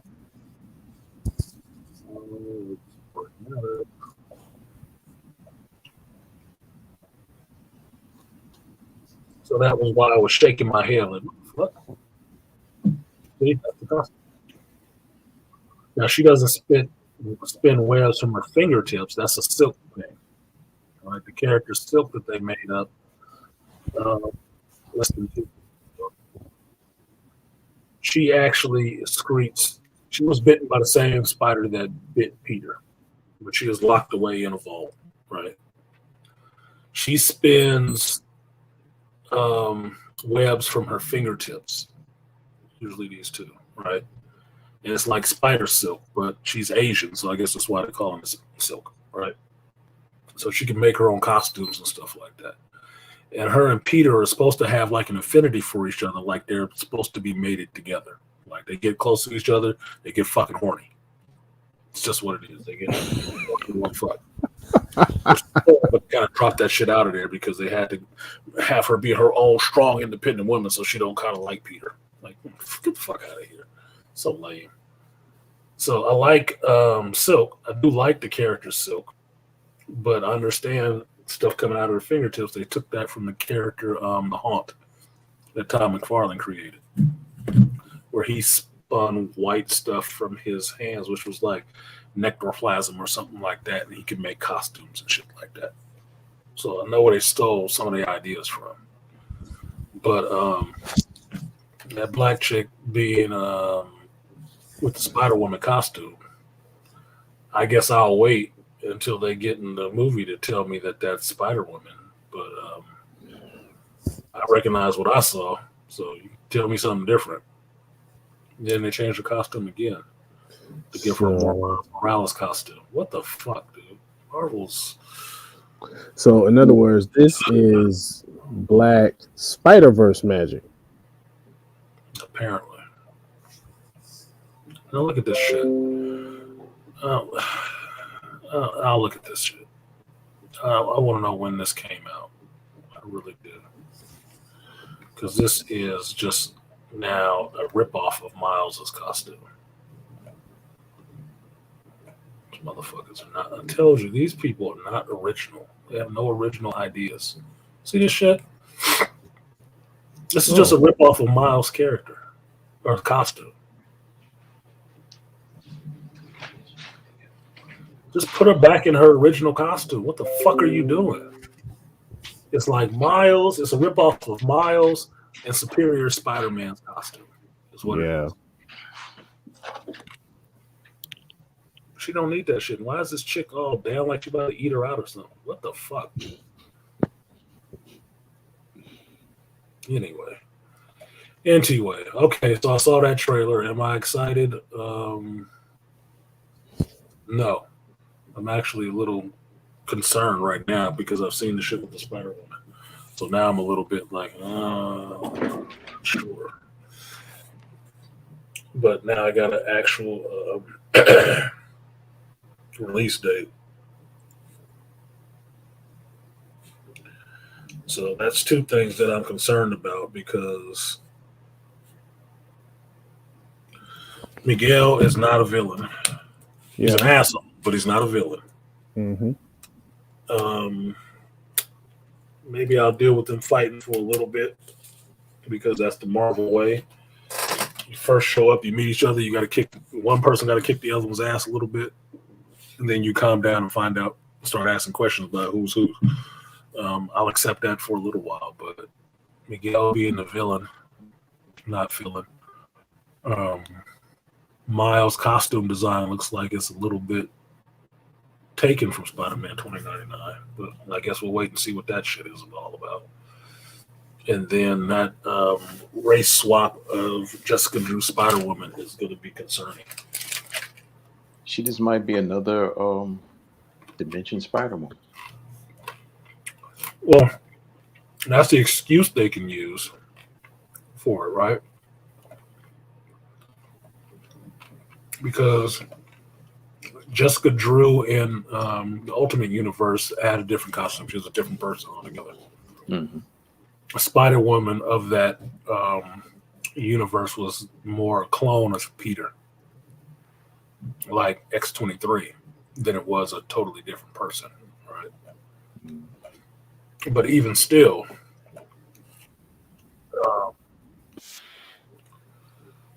some of that shit I'm not buying. Some of that shit is bothering me. I'm not a Spider-Man purist or anything like that, but keep things to its original form as much as possible. You can make some changes, but if you're going to keep changing it from its original form, it's not what you're trying to sell it as anymore. Like this looks like Miguel. This is Miguel's color scheme. Now, that was one of the things about reading the Spider-Verse comic is that they were able to stay consistently in the art style from the comic that the character came from. Every one of them looked like they were drawn in that form. So if one was more sepatones or something like that, you'd show up in that book with the other Spider-Man in sepatones. If one was looked like it was more liquidy and stuff like that, he would show up standing next to the regular Spider-Man more liquidy. His costume was darker, his costume looked darker. The art style was consistent for how he was in his book, interacting with Spider-Man from different books and places and stuff like that in that universe. It was consistent. So that's what made it look really cool to me, reading it as the comic. This looks like Miguel O'Hara to me. She called him jacking off, but that was a joke that was used already because he was thinking happy thoughts about her. I'm just sitting here counting all the female Spider-Women that I'm seeing in this situation. 1, 2, 3, 4. Oh, they got the Spider-Man with the bag on his head. Nice. That's a nice cool thing. That's a cool thing. I remember that. He lost his costume. No, that was when That was when Johnny Storm gave him the costume because he ran out of costumes and he was fucking with the Fantastic Four. So Johnny Storm. No, that's when that bag and the used Fantastic Four costume, and he had the "Kick Me" sign on his back. No, remember the reason why he got the Fantastic Four costume. Reed Richards found out that the symbiote was affected by sonic energy. Yeah, he took it off of him. And he didn't have any costumes. Johnny Storm, as a goof, gave him an old extra Fantastic Four uniform and gave him the bag over his head. I was like, you know what? That's messed up. Now, see, this is troublesome right here. This is two things automatically that's looking troublesome. She's shooting webs out her fingers like silk. She's wearing a costume that looks like Spider-Woman's. She's wearing the goggles that looks like Spider-Woman's. But this is just some black chick. Foxy Spider-Woman. And this look, it's the triangle theme too. It's the Spider-Woman. They fucking nigga, you getting on my fucking nerves. I hate the inaccuracy like that. Oh no, buddy, that is bothering me. Sorry, but see, you got the jacket on and stuff too. Like, come on, man, that is not right. Yeah, another thing that's question is Miguel is not no hulking beast. Miguel is slim. Yeah, that's what he don't have no big shoulders and shit like that, looking like Venom. No, Miguel is slim. Don't have big shoulders. Question. Can they show any other female villain getting their ass whooped by a girl hero other than always a girl hero whooping up on a damn male villain? No. Girls don't get beat. Haven't you been paying attention to Dr. T-San's son? Girls never lose. Girls never lose. Oh no, especially not. Frankie, are you girls serious? Never lose, even when they're losing, because we're going to take the blame for that. Frankie, stop playing, man. Don't play with me, Frankie. She better not. Tiffany Haddish voice? No, hell no. But Tiffany Haddish is the voice of Miss Spider-Woman. He said, "Oh, you gotta be hold up. Let me look. Let me see." He's saying Tiffany Haddish is doing the voiceover for that character. Okay. What character is that? What do they name the character as? Let me see. So Frankie. Oh, it's a Ray, Spider-Woman. I believe it. Oscar Isaac is doing Miguel. Yeah, I know. Is doing the voice of him. Okay. So, damn, artisan.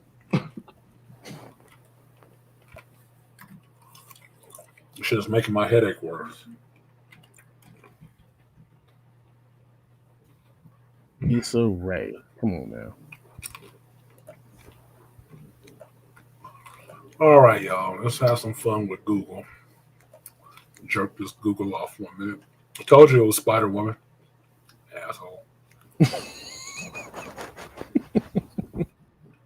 Ghost Spider. Oh, they finally changed her name. They're not going to call her Spider-Gwen anymore. So it's Ghost Spider now? Yeah, she got the name Ghost Spider after the first Into the Spider-Verse movie because she never really had a name. They just called her. She's Spider-Woman in her universe, right? Okay. But she really didn't have a name. The title of the book was just Spider-Gwen. That's who she was. But since it got popular and they didn't kill the character off, they tried to give her an actual name and they called her Ghost Spider. I guess because she's white. So you understand that when you look at her, there's a white woman in there. She's Ghost Spider. But apparently you can't have two white women in the same place, so they made Spider-Woman black. So she can be Spider-Woman, Spider Sister. Snapping your fingers and shit, rolling the neck. I'm like, she gonna do it. Honey child. It's gonna be like Beyonce and Austin Powers. Shazam! And I'm a whole lot of women.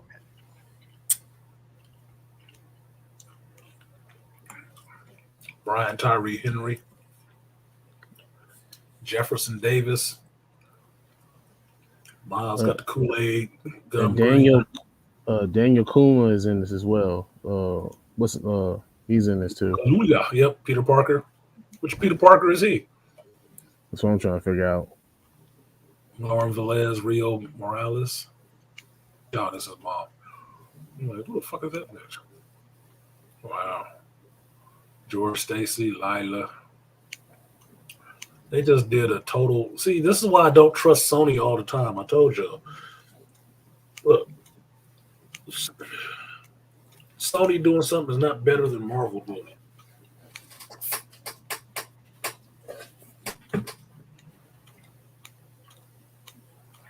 Because Sony been fucking up on their own for a while. This Issa Rae Spider-Woman is a fuck up. Spider-Woman ain't black. You don't need to make up a black one just to have one. There is one. She's called she's Clint Barton and Peter Parker's daughter. She's black. She's a fucking assassin. And she Clint comes Barton? from the Logan universe. Okay. That was a Spider-Woman. I have a question. You said Clint Barton and Peter Parker's daughter? Yeah. Clint Barton is Peter Parker's daughter, and I guess Clint Barton's son or something like that. She's something. Yeah. Yeah, it's his son and her like daughters, like some shit like that. Old Man Logan universe.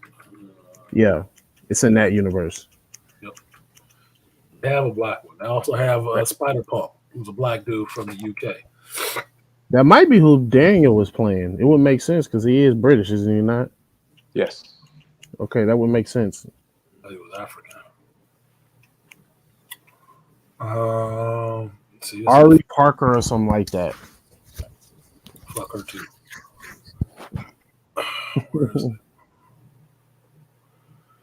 They don't have her in this picture. Now Spider-Verse is going to be wrapped up with all the rest of this shit, not the actual comic.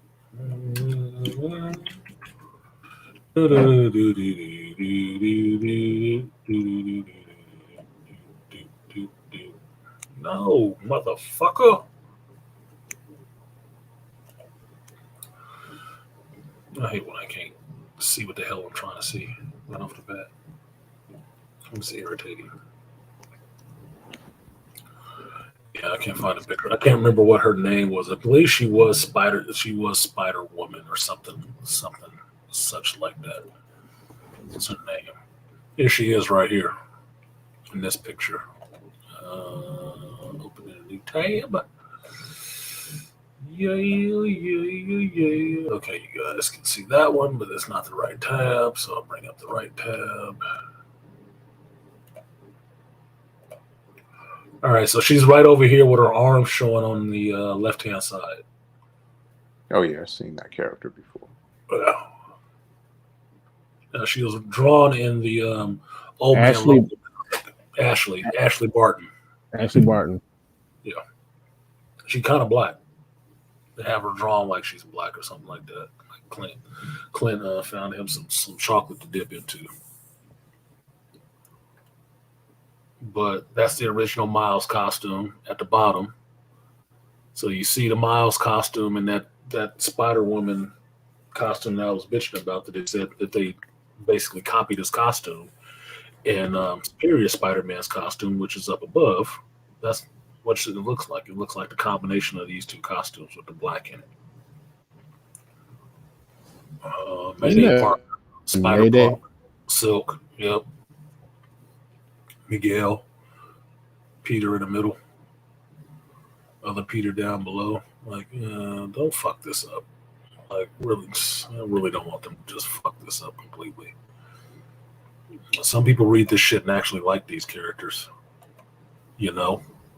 Oh, yeah. This is a good one. This is a good one to just bust that shit wide open. Wait a minute. Show you another one. There we go. There's everybody on that one. Even Brian Peter with no, that's not that one. But you see Spider Woman, Jessica Drew is up here at the top right or top left. Where's the Black Spider Woman? There isn't one. Look, you even got Ben Reilly's Scarlet Spider down at the bottom. Fucker. And the Spider Noir. And I'm forgetting what this one is with the white and spider shit. That wasn't Mayday because Mayday Spinner Red. It might have been Arachne or whatever her name was. But I have to remember this whole thing with there being different versions of Spider-Man. There's mostly all still Peter Parker. Some kind of variation of Peter Parker. There's very few instances that it's a different person altogether instead of Peter Parker that picked up that whole mantle. Shit. Well, I wasn't expecting to see Issa Rae in Spider-Verse, but I guess she wants some Sony money. I feel as another note. The block is hot. Girl Scouts slinging them thin mints in the coldest weather. Oh shit! The block is hot. No one. Girl Scouts. They whistling like Omar, Farmer in the Dell. Mm-hmm. Got them mints, man. Got them mints. 2 for 20. 2 for 20. Shit. I had to watch myself. Playing out your push in the background. Mm-hmm. They coming with double barrels. Got them cookies, nigga. 10 minutes and Samoas. Give me your money. Give me your shit. That'd be a cool skit if somebody did that. You know, it's that time. What do you mean it's that time? It's Girl Scout time. Cool. You see everybody running like, oh no, and all of a sudden you just see a bunch of girls rolling up in a car that's all green with the Girl Scout symbols. You see the girls with the badges. If a girl roughs a dude up and starts punching him up and beating him up, she gets another badge and she just throws the cookies at him. And then you see the van pull in the back and the mom pulls out like an M60 machine gun. You know what we here for, fool. Yeah. And everybody like, run! I like to see them riding the bike, rolling up like Debo. Got on my cookies, homie. Exactly. You stole them out, Girl Scouts. Shut up before you get knocked out.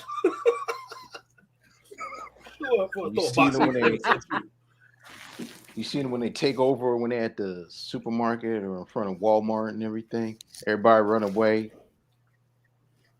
And, you know, you can see some guy might run. Then the little girl stands in front of him. Or a guy's running out to his car. And there's nothing out there. And he's looking around. And he gets in his car and he turns around. The girl sitting there. Was you trying to run from me? It's like, no. Mm-hmm. Nigga, you better give me my money. They do the ATL skit. They do the ATL. Bah! Where you going, boy? Yeah. Oh man, we got the cookies for it. I ain't got no money. Boy, stop. Boy, stop. And she's like, what is this? How'd you get my ATM card?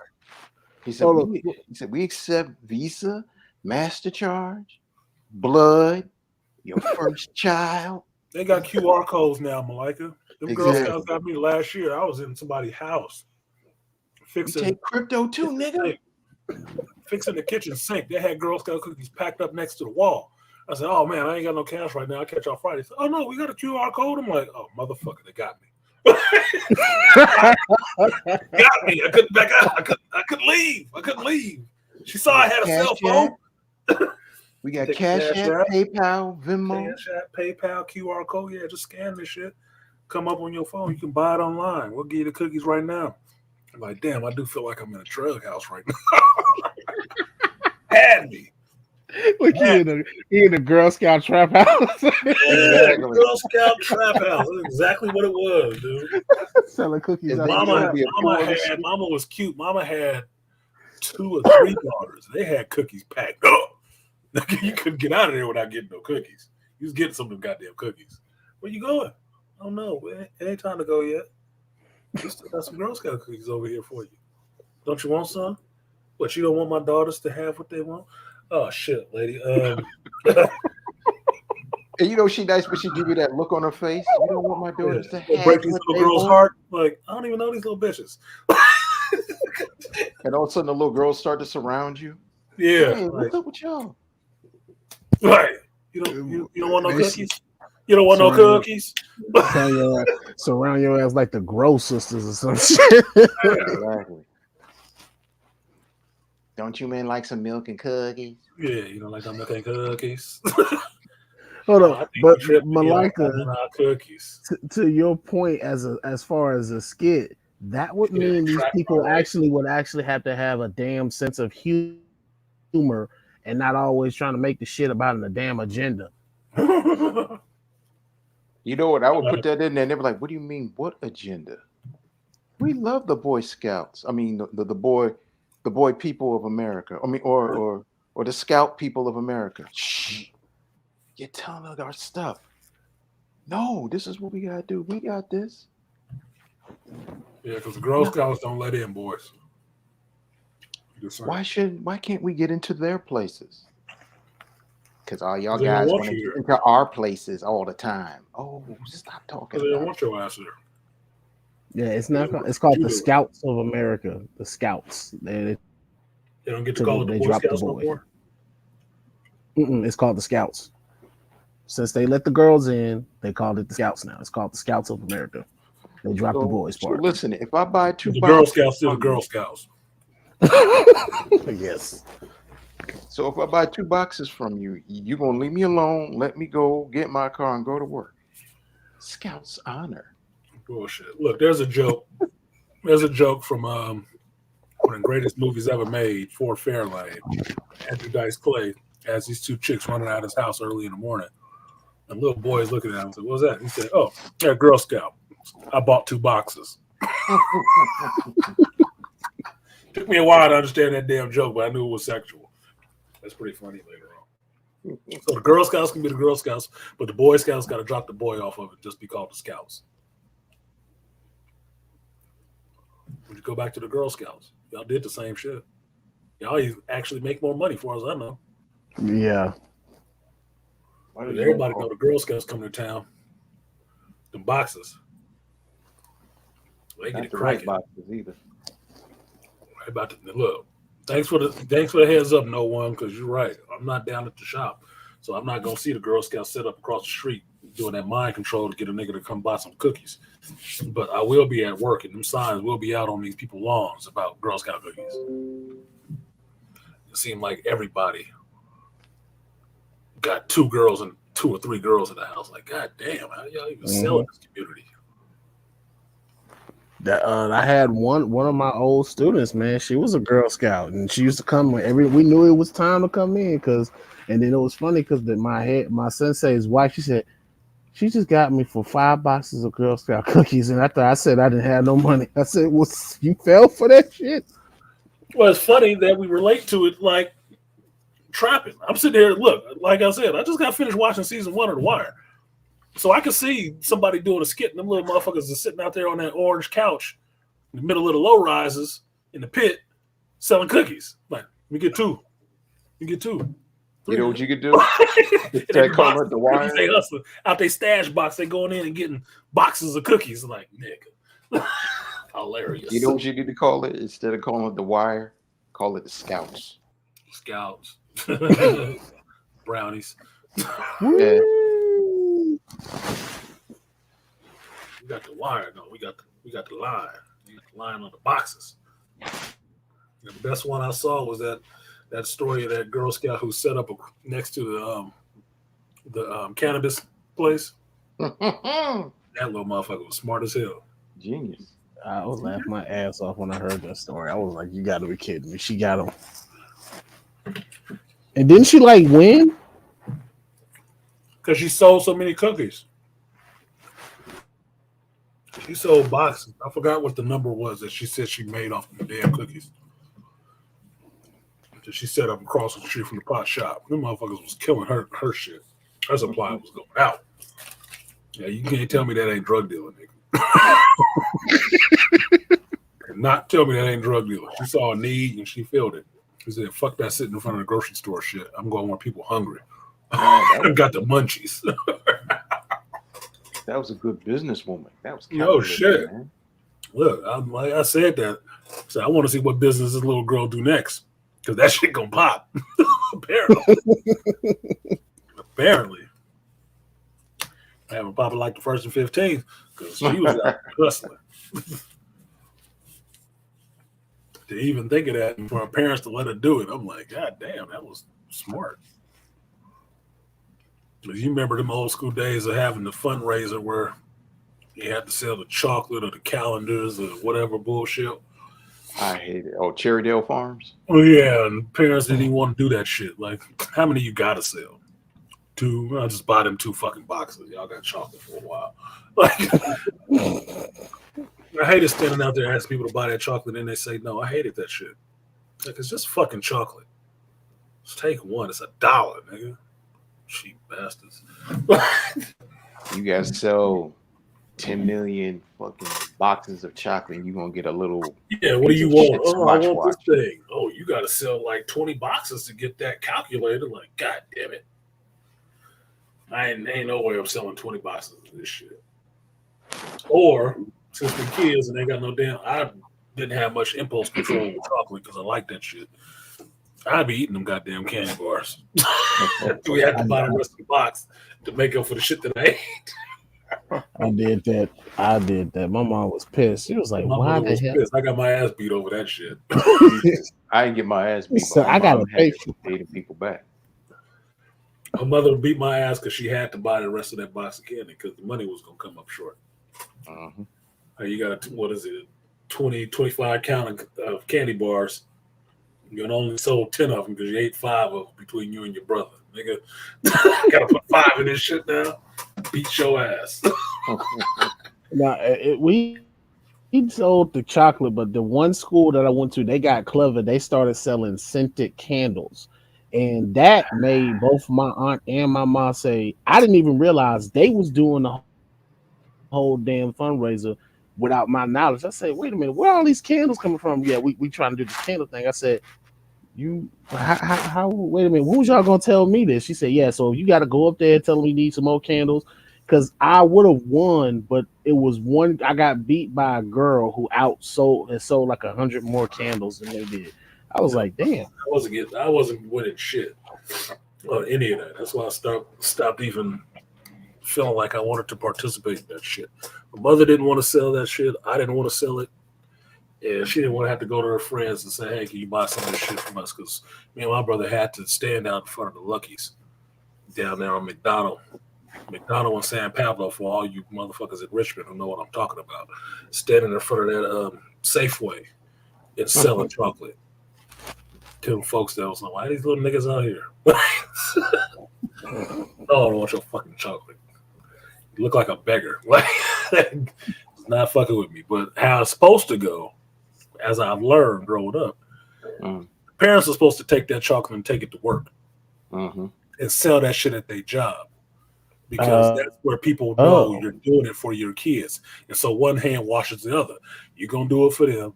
Just like when they kids show up with this, my kid's selling popcorn or something like that. Man, yeah, give me 4 bags of that shit. How much is it? What? Oh, fuck it, yeah. Go on, give it to me. I got a whole fucking cheesecake sitting in the refrigerator at work because my coworkers' daughter's school, they were doing what's it called? Cheesecake factory shit. I was like, I like me some fucking cheesecake. How much? For the whole one? 40? All right, here, it's $40. I want my cheesecake though. And I got a whole sample platter of cheesecake. It's different flavors and shit. Still sitting in the freezer.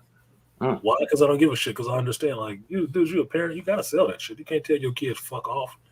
I mean, you can, but it don't go well later on in life. They want certain shit. So see, that makes sense. To your friends. Yeah, you're supposed to sell it to your friends. Not have your kids out there trying to actually hustle it. They got to do a little bit of it, but stand out in front of a grocery store asking people to buy candy from a little kid. Nowadays, people are jaded on that shit. They'd be like, fuck you. What you going to do with this money? And see, that's what happened with the candles. They took it to work, and my mom took it to work, and they were selling it to their co-workers. That's why I was able to sell so much. Yeah, everybody buys from each other. That's what I was looking at the place where I am. It's pretty much a closed community, right? All these people's kids go to the same fucking school. So you mean to tell me all these kids go to the same school, have the same fundraiser, selling cookies and shit to the same people who already got cookies in their own fucking house? That don't even make no sense. Who else they selling these motherfuckers to there? Each other? Well, that's what parents on that job to help. That's why you there to help push up their sales. Because everybody I know when we were selling that shit that got those top prizes, it wasn't because the kid was out there busting their ass like that, because their parents was out there pushing that shit to help them get that higher prize. Yeah, she sold 30 goddamn boxes. Wow, how? She don't know nobody. Nobody like her little ass. Her dad works at a refinery. He took it there and everybody bought. Mm-hmm. Oh, well, that'll do it. It's like, what, 300 fucking people there? Fuck you. You hit both shifts? Yeah. Yeah, you sold 600 candy bars. I believe it now. Anyway. So what else y'all got? I still got a fucking headache. I don't know why. I think it's I'm about to get up off of here, man, because I got to make dinner, bro. Mm-hmm. Me too. My dinner is, well, my food is cold now, so that's doubling for breakfast. That's probably why my head is hurting. I got a porterhouse steak with my name on it. And some broccoli with some cheese. Oh, my fault, brother. I'm sorry. You ain't shit. I'm contemplating have a small salad or something. Yeah, he got the Wakandan steak special. The chalice special. We got the porterhouse steak with the mushrooms and that's a side of heart-shaped herb and the grape drink. Why you gotta put the grape drink in there? Because we black, right? Put the grape drink in there. Yep. So you can get the powers. You will have the powers of the Black Panther. It was purple. That purple drink, boy, it was slushy. It was kind of thick.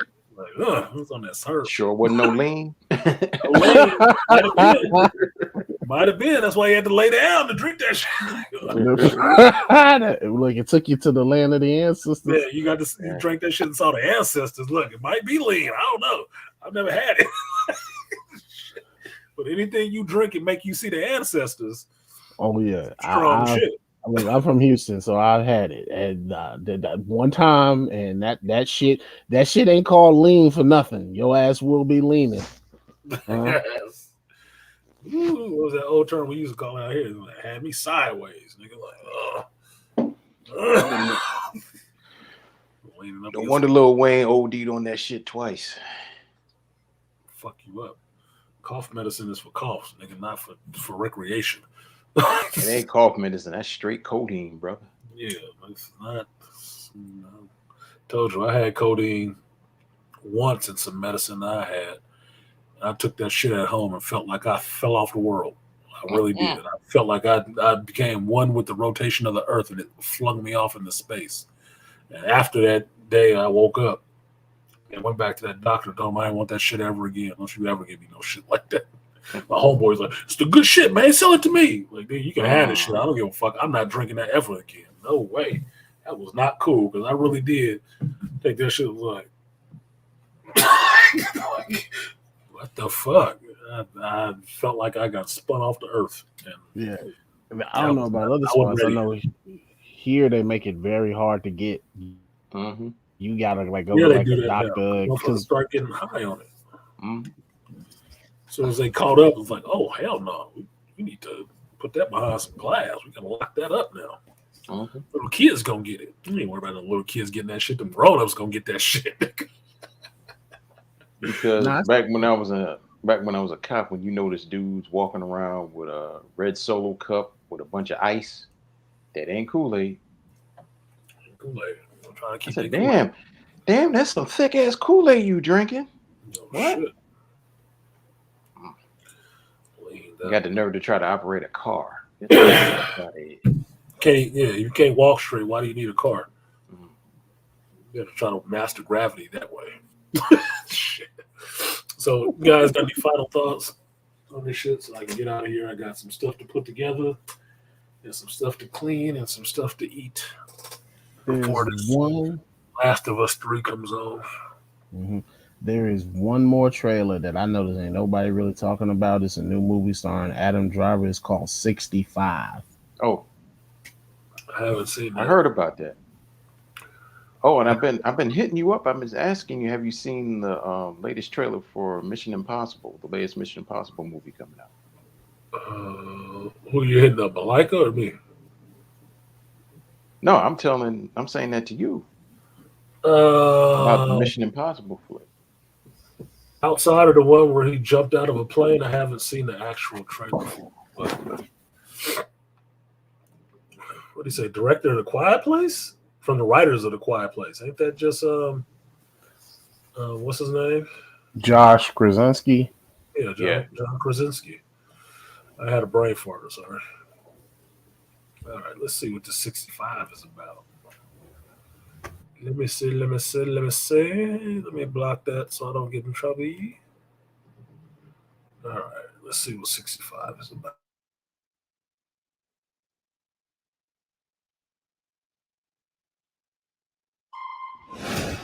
There's something alien out there. Location unknown. Charter 373. This is Commander Mills. My ship was hit by an undocumented asteroid. Location unknown. Transporting 35 passengers Location unknown. on a long-range exploratory mission.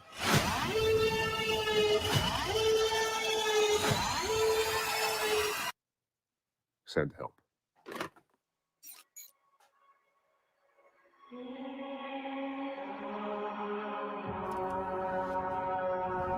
We've crash landed on an uncharted celestial body. Location unknown. I don't know where we are. Shit.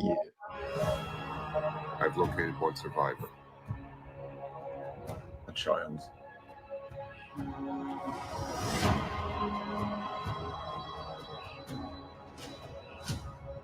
The atmosphere is breathable. There's something alien out there.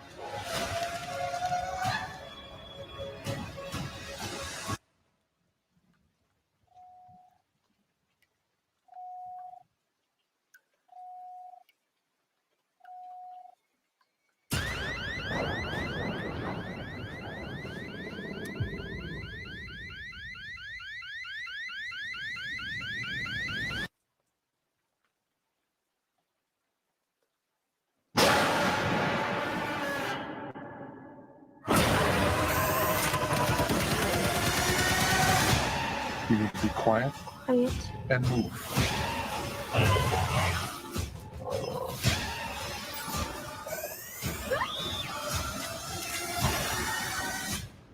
You and I are going to get home. Oh, finally.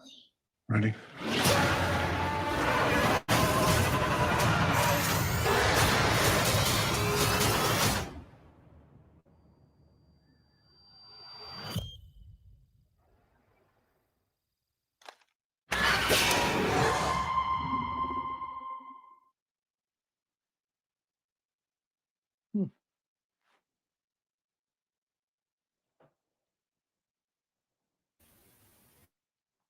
Interesting. Why did I guess that it was going to be 65 million years ago during the trailer? Like, it's 65 million years ago. And then it's like, oh, we crash landed on this planet. I said, this is sounding like After Earth to me. Then they crashed. Like, there's one survivor. I said, and it's a girl. And sure enough, oh, it's a girl. Of course, right? Of course. And then he had no one to rock. That's what I'm saying when I saw this shit. I said, this is Turok, man. I've seen this set up before. Huh, but keep going. It's like, oh yeah, and we're on this alien planet. I'm like, those are regular trees, nigga. Like, those are like ferns and stuff. What are you talking about? So this is Earth? It is like, oh yeah. And there's some indigenous life, something strange here. It's like, it's fucking dinosaurs, so it's Jurassic Space World? What the fuck? Land of the Lost. Yeah, exactly. Land of the Lost with people from the future. So we just gonna do a mashup today. So it's After Earth and Jurassic Park mixed together. And Torque. And Turok, yeah. You know what you need to call this thing, man? Into the Dinoverse. No shit. I like Adam Driver. I do. I do like science fiction movies. I do because I like seeing tech designs and stuff like that. But I More was more dinosaurs? this movie before I figured out the fuck it was. Then after seeing it, I'm like, no, you died. Get the fuck out of here. God damn. Okay. You know what else I got? Because he was walking through that little field with all the down trees, and it gave me a flash of fucking Prey. That's what it gave me a flash of. Prey. Oh shit! Person Prey. You actually have the advanced weapons now, and you killing the things that don't. Oh, get the fuck out of here, dude. There's one girl to what? So 65 million years ago, some alien humanoids crashed on the planet, and I guess they killed off the dinosaurs and just him and the little girl starts reproducing. Is that what you're telling me? No. Out here? Like, it's so problematic. Into the Dinoverse, yeah. We know I can keep good company with people who ain't shit. The hard-headed thinking Gen Xers, man. I don't know what to tell you about you. How did y'all escape? Okay. That was yeah. Oh. They had me from the writers of The Quiet Place. I said, oh, really? I like John Krasinski. Produced by Sam Raimi. Okay, that sounds good, but this is looking a lot like After Earth. Wait a minute. Set up to sound like After Earth. A rogue asteroid. I'm like, no, what he said, undocumented asteroid or some shit. Said, is that what you call those? They crossed the border that you didn't know of? Undocumented asteroid. I was like, isn't that what happened on After Earth? They got hit by an asteroid field, didn't it? Oh, yes. And they crash landed on a planet like Earth. Huh. Interesting. Earth in the future. This time it's gonna be Earth in the past. Future people going to a past Earth. Like, it's the same thing, though, right? Whatever. Okay, primordial Earth with advanced weapons and dinosaurs. Did Kathleen Kennedy help you write this shit? I mean, what the fuck? No, when you just stated that advanced weaponry, dinosaurs on an alternate Earth, you just said Turok, anyone? Yeah, I'm like, damn, we going way back. Ugh. Like you said, I like Krasinski. I like Adam Driver, but I mean, I like Sam Raimi, but I'm like, what is this concept really? I think we've seen this one. And no disrespect, but we do not need we don't need another dino movie. No, I don't. I'm really good on dinosaurs right now. I'm full up on dinosaurs, especially not dinosaurs as the main fucking story. That is not the main story. I'm full up on dinosaurs. I'm full up on robots that transform into shit.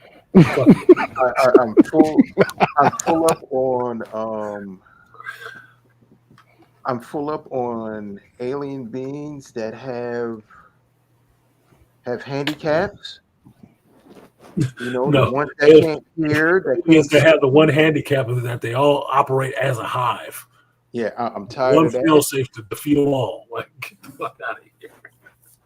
Hive-minded aliens, I'm kind of done with that. I'm tired of superhero reboots. I'm tired of spy movie reboots. I'm tired of cartoon movies, of superhero movies, and spy movies of reboots that push feminist agendas. I'm tired of the feminist agenda in movies, television, video games, books. I'm tired of that altogether. Mm-hmm. Just stick to just doing your own feminist literature, and that'll be fine. Thank you. Injecting the shit into everything else. I don't need it everywhere. Look, man, if I don't like salt, you don't need to sprinkle it all over my plate. No, I'm just not going to eat it. I'm tired of seeing black progressive movies where it's just some hidden feminist agenda and the men are asexual and simps. But in the previous movies that the men were progressive, strong, and they were going, but now in 2023, some revisionist history that the man is just dumb. I'm tired of seeing that shit. I'm tired of seeing 60-year-old actors, 70-year-old actors still trying to be the kick-ass action movie star, and hearing, well, he broke his foot and broke his arm and he cracked his collarbone, and he's too old to be doing that shit. Yeah, and he did the greatest stunt that he did. That was actually him going off the cliff and skydiving. I'm like, oh, Lord, really? Well, you talking about Tom Cruise. Tom Cruise is a little different. But Tom Cruise ain't doing shit different than Jackie Chan been doing for years. But that's Jackie Chan. Yeah. I mean, that's Jackie Chan. His whole career off of doing that shit. What is it? Dead Reckoning trailer. Yeah. Oh, when is John Wick 4 coming out? Shit, this year. What time this year? Let me see. We're gonna wick it up. We're gonna light the wick this year with John Wick. I want to see that though, because I don't give a fuck how old Donnie Yen is. He'll still kick your ass. That's Donnie Yen. And Donnie motherfucking Yen can move. I don't care how old he is. He got to be 70, but that motherfucker be moving. March 20. God damn, this shit come out in March too? Yeah. Springtime. Spring releases, man. Spring release. Well, it's going to run into Creed, John Wick 4, and then don't matter. Creed, John Wick, anything else? I'll be there for that shit. I'll be there for all that. All right, let's see Tom Cruise.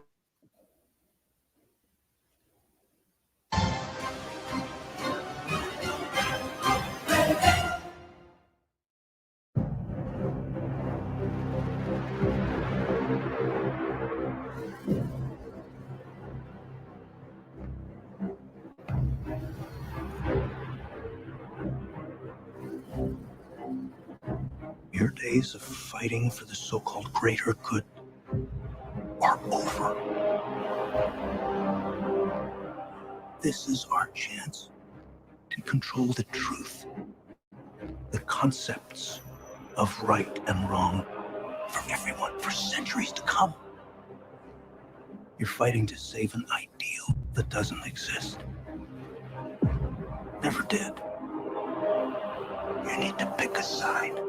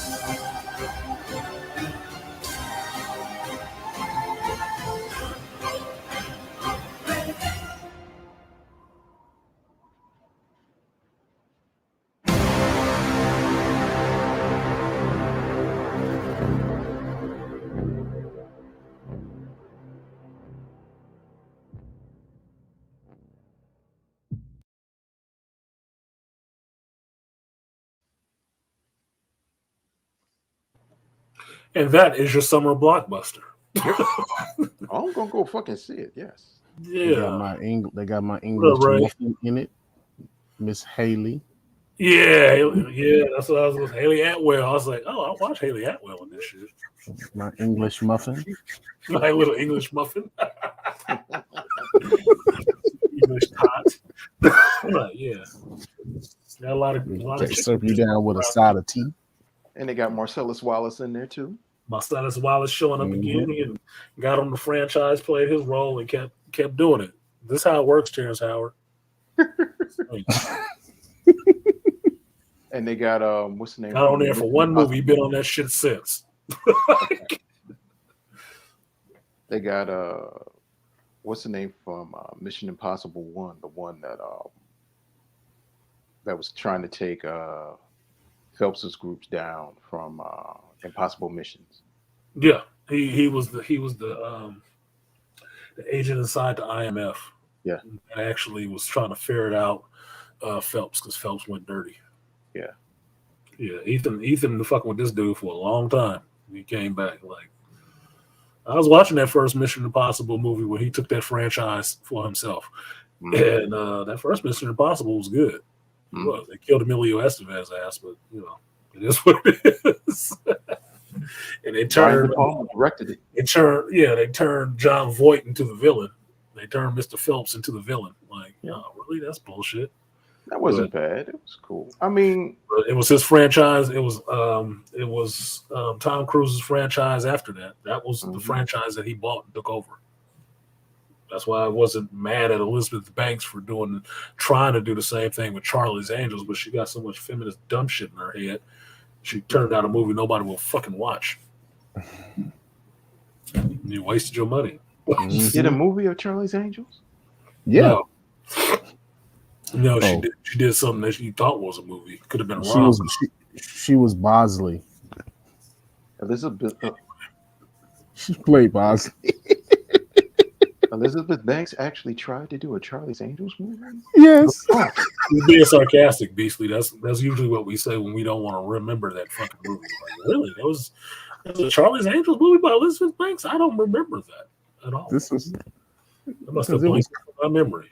Because it was comedy for me. I was like, oh, I'm not taking none of this shit seriously. Well, I might have gave it a chance if she didn't come out talking all fucking crazy out the side of her neck to people about watching. Oh, they want to see like, how you gonna put superhero movies. I'm like, chicks in the lead role, and you gonna say you don't want men to come see the movie? Huh? Okay.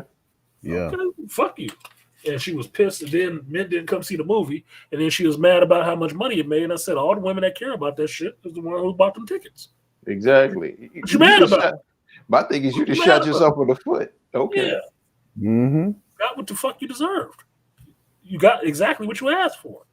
But my thing is, and here's the funny thing, and if you really got to break it down and say, who is the main group of people that go see action movies? Guys. Dudes. Guys. Yeah, that's why I said she must have been hoping for a rom-com, because that's what women primarily go to see. And since we already know that women don't go a lot of places alone, they ain't coming by themselves to watch no fucking Charlie's Angels movie with a bunch of little skinny ass chicks that they feel like they could kick their ass themselves. You think some chick that's into football, drinking beer and stuff like that, and wearing a football jersey down near the line, screaming and yelling with dudes, give a fuck about watching some bony ass chicks in Charlie's Angels? Hell no. Who the fuck is you making this movie for? That look average as best. Get the fuck out of here. They don't watch movies like that. There was a reason that the remake they did with Cameron Diaz, Lucy Liu, and Drew Barrymore did good, because at the time they still looked good, as goofy as that fucking movie was. Because I watched that recently, I said, this was a goofy ass movie. They looked good. But that's how they played it. They played it campy. They didn't play it. They played it campy. And for the three people that they chose, Lucy Liu was coming off of her success with Ally McBeal, right? Cameron Diaz was still kind of hot in Hollywood and young, right? And Drew Barrymore had been in Hollywood forever. People liked her, right? She's funny. So having her do goofy shit was not no big of a deal, right? We grew up with her since fucking Firestarter or before then. So that cast of characters was kind of cool and relatively attractive. Like, okay. Yeah. And it's after the Matrix movie. So people were willing to see girls wearing black leather kicking somebody's ass and kind of believing it if they're doing wire fu and shit, right? So they had all those things going for it coming into the movie. Why they got, 2 movies out of the shit? Yeah. This last one with Elizabeth Banks, what was going for it? Ain't nobody liking Kristen Stewart after all that Twilight shit and her goofy emo ass. Nobody liking her. You can't even name the other 2 bitches that was in it because you don't know who the fuck they are. Like, who? That's what the name was. That was the name in the credits. 2 other bitches. Yeah. Naomi, what's her name? She the chick who played Kimberly in the Power Rangers fucking movie and Jasmine in the live action in the Aladdin movies. That was it. So let me get this straight. Elizabeth Banks was Rita Repulsa in the Power Rangers movie, hired one of the Rangers to be in the movie that she's producing, and nobody still knows this bitch's name. Nor do we care. I know who Elizabeth Banks is, but I've seen her in enough other movies where she's been funny, right? Kevin Smith movies, Zack and Miri Make a Porno, she's funny. Spider-Man franchise, she was Betty Brant working as J. Jonah Jameson's secretary. She was cute, right? She looked cute in that wig. He was like, oh, damn, Peter, you should fuck Mary Jane. You should go after this chick. Fuck Betty. Betty looked like she down, right? She's been in enough other stuff that I've seen her in that has been fun that she does a fun role. Even in the fucking Hunger Games shit. She was in that looking goofy. She was cool in that. I liked her in that. Right? Now you're going to take that and you roll over into, oh, I'm going to direct this movie. Okay, I'm riding with you, Elizabeth. But then you came out and said all that goofy shit like, wait a minute, bitch. Wait. What? It ain't for men? We didn't think it was for men. We thought it was for movie-going audiences. But thanks for making your damn distinction. And you're doing what? Huh. Oh, it don't take long to tell you how to get on. Fuck you. And you know what the funny thing is? When you make blatant discriminatory statements like that, that's when you realize you have men. Okay, we vote for it with our feet. And you get mad because no one didn't come out. Who's going to come out? Even though that women are the majority of the populace, right? You still have a group of people that are dedicated to a certain genre in film. And when you make a statement like, oh, we don't want you there, okay. Fine. Thanks for telling me. I don't go nowhere I ain't wanted. And that's why I still ain't seen that fucking movie. Plain and simple. I still have not seen that movie. Not even on cable. Not even on streaming. Haven't seen that movie. Why? It wasn't for me, right? So why do I need to watch it? You don't need to get I don't even think it's on streaming. I see it in a flip book format. I don't even think it's on. Hey, honestly, Artisan, I don't even think that movie's on streaming because I haven't seen it pop. Really? It might not be on HBO Max or no shit like that, but it's on streaming somewhere. Bet you it's probably on Amazon. Streaming somewhere in Dubai in the back corners of the... Look, it has to be streaming somewhere because a movie studio got behind it and produced it. So it's streaming somewhere. It's just what streaming company they made it for. And you know who the top end of it is, which is Netflix and shit like that. Then you go down from there. That's it. That's why you can find all the old B movies and stuff like that on Amazon Prime because that's what they got licensed to get a hold of. But you ain't gonna see The Batman on that bitch. Oh no, because Warner locked their shit up on HBO Max. They locked that down. Oh, well, look, brothers, let me get up out of here. I will holler at you dudes next Sunday. Have a safe and prosperous weekend. Week. And alrighty, I'll talk to y'all later. All right, Malika, peace to you, bro. All right, peace. I gotta get out of here. Like me bang going to choking his porterhouse. Eating his porterhouse.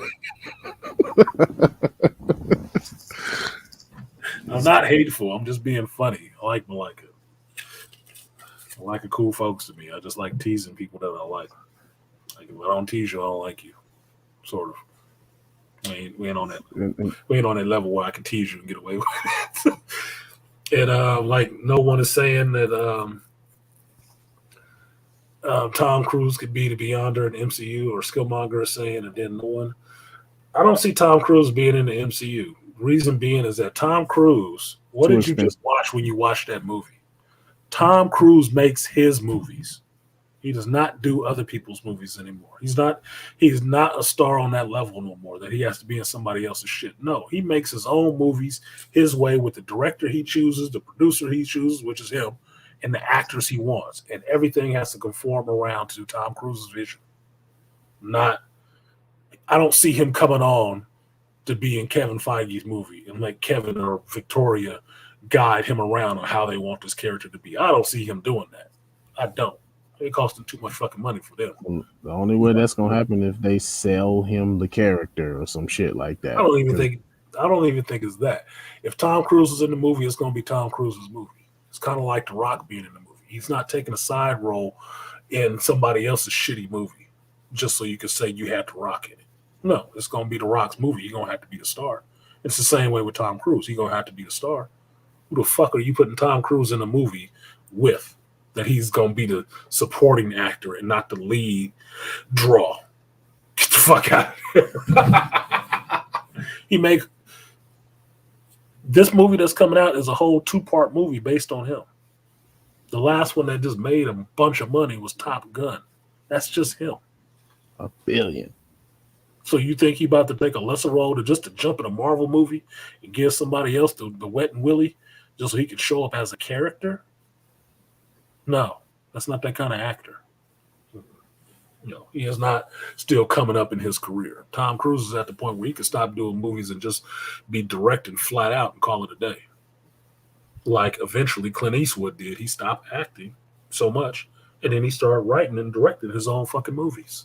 And he phased into being the director that made hit movies and not the actor that was starring in hit movies. Tom Cruise is almost out of that shit. He's producer. He produces these movies.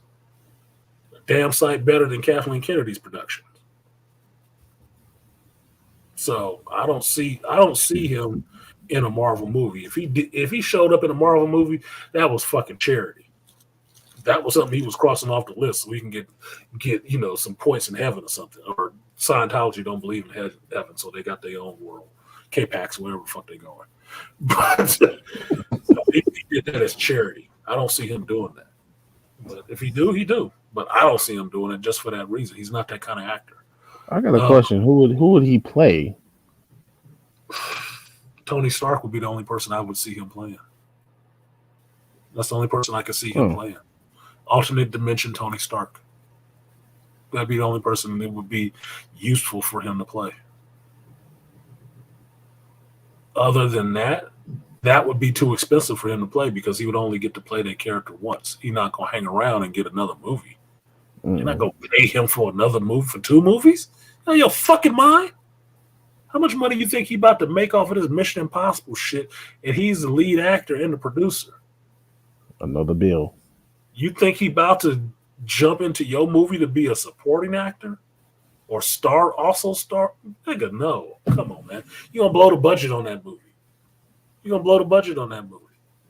Because he's going to want to amp the shit up to levels that y'all ain't ready to do. Fuck out of here. And as far as his running, look, I don't have a problem with Tom Cruise running in every one of his films. Just like I don't have a problem with Will Smith running in every one of his films. It just shows that these motherfuckers is in shape. I appreciate that. I do. Mm-hmm. Will Smith been running in every one of his movies since Bad Boys. With his shirt off and shit. Always got to run. Certain actors always have to do the same thing. Once Tom Cruise learned how to ride a motorcycle in Mission Impossible 2, he's been riding a motorcycle in every movie since. But that's no different than Wesley Snipes. Love motorcycles. It's in his contract. He got to ride a motorcycle and fuck a fine chick, not a sister. It's what it is. It's just what it is. These are who these people are.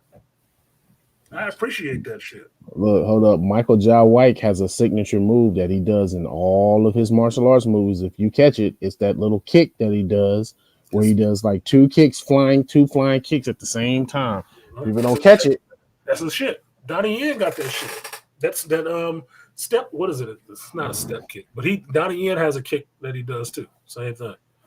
All these actors have telltale things. It's no different than Schwarzenegger having his catchphrase. I'll be back. It's no different than that. That's what they're known for doing.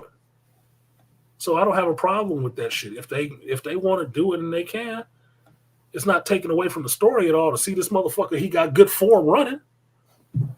That motherfucker fast. Van Damme got that split kick. Doing the splits. That's what fight. made him famous. That's what got him a role. He ain't gonna stop doing that shit. That motherfucker gonna be splitting until he split himself in half. To his asshole running up to the back of his neck. That's just what he's gonna be doing. So I don't have a problem with Tom Cruise running. Good, keep running. Better for you. I couldn't run like that. I'm realizing that shit. I thought I must be too fucking old or sore. I worked around on all my knees and shit like that too much to be running like that. That shit scared me. He constructs his own workouts, man. Jeremy Renner learned that when he did Mission Impossible Ghost Project. He said, man, he builds his own workout. He said, because like he broke it down to him, he said, you got to remember, we doing our own stunts, so we got to work out different parts of our body and do it. He said, man, that was crazy. Jeremy Renner was like, he was like, I'm not working out with him again. Yeah, so you don't get hurt. He ain't trying to be hurt. You're trying to be fit. He thought he was in shape. Jim Renner's like, I thought I was in shape when I did Hawkeye for the Avengers. I came over here with him. He said, man, not the same conditioning. Look, conditioning for a bodybuilding contest is not the same thing as weightlifting for strength. It's not the same. Yeah, we both lifting weights, but we lifting weights with a completely different goal in mind. That's why when I worked out, I was never trying to be the biggest motherfucker in the gym. I was just trying to have that strength. That's what I wanted, was the strength. I didn't need the size. I'm not trying to intimidate people off of fucking size. Fuck them. Let them find out, damn, this motherfucker strong as shit. Yeah, nigga, too late now. Too late now. It's like Goku. I trained at 10,000 gravity already. I don't even feel it, homie. I feel this, homie. Yeah. 10,000 times gravity. This is a slow workout to me. Shit.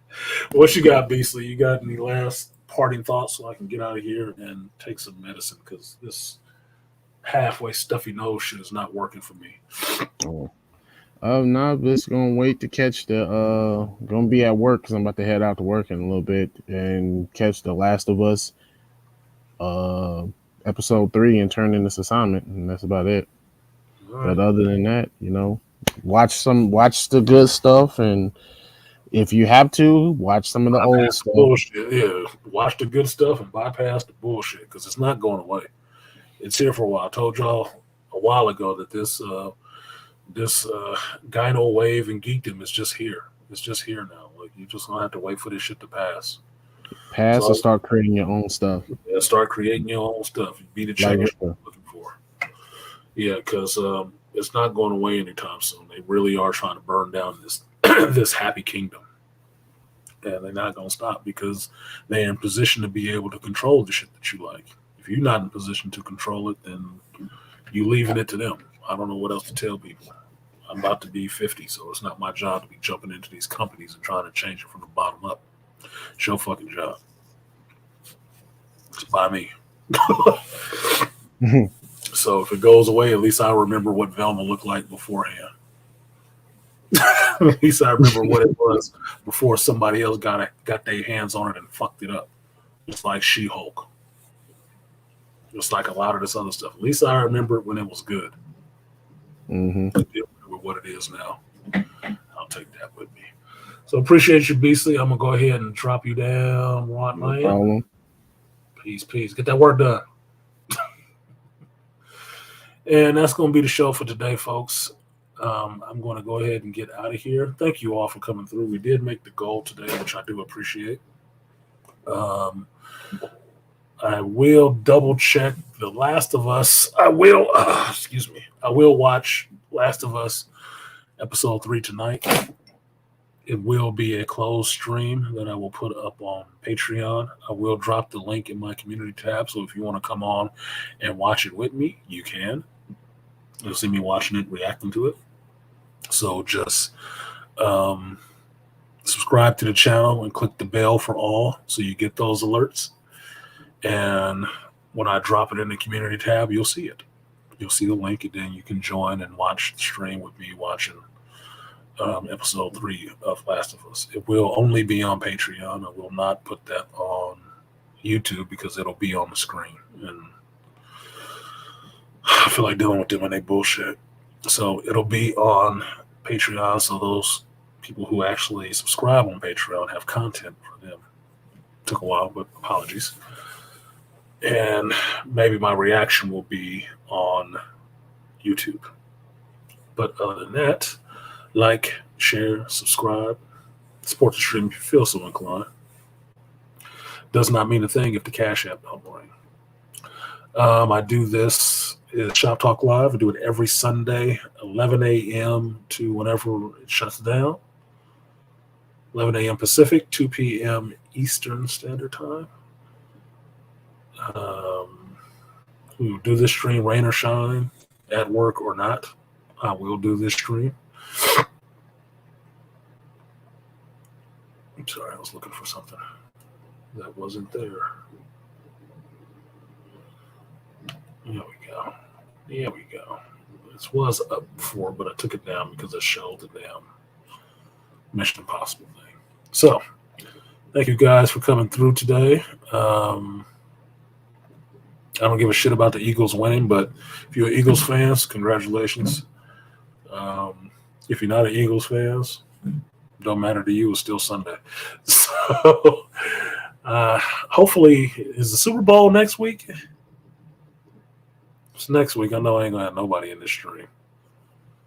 Not for the fucking Super Bowl. So maybe I'll push the stream to a Saturday or a Monday. We'll see. Anyway, I've been Artisan MC. Thanks for coming through, and I'll see you guys next time. And for now, the shop is closed. Peace.